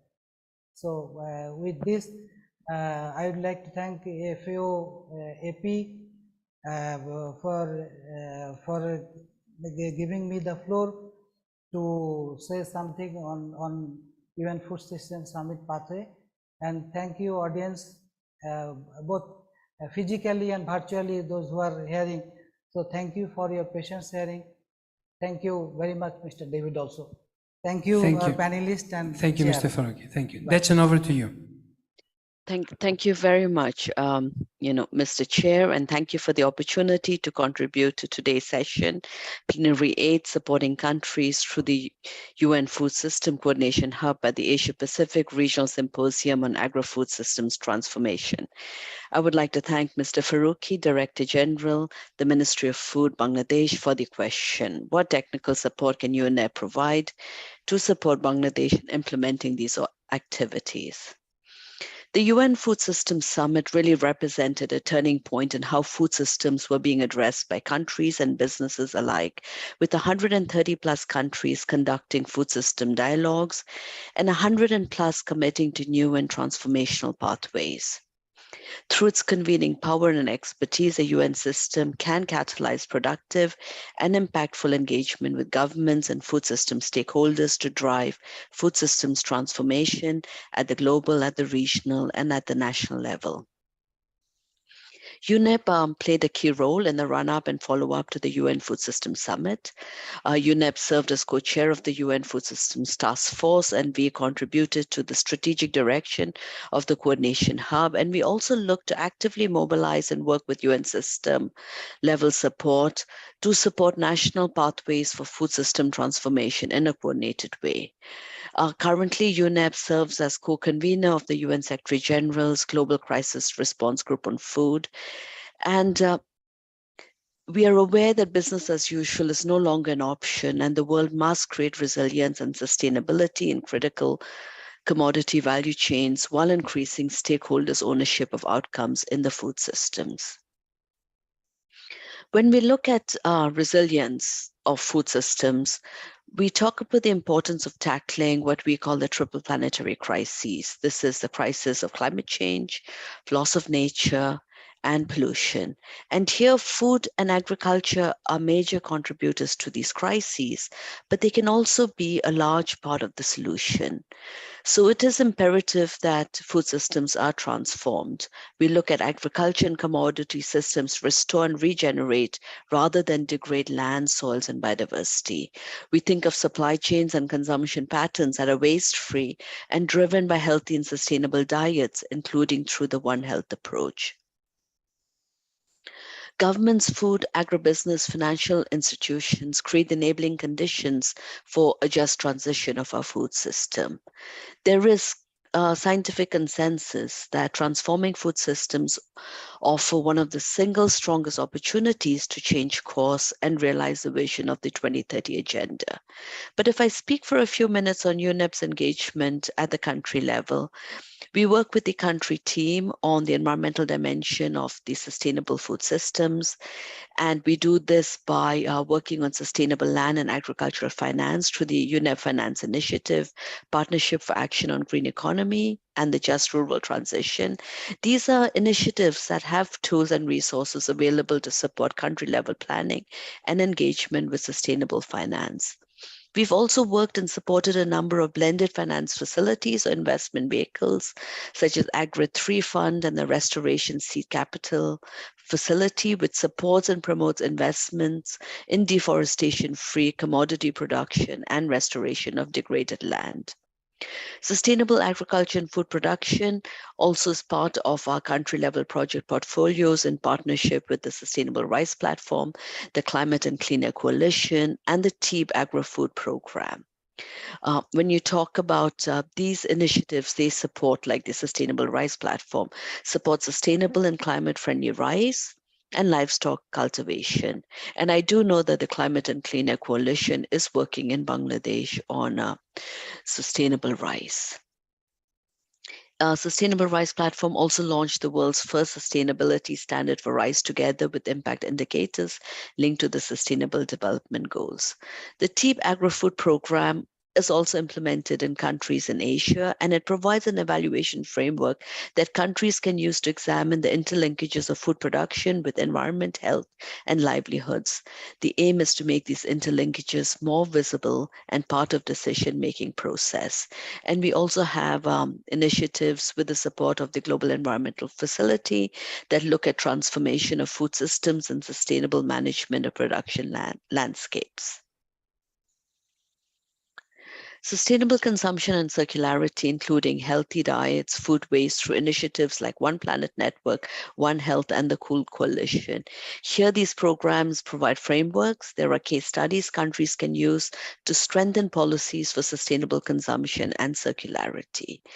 We are also custodian of the food waste indicator for the Sustainable Goal Target 12.3, and here we track country-level progress towards Sustainable 12.3 while building country capacity to measure food waste and develop national strategies.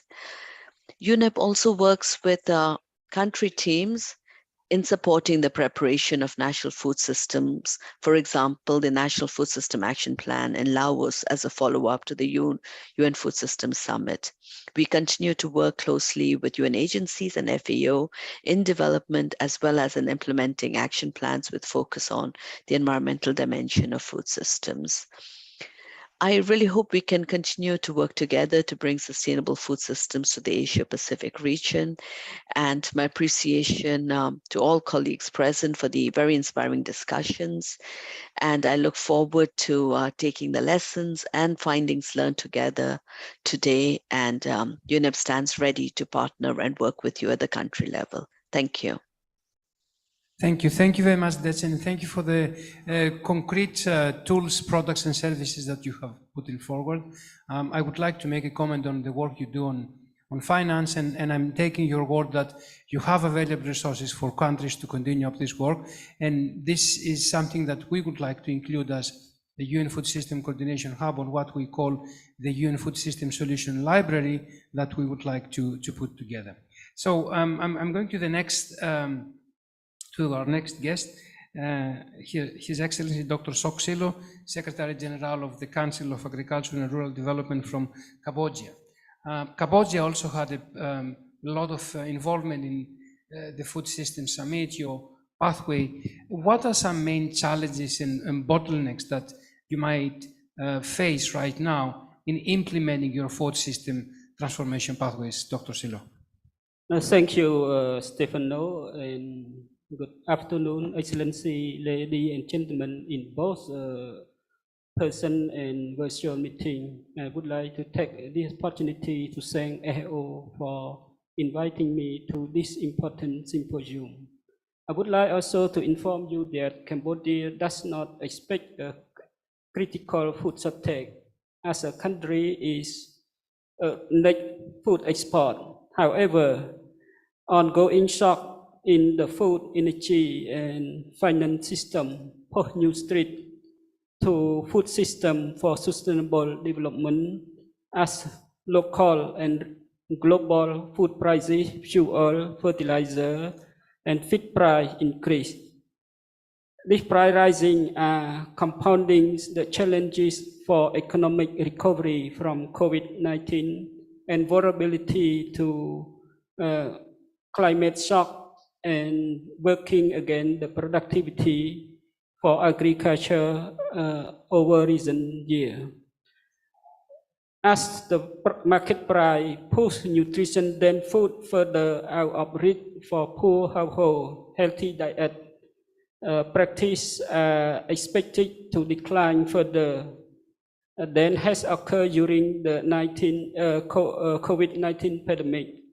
Unless these issues are addressed, food security and nutrition will compromise for the most vulnerable.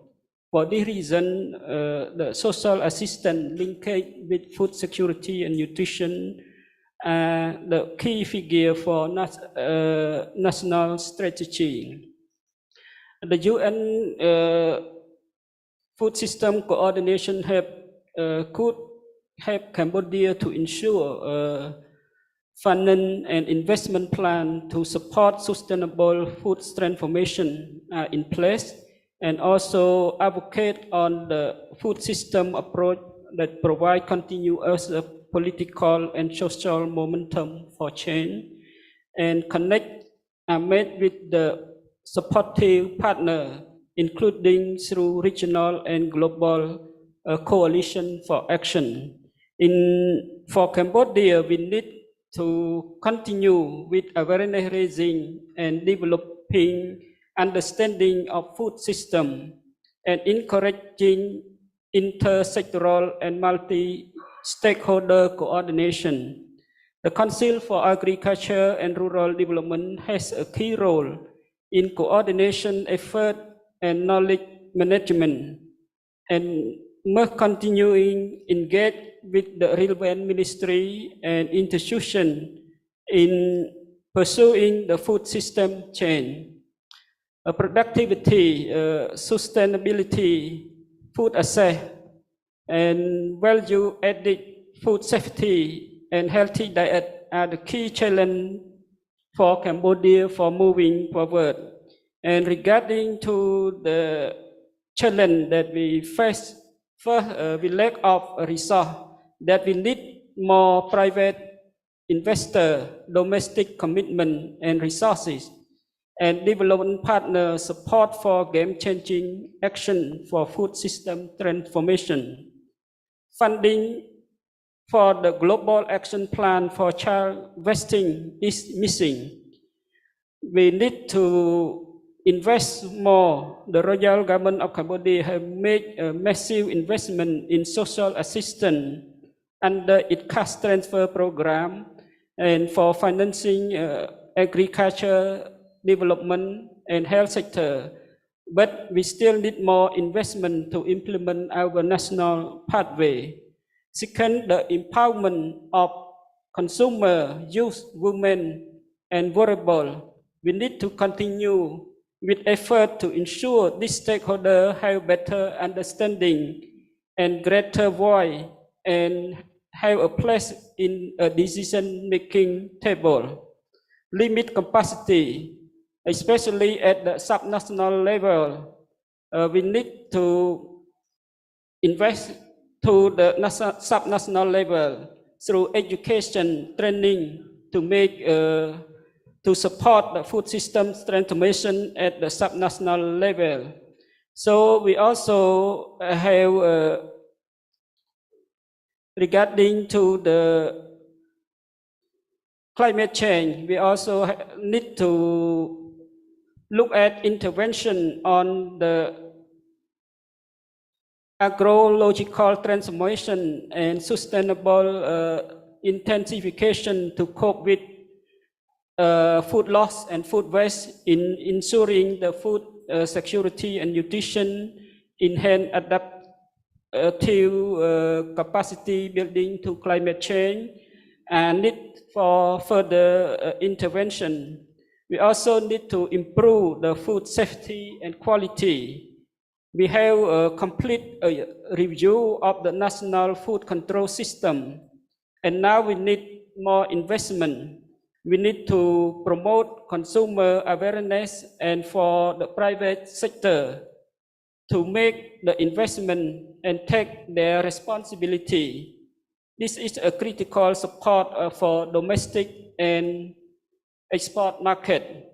Last, we need to operationalize of our commitment, as we have committed in several UN initiatives like the UN Food System Summit, the Nutrition for Growth Summit, and other initiative that we have committed with UN, we also need to solve all this implementation. We need to think what to start, how to start, and who, where that we could work with in order to find budget to implement and to monitoring our progress in regarding to our government commitment in the UN forum. So in this regard, we need the support from the UN agency. And so I would like to ask the UN resident coordinator here, Dr. David, what that UN regional or UN country level could support Cambodia to tackle all challenges that Cambodians have faced in implementation of our pathway. Thank you. David, over to you with the note that you are the regional director of the UN Development Coordination Office in Asia Pacific. Thank you very much, Stefanos, and good afternoon, everybody. Let me congratulate FAO for leading this very important dialogue around the food security, which is hugely important at this time. I represent the Development Coordination Office. It's the newest kid on the block in the UN system. It was formulated essentially as a result of the General Assembly resolution in 2018, where the member states unanimously agreed with the Secretary General's reform program, which is formed around the idea of strengthening the UN's capacities to confront major existential threats and global crises, particularly in food, energy, finance, and climate. So essentially, the new generation of resident coordinators that His Excellency has just mentioned are being positioned as non-implementing, but as coordinators, collaborators, catalysts for thought leadership of the UN, how we can support governments to weather crises, such as the food systems issues that we're facing. The idea, of course, is that resident coordinators will work across agency mandates and form coalitions around concrete issues. And food is one of the ones that was demonstrated in the Food System Summit last year, of which resident coordinators played a key role in linking with governments to ensure their participation and their preparation for the Food System Summit in New York.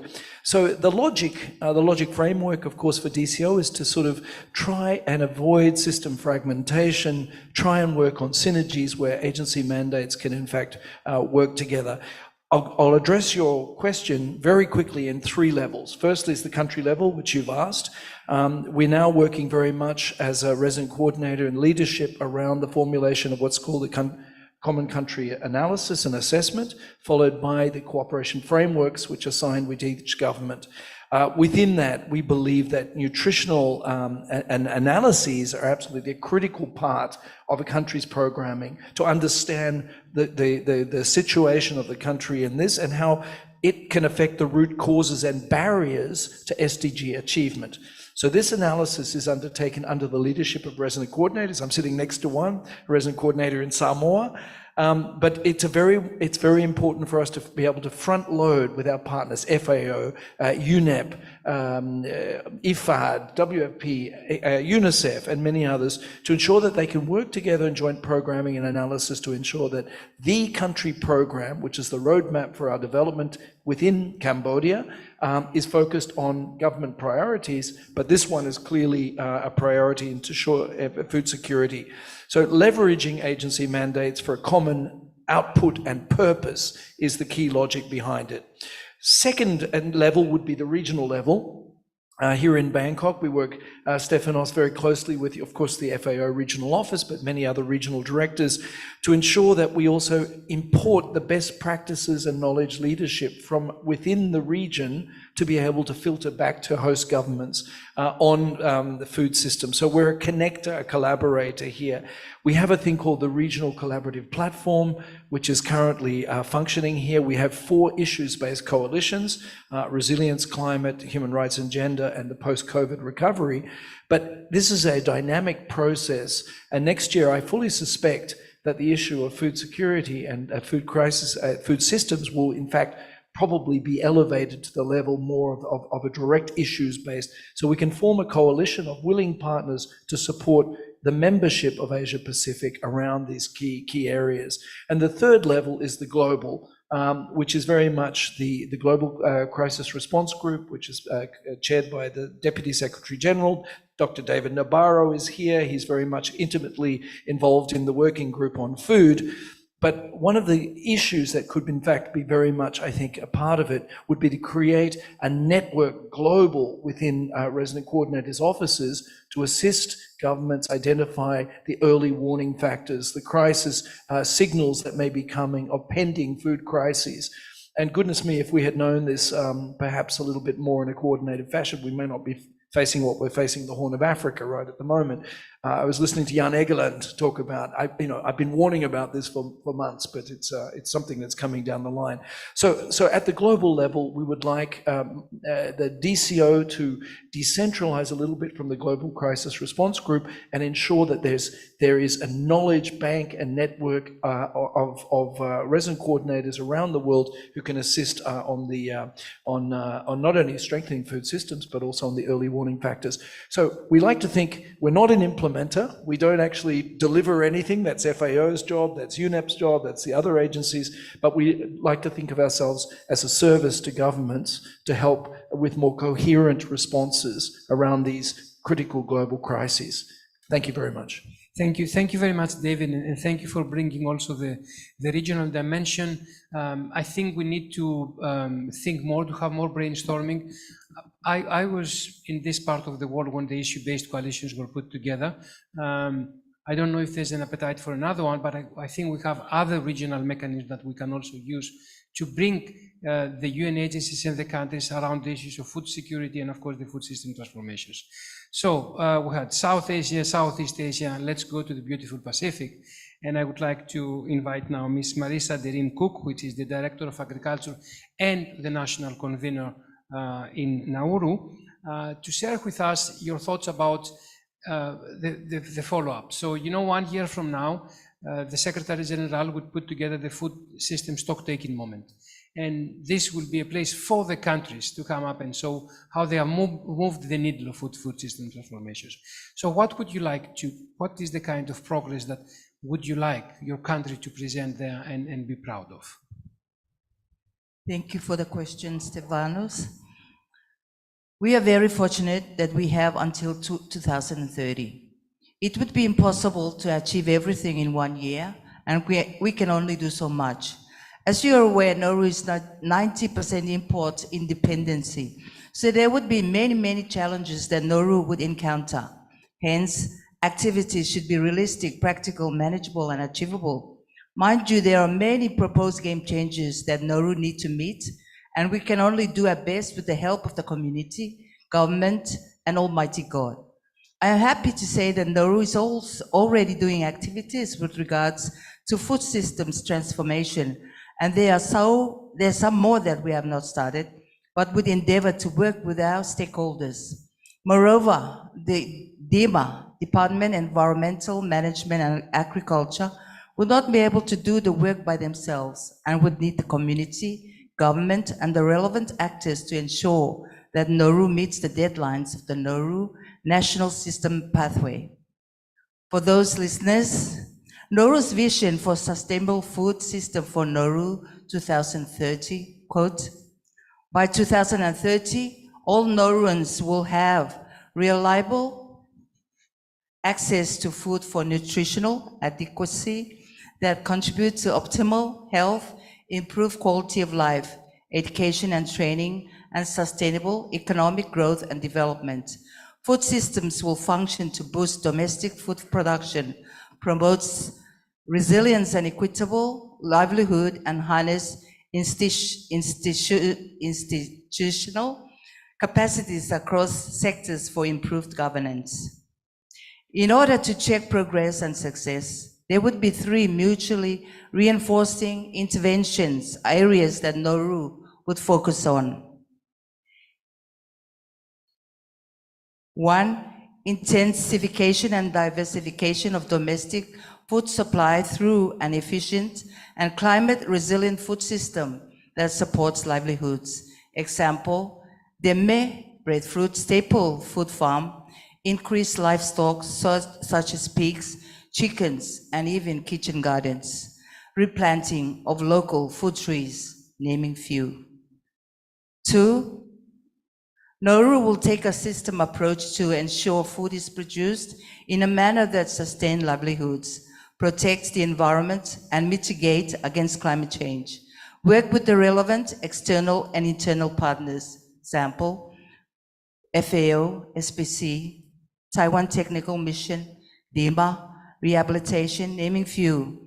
A lot I have learned from distinguished speakers since day one, and there is so much to absorb, but what stands out for me is the OCOP,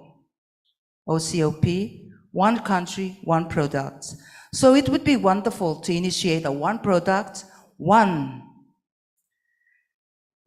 constituency, one product. So already one product, breadfruit, is established in Menyang constituency. We have 8 constituencies. It would be desirable to agree on one product and established in each constituency. Examples such as pandanus, banana, coconut trees, and even root crops, looking at all-season production, climate-resilient crops, naming few. 3, Nauru will establish a cross-sector mechanism to facilitate more coordinated governance to food systems that serve to improve the livelihoods and resilience of all Nauruans. This would be proposed game changes, example, green technology innovation, blue food transformation, naming few. In conclusion, to help Nauru walk the talk, we need capacity building, an implementation plan, and technical assistance with FAO and donor partners. And we need a lot of money. So money in a rich man's world. Thanks to you so much for the opportunity to speak and listening to Nauru. Thank you so much. Thank you very much, Marisa, and thank you for finishing with the famous ABBA song, which indeed we need. So Simona Marinescu, the UN Resident Coordinator for Samoa, Cook Islands, Niue, and Tokyo. You get 4 salaries? No, I know. I do have colleagues in the Pacific covering even more countries than I do. So you listen some concrete visions. So how the UN resident coordinators could help the countries to realize these visions and come 1 year after, not of course showing that they have fixed the food systems, but they have moved the needle.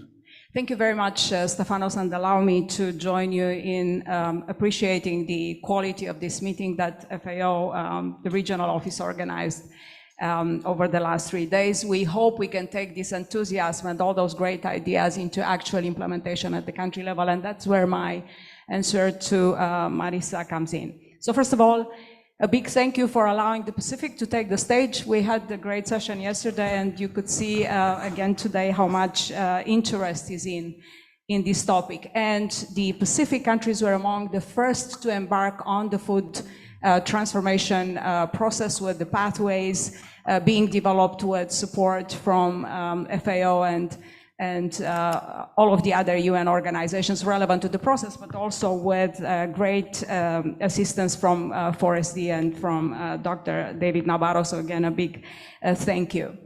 So Marisa, we have come this far together. We work together on the national pathways, a great exercise of assessing the needs for the very first time, understanding how complex the food system actually is, how deep its cultural roots are, how important for peace and stability and national security, all those things that we talked about yesterday. So we've reached a point where we have some clarity on the needs.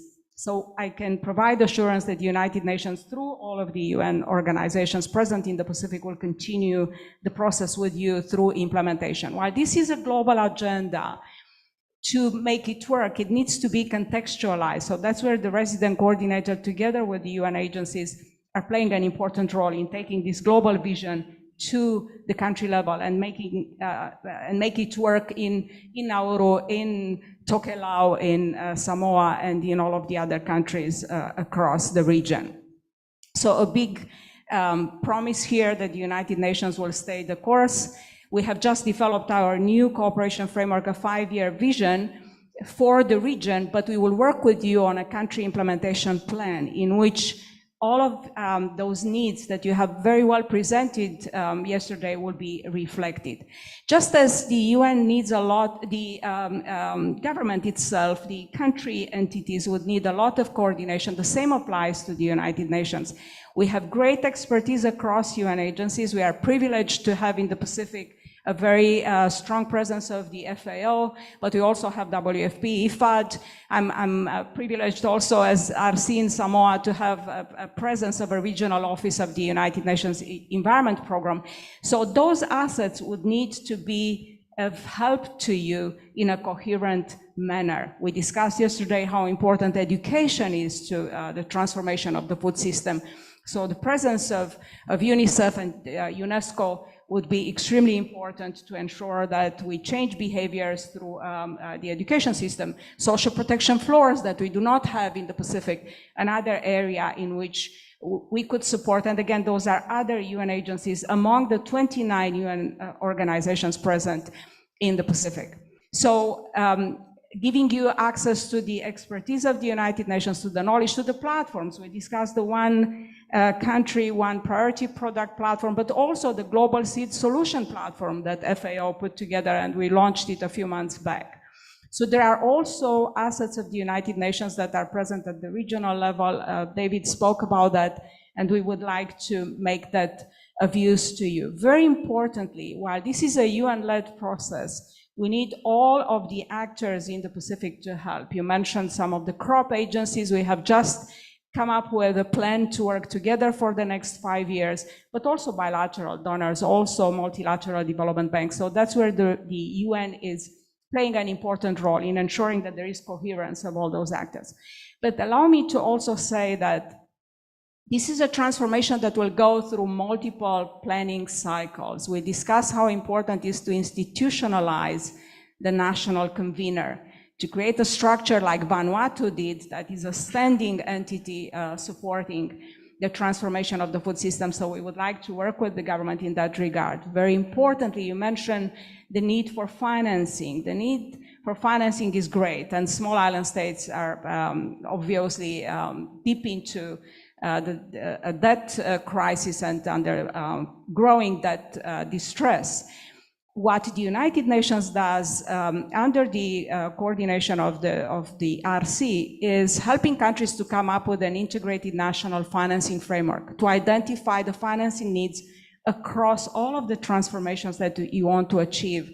So that's where we will identify the funds that you're using right now and the funding gaps and advise you as to where exactly additional financing instruments could be are available and could be tapped on. Let me also say that while we work on transforming food systems, which is again a long journey, we are undertaking this transformation in the middle of a crisis, of multiple crises. So we need to make sure that there is access to food and affordable access to food while we look into changing the system moving forward. So those are two important tracks. So let me say that we will make sure that your national plans, your national budgets are reflecting the commitment that the country expressed. This is not for the international community alone to achieve. There should be continued commitment by the country. There are a series of services that are necessary. We work with UNEP on ensuring that we have clarity on the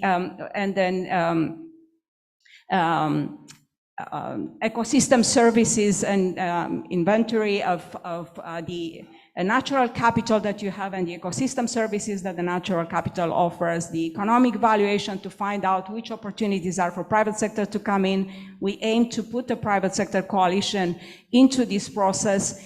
The presence of the United Nations usually provides confidence to private investment and de-risks some of the investments, and we would like to be able to work with you on that. I will close by saying that the food transformation needs to be rights-based. It needs to ensure it leaves no one behind. There is no sustainability unless everybody is part of the process and benefits from the process. We have some additional instruments of the United Nations, such as the resolution on the right to safe, clean, and sustainable environment that we would need to see through this transformation of the food system. We need to take a triple planetary crisis approach into that. So there's a lot that we need to work together on with you, with the community, with the civil society, with the private sector. We are there to support, and we are there to act under your leadership. Thank you. Thank you. Thank and you. With the hub supporting us. Thank you. Thank you very much, Simona. And talking, you know, I got an acronym, and it's an acronym that we use it a lot actually in FAO. You know, we call the RBAs, the ROM-based agencies, but you talked about right-based accessibility to safe food. So this RBA to food, I think it's extremely important.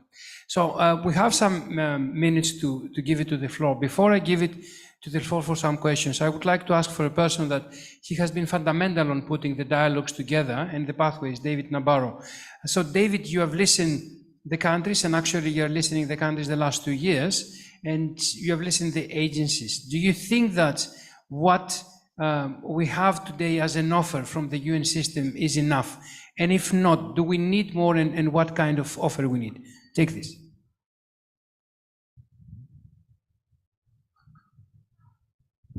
Thank you very much indeed. Good afternoon, everybody.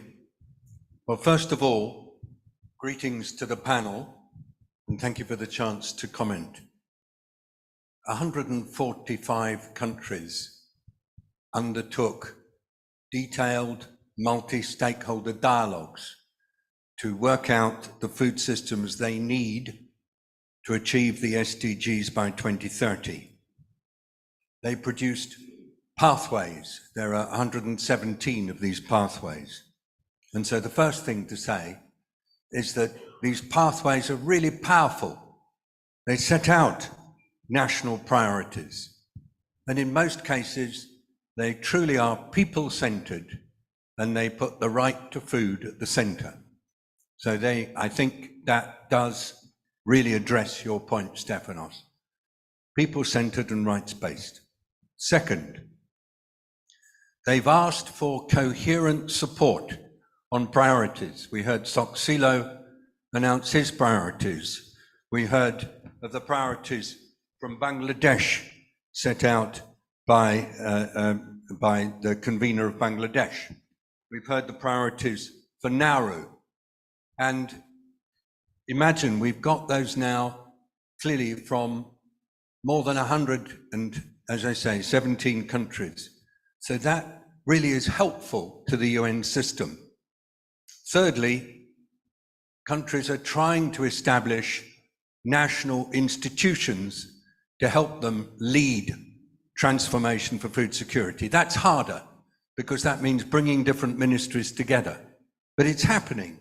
And we heard it's happened in Cambodia, it's happening in Bangladesh, and it will happen in Nauru. Fourthly, countries are identifying investment needs and are spelling those out. And that's happening again, country after country. And then fifth, they ask for the UN to help. And I think the UN's a fabulous organization, but there are lots of parts of the UN. Simona, the resident coordinator, just said 29 different UN agencies in the Pacific. So I suppose the question I would say, Stefanos, I would ask is, can the UN coordinate around the priorities in the national pathways? And I suppose it can, and it will. And there's a coordination hub to help it happen. But I think that it will require quite a lot of discipline on the side of the UN in order to be able to do it. And I think it will be done, and I've seen it happen time and time and time again through the help by the resident coordinators, and that's what David McLaughlin-Carr described as this fantastic role that the resident coordinators will have. And I hope the partners will support the UN in providing that coordinated support for national pathways. I think we all know that it's not something that happens automatically, because partners sometimes have different priorities, and we will have to ask the partners to respect the priorities set out in the national pathways. Lastly, we're in the middle of a really awful crisis, and it possibly will get worse. And that's going to require enormous agility and adaptation by everybody to support national governments and stakeholders as they respond to these vulnerabilities. So that's extra coordination will be needed and extra effort by the UN system. So answer to your question, it can be done. I've seen it done, but I think we will have to work hard to make sure it is continued between now and 2030. Thank you for the chance to speak. Thank you very much, David. And yes, we will make it happen.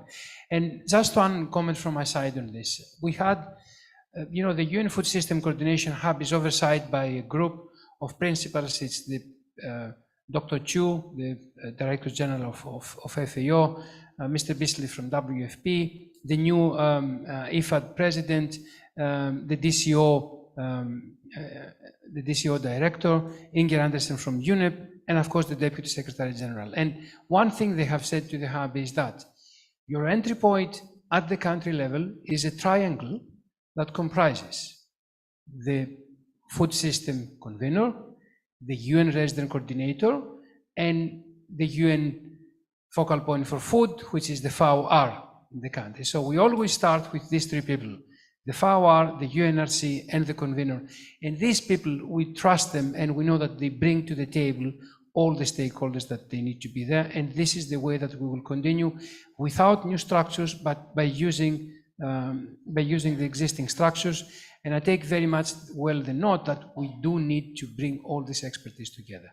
So we have about 6 minutes for any question from the floor, if there's any.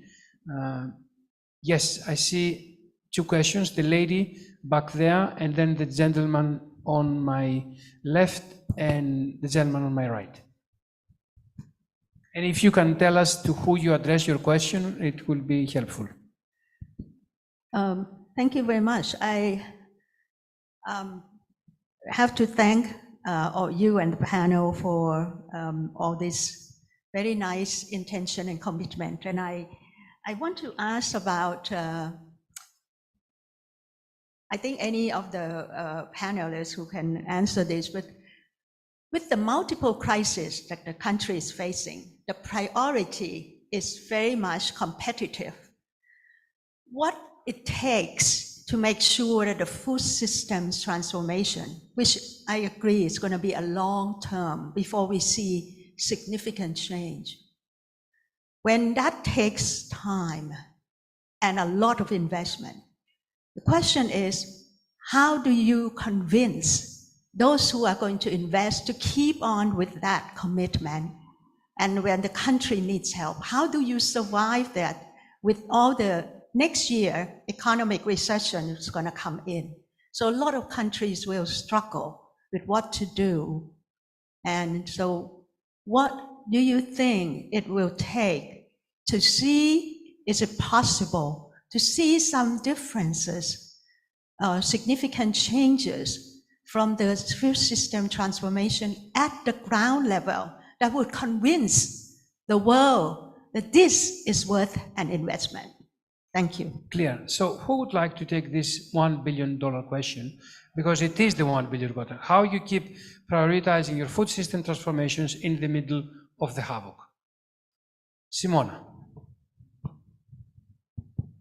Well, that's a complicated question, and the answer is not going to be that easy. But let me just say that we absolutely need to stabilize the context that the country is in at this point in time. And I think the most important dimension of it is to help countries deal with the debt crisis. And this is what is happening right now. I mentioned yesterday that the International Monetary Fund, established under the Rapid Credit Facility, a food shock window to help countries be able to finance its operations and stabilize again the balance of payments. So that's something that is happening. So the world is supported now by the financial institutions to go into that.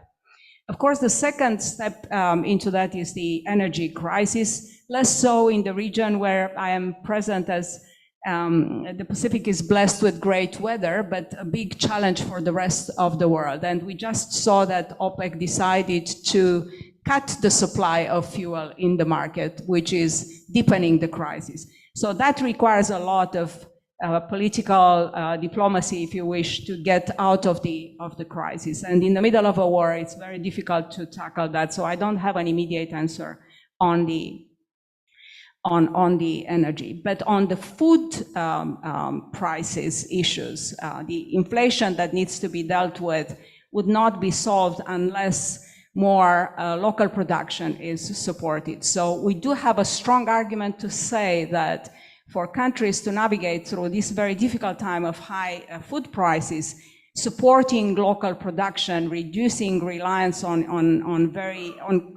highly growing in prices imports is the priority. So that's where I think talking about food transformation at this point in time is offering a solution, and countries should be incentivized to move forward.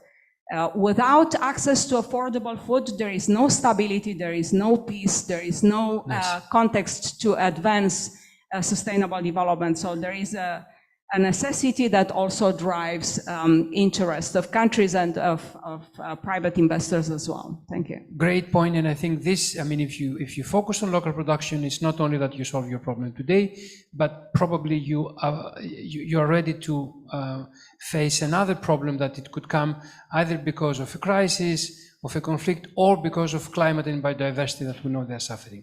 Second question from the gentleman on my left, if you can give him a mic. If you can make your question succinct and to a speaker. That'll be hard. Roel Briones, Philippine Institute for Development Studies. We heard a lot about, I would say, investment needs, and it's a lot about carrots, no? And in fact, in the world today, it's the rich developing world, multinational institutions, bilateral donors that have the carrots. So it seems that many of the developing countries will look naturally to the rich world for these carrots. But as sovereign states, I think they have something in their favor. They have an asset called a stick, right? And we might be, I might think, or we might all think that agri-food system transformation just doesn't need carrots, but maybe some sticks, right?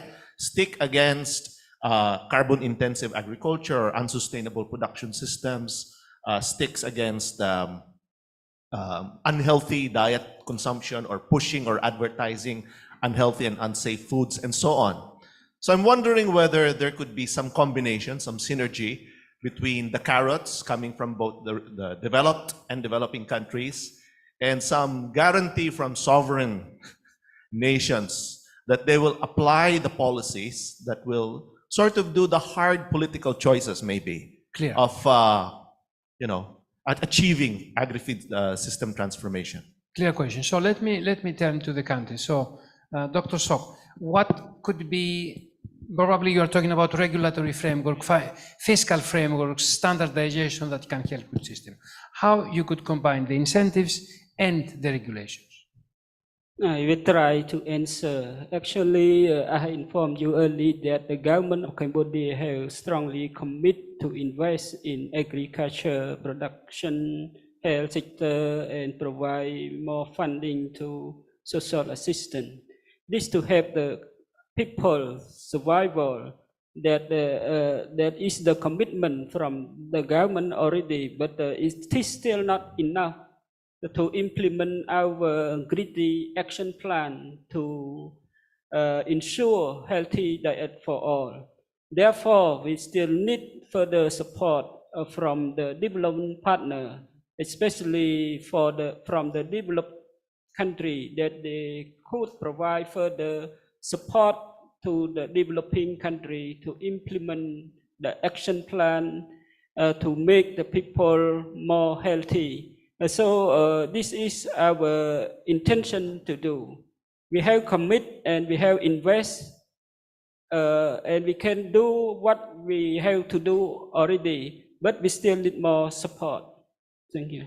Clear. There are commitments. I think we might even need a separate discussion on the carrots and sticks, not for food systems only, but for sustainable development goals implementation. Last question here. Thank you. Can you hear me? Yeah. Yes. I think, first of all, I'd like to congratulate all the three countries.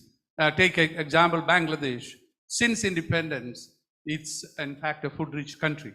So you really can go back and look at they transformed. And take Cambodia, again, significant achievements made. Tell us your question. Yeah, my question is, you look, what exactly, when you say food transformation system, you're going to address? Because Nauru has to import food. They will not be able to grow all the food they want.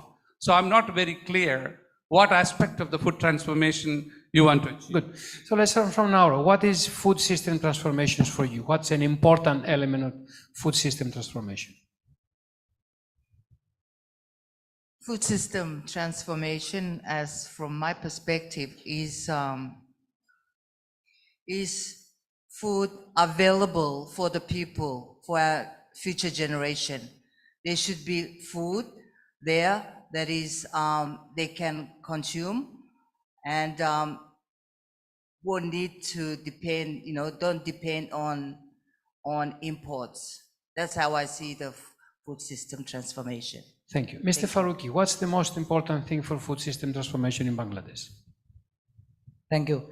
Actually, after independence in Bangladesh, there was 70 million peoples, and we produce the rice.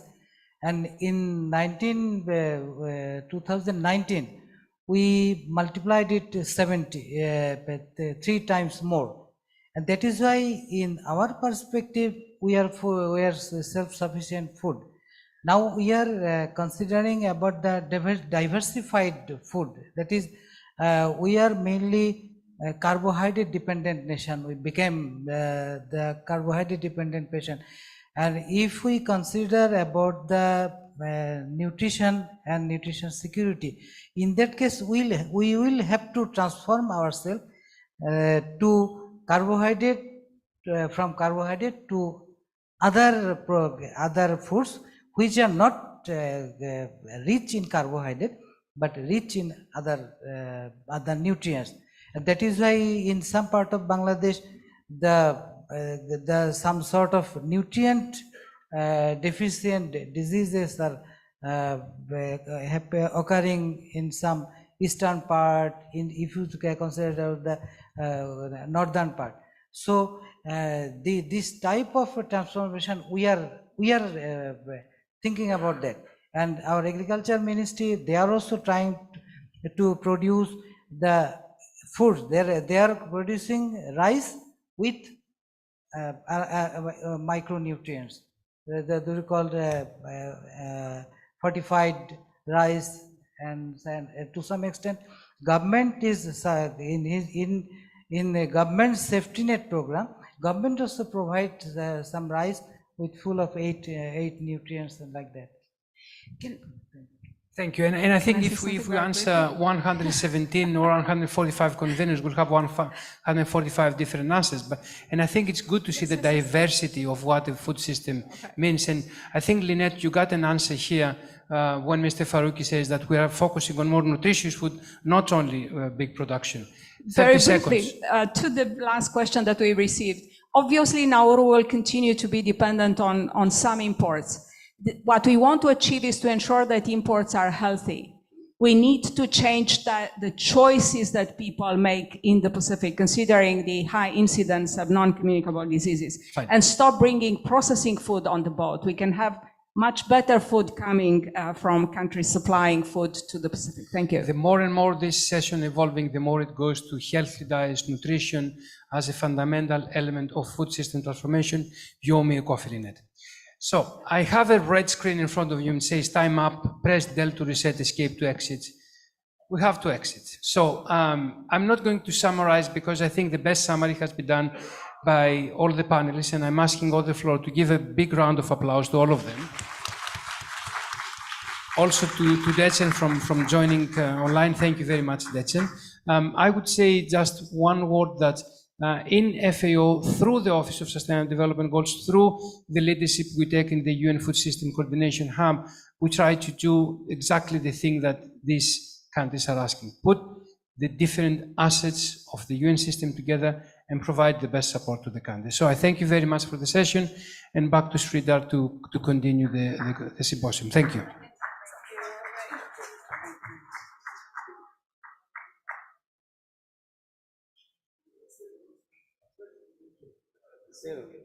You stay here.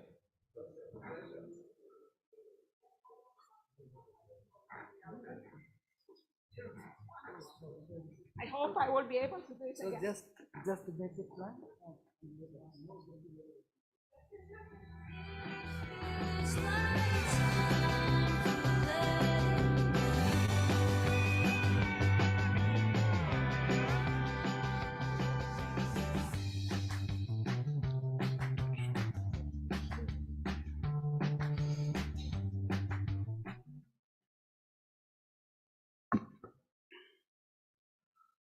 So good afternoon once again, Excellency and ladies and gentlemen. We are now at the closing session. So after 2.5 days of a lot of learning and exchange, we are about just go through what we think are the next steps to take, what are some of the decisions that need to be made, and what is some of the support that needs to be extended to all the countries. And we heard quite a bit of it in the last session, coordinated by the UNFSS Hub.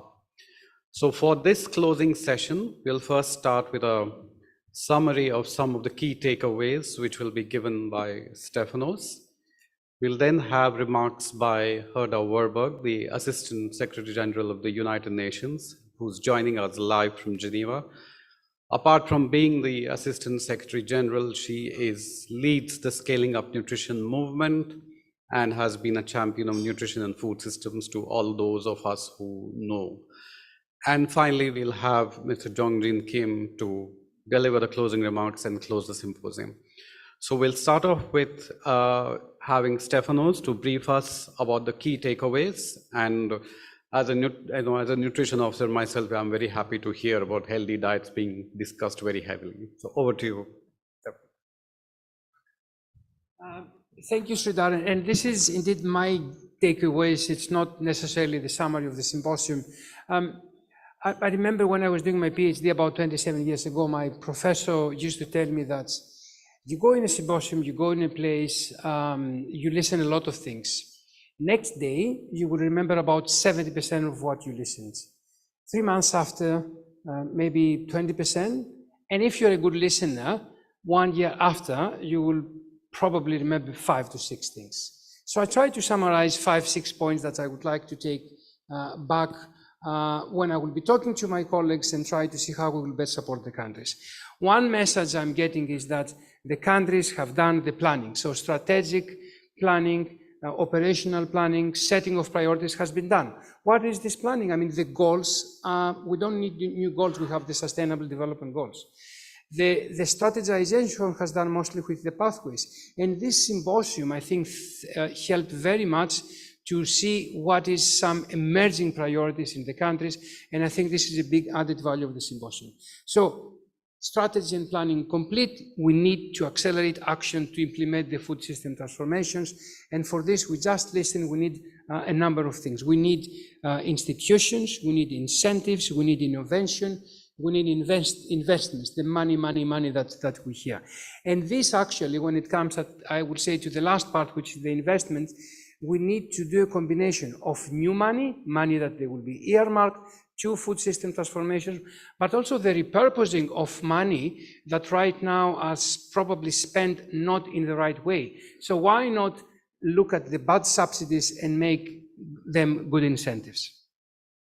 So we need to operationalize the support. We need to look at a combination of resources. And clearly, there are many issues that we need to address.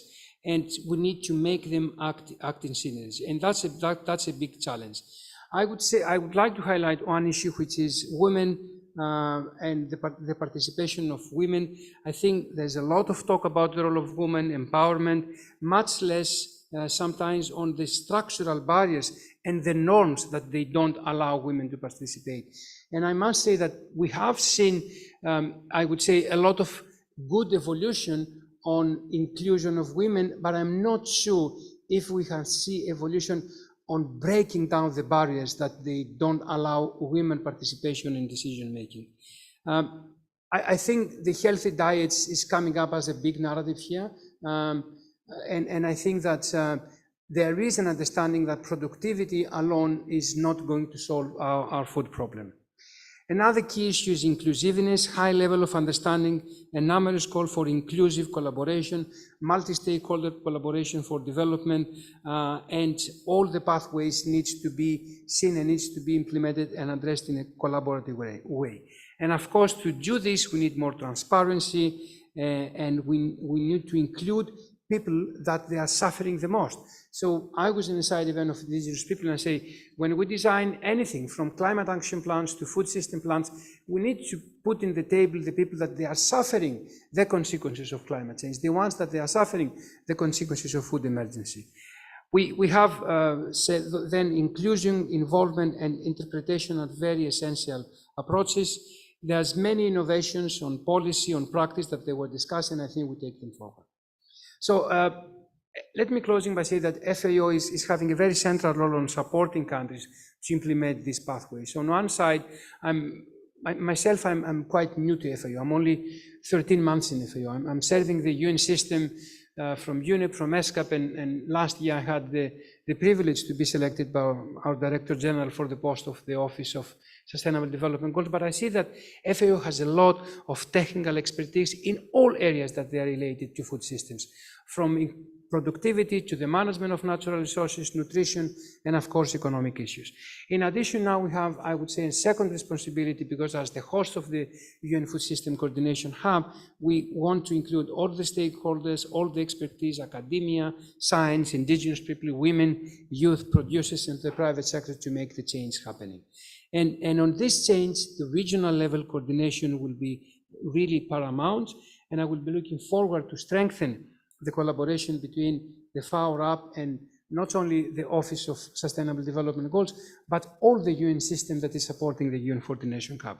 Let me finish by really thanks the ADG Kim for his leadership here on organizing this symposium, which I think is a testament on how important food system, agri-food system transformations is for the FAO mandate in the region as accelerators for the SDG implementation. Thank you very much.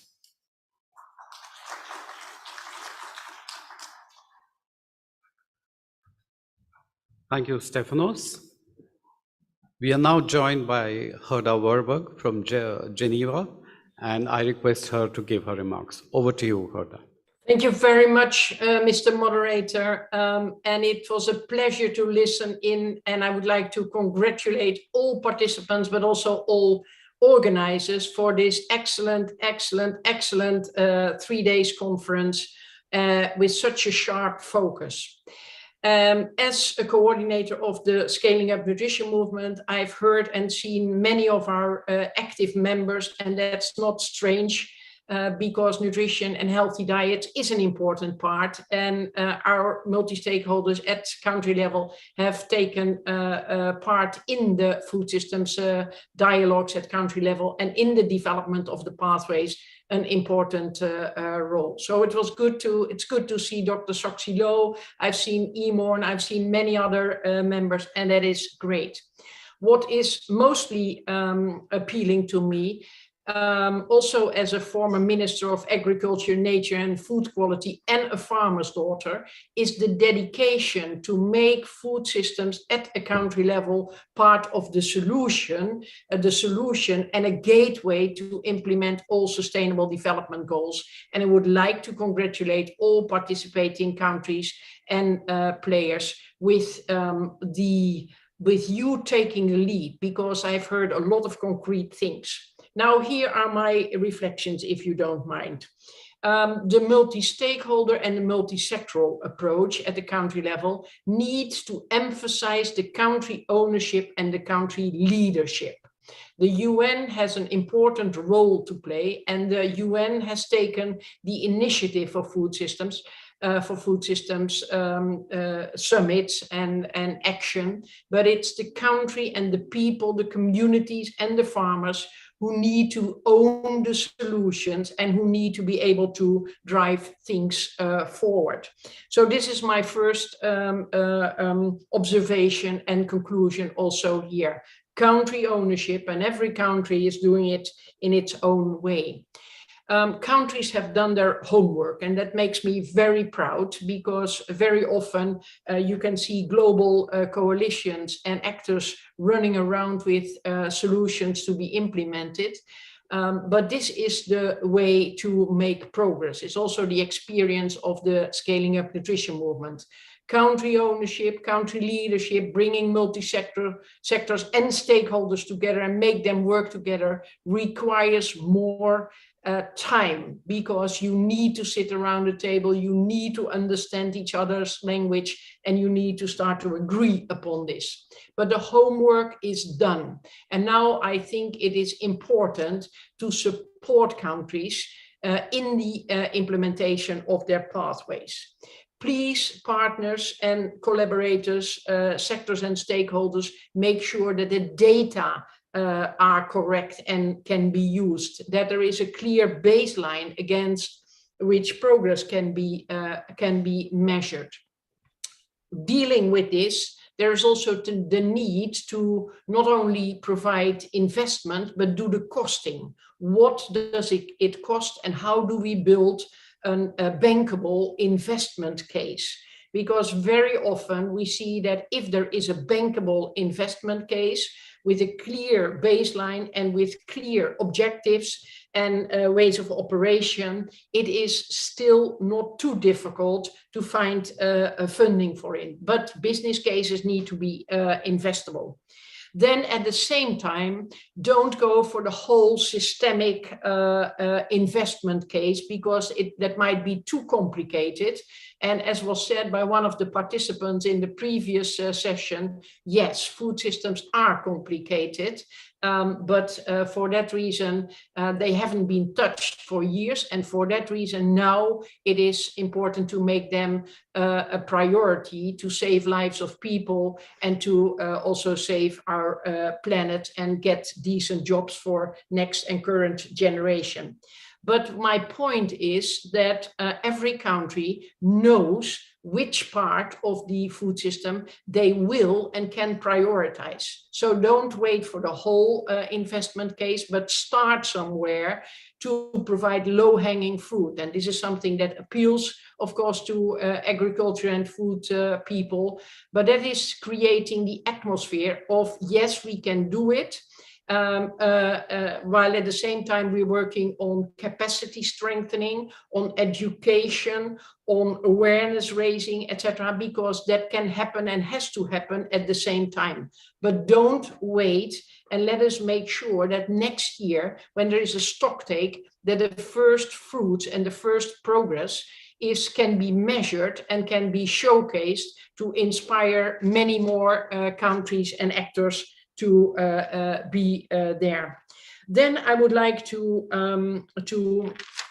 focus a little bit on the role of the UN. No, one remark first. I was very happy to hear also Stefanos emphasizing the need of equality and equity and the role of women. I was not able to join all parts of this meeting, but I haven't heard a lot, and I think this is something that needs to be substantially addressed. Don't forget it, because it's not only about a just transition, it is also about a just outcome. And I think Asia and the Pacific, Southeast Asia and the Pacific, you are able to lead this way and to set the scenes and set the standard also for the rest of the world, because let me tell you, you are ahead of many other countries in the world that are focusing on food systems pathways. Then I would like to say something about the UN support. I think it is very crucial that you coordinate amongst yourself, easier said than done, because you all have your mandate but make these mandates come together. And where this is happening, you can see that UN organizations are happy to work together because they can build upon each other's effort, and it's the right way to go, and it's the right way to support countries and governments and other stakeholders to implement things. There is also something that you can do by supporting countries in making sure that when regional partners or financial partners or investors come to the country, that they are willing and able to leave their egos, logos, and mandates at the door. Because when entering the country and when aligning behind the food systems pathway in a country, they cannot afford to drive their own priorities and to continue to set their own standards. So UN, you can play an important role to make sure, to be a kind of broker in making sure that international players and coalitions are aligning behind the country food systems pathway. I would like to make a remark on trade here as well. Trade is very important, and trade should be stimulated. But I think there is something to write down for all participants, to look at the trade agreements, to look at the KPIs of the Minister of Trade, and ask yourself as a country, are the trade agreements that we have right now, are they fit for the food systems we want? And if not, can we stretch them? Can we make them more flexible and making work for us and for our countries? Or do we need to renegotiate some parts of these trade agreements? So please have a look to include them. I would like to also make a remark on the important role that the regional platforms can play, the SAARC and ASEAN, for instance, and maybe there are more regional platforms. We see that very often they have developed standards on request of the countries. For instance, on the COVID recovery plan, including nutrition and healthy diets and affordable food in social protection. They have done other things. So don't invent wheels that are already out there. Don't invent wheels that have already shown their utility and their added value to many countries, but try to learn from each other. Knowledge management, exchange, inspiring each other as countries is also important. And I think the UN, but also SAARC and ASEAN organizations can play an important role to be a platform for meeting, for exchange, for learning, for sharing, for cross-inspiration.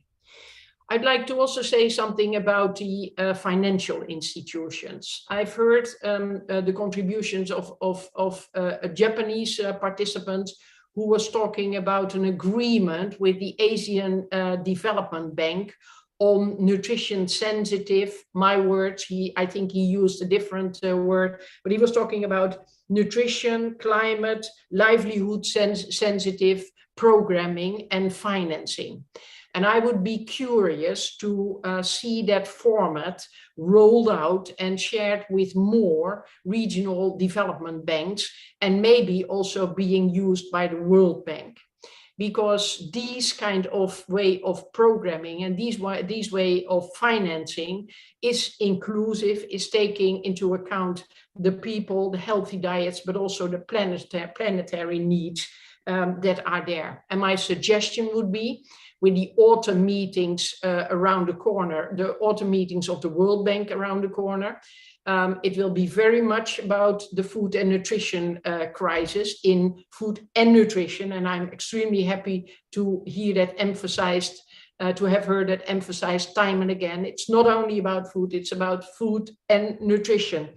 But make sure that the food and nutrition agenda and the food systems agenda resonates in the World Bank autumn meetings, and that your Minister of Finance is well prepared for this to make the World Bank also financing behind the government. Then I think there are also international funds, global funds. And as Sun Movement, we hear sometimes complaints because people say it's so hard to access these funds, and understanding the format and fulfilling all the requirements is so complicated and so difficult that we need to hire an international consultant to help us with this. I don't think that this is the way forward. So could I make an appeal to all the global players to look at the global funding and not make them available for everything and everyone, but focus more on what we want to get done and leave out all the complicated details so that country people are able to access and make use of these funds. Then my dream is to see already the reflection of the food system's progress, see it and hear it at COP27.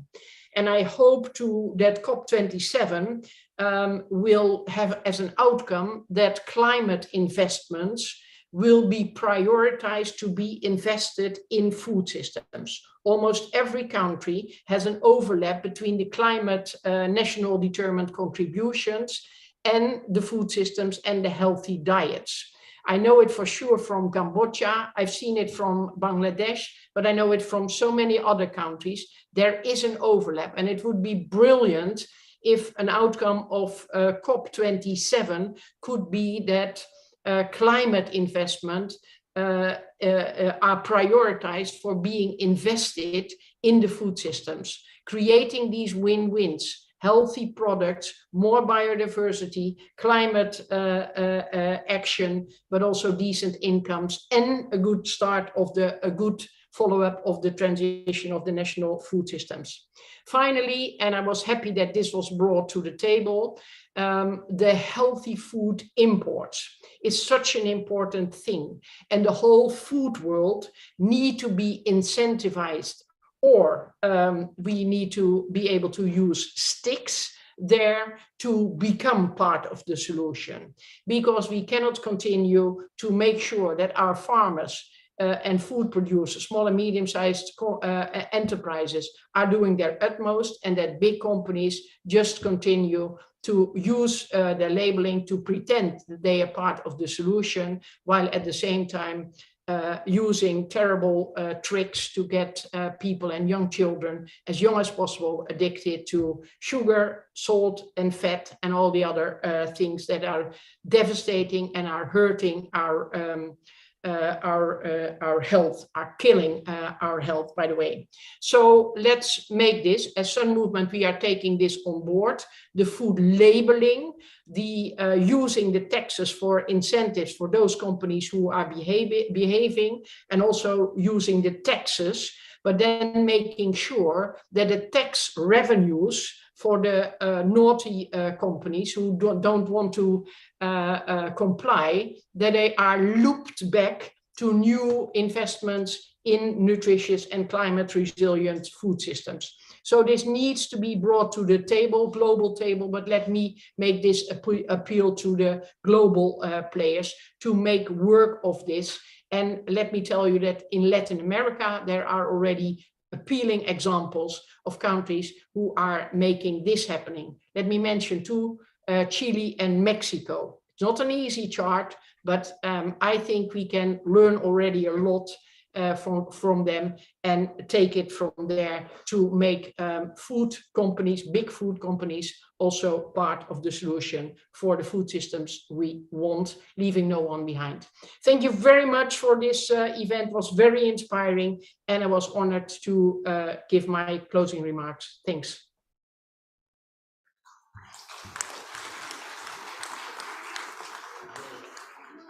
Thank you, Gerda. And that was a very inspiring and fitting ending that you will all agree. It covered a lot of ground, and particularly you can see that most the stakeholders in this room who've joined this symposium are all thinking on similar lines. Just one detail I'd like to add just to inform everyone that in about 10 days' time, we'll be observing World Food Day, which is on the 17th of October, which is a Monday. And the theme for this year is actually around gender, women's empowerment, and social protection. So in many ways, we are picking up as quickly as possible on what are some of the issues we need to address urgently. So at this time, I think it's very fitting that the head of our office, Mr. Jongjin Kim, the Assistant Director General and Regional Representative of the FAO Regional Office for Asia Pacific, should address all of us and close the symposium. Over to you, Zed.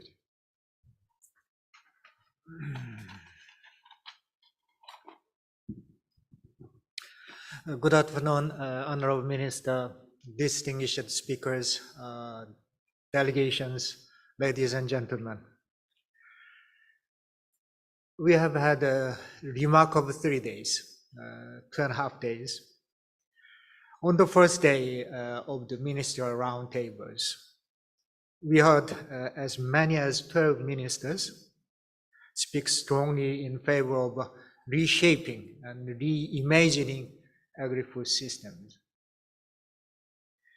The compounding impacts of a pandemic, 5F crisis,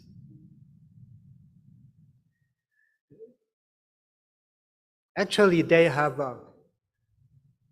reinforced the need for transformative change in agri-food system. Many high-level participants stated that the region have actually taken active actions to respond to the impacts from the crisis. But those actions are not the fundamental solutions to the challenges we are facing now. Instead, we need multidisciplinary and systemic solutions, approaches to the agri-food systems to be more efficient, inclusive, resilient, and sustainable. Yesterday and today, we heard from global experts a range of topics. They demonstrated the complexity of issues, the interrelationship of different actors in agri-food system, also trade-offs between the incentives and regulations, the competition among priorities. They also showed us a range of solutions, long-term and short-term, traditional and modern, the high-tech and low-tech, also the system-based approach as well as sector-specific.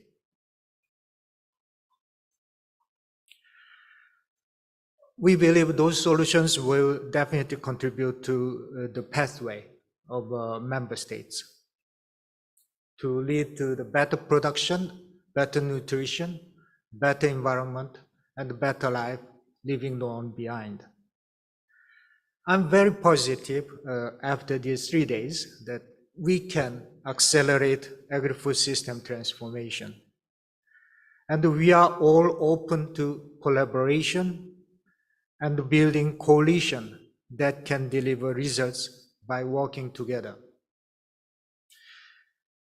This symposium ends today, but our work will continue. FAO is committed to deliver on this challenge.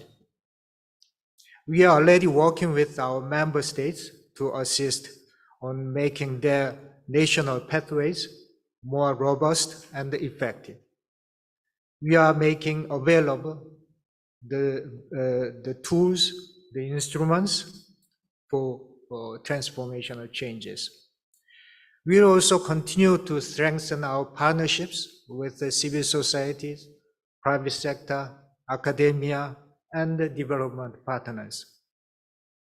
I want to thank you all for participation in person or online, remotely, and sharing your expertise and experiences. We request you to keep providing your wisdom and advice as we go through the transformational change. We are all part of the network. Let's work together. Thank you very much.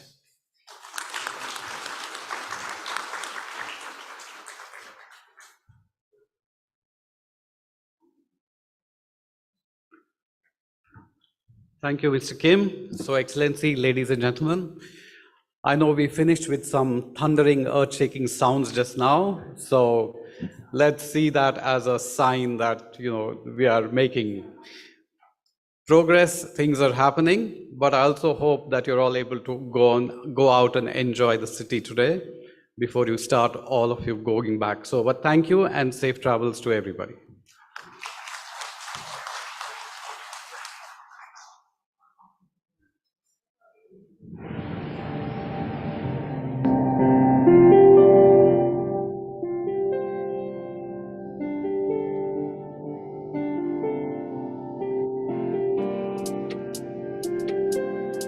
See a lot of you in person, something which we had got unused to over the last 2 years. We have the tools, technologies, and innovations. We have to reshape our agri-food system to make them more efficient, inclusive, resilient, and sustainable. Let us not shy away from difficult choice regarding new investment, policy reforms, and institutional reforms. We need bold action now.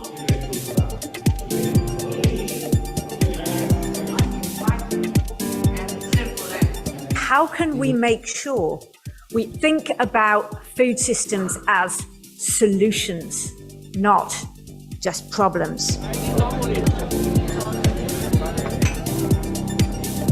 There's a lot of commitments, there are policies that have been formulated that bring nutrition into agriculture and that bridge that gap between what we need to do in agriculture to support better nutrition. Our food is our responsibility, and it's our way of addressing the multiple economic, cultural, social, and environmental aspects of food security. Food is culture. Food is national security. Food is who we are as individuals and societies. The symposium is trying to grapple with the complexity of this issue, and I think it's laid out very well the different layers of the challenge, the incentive problems, the policy problems, the funding problems, and an array of solutions also. All in all, it's super important that we are including everybody. It has to be very inclusive, otherwise we can't transform the agri-food system. And that means also to include family farmers who are feeding our Asia and Pacific region. We have to economically empower women, and we have to make sure that everybody is included. We are fortunate to meet some of the development partners, which are very important. They play a very important part in assisting the countries to transform their food systems. So, what is the FAO strategy? Better production, better nutrition, better environment, and a better life, and leaving no one behind. This symposium actually shows that at a very high level, countries really want to make the change and at least achieve them sooner than later. It's wonderful. Many people we haven't met for the last 2-3 years. Of course, we were on touch and online, but offline and one face to face is very exciting.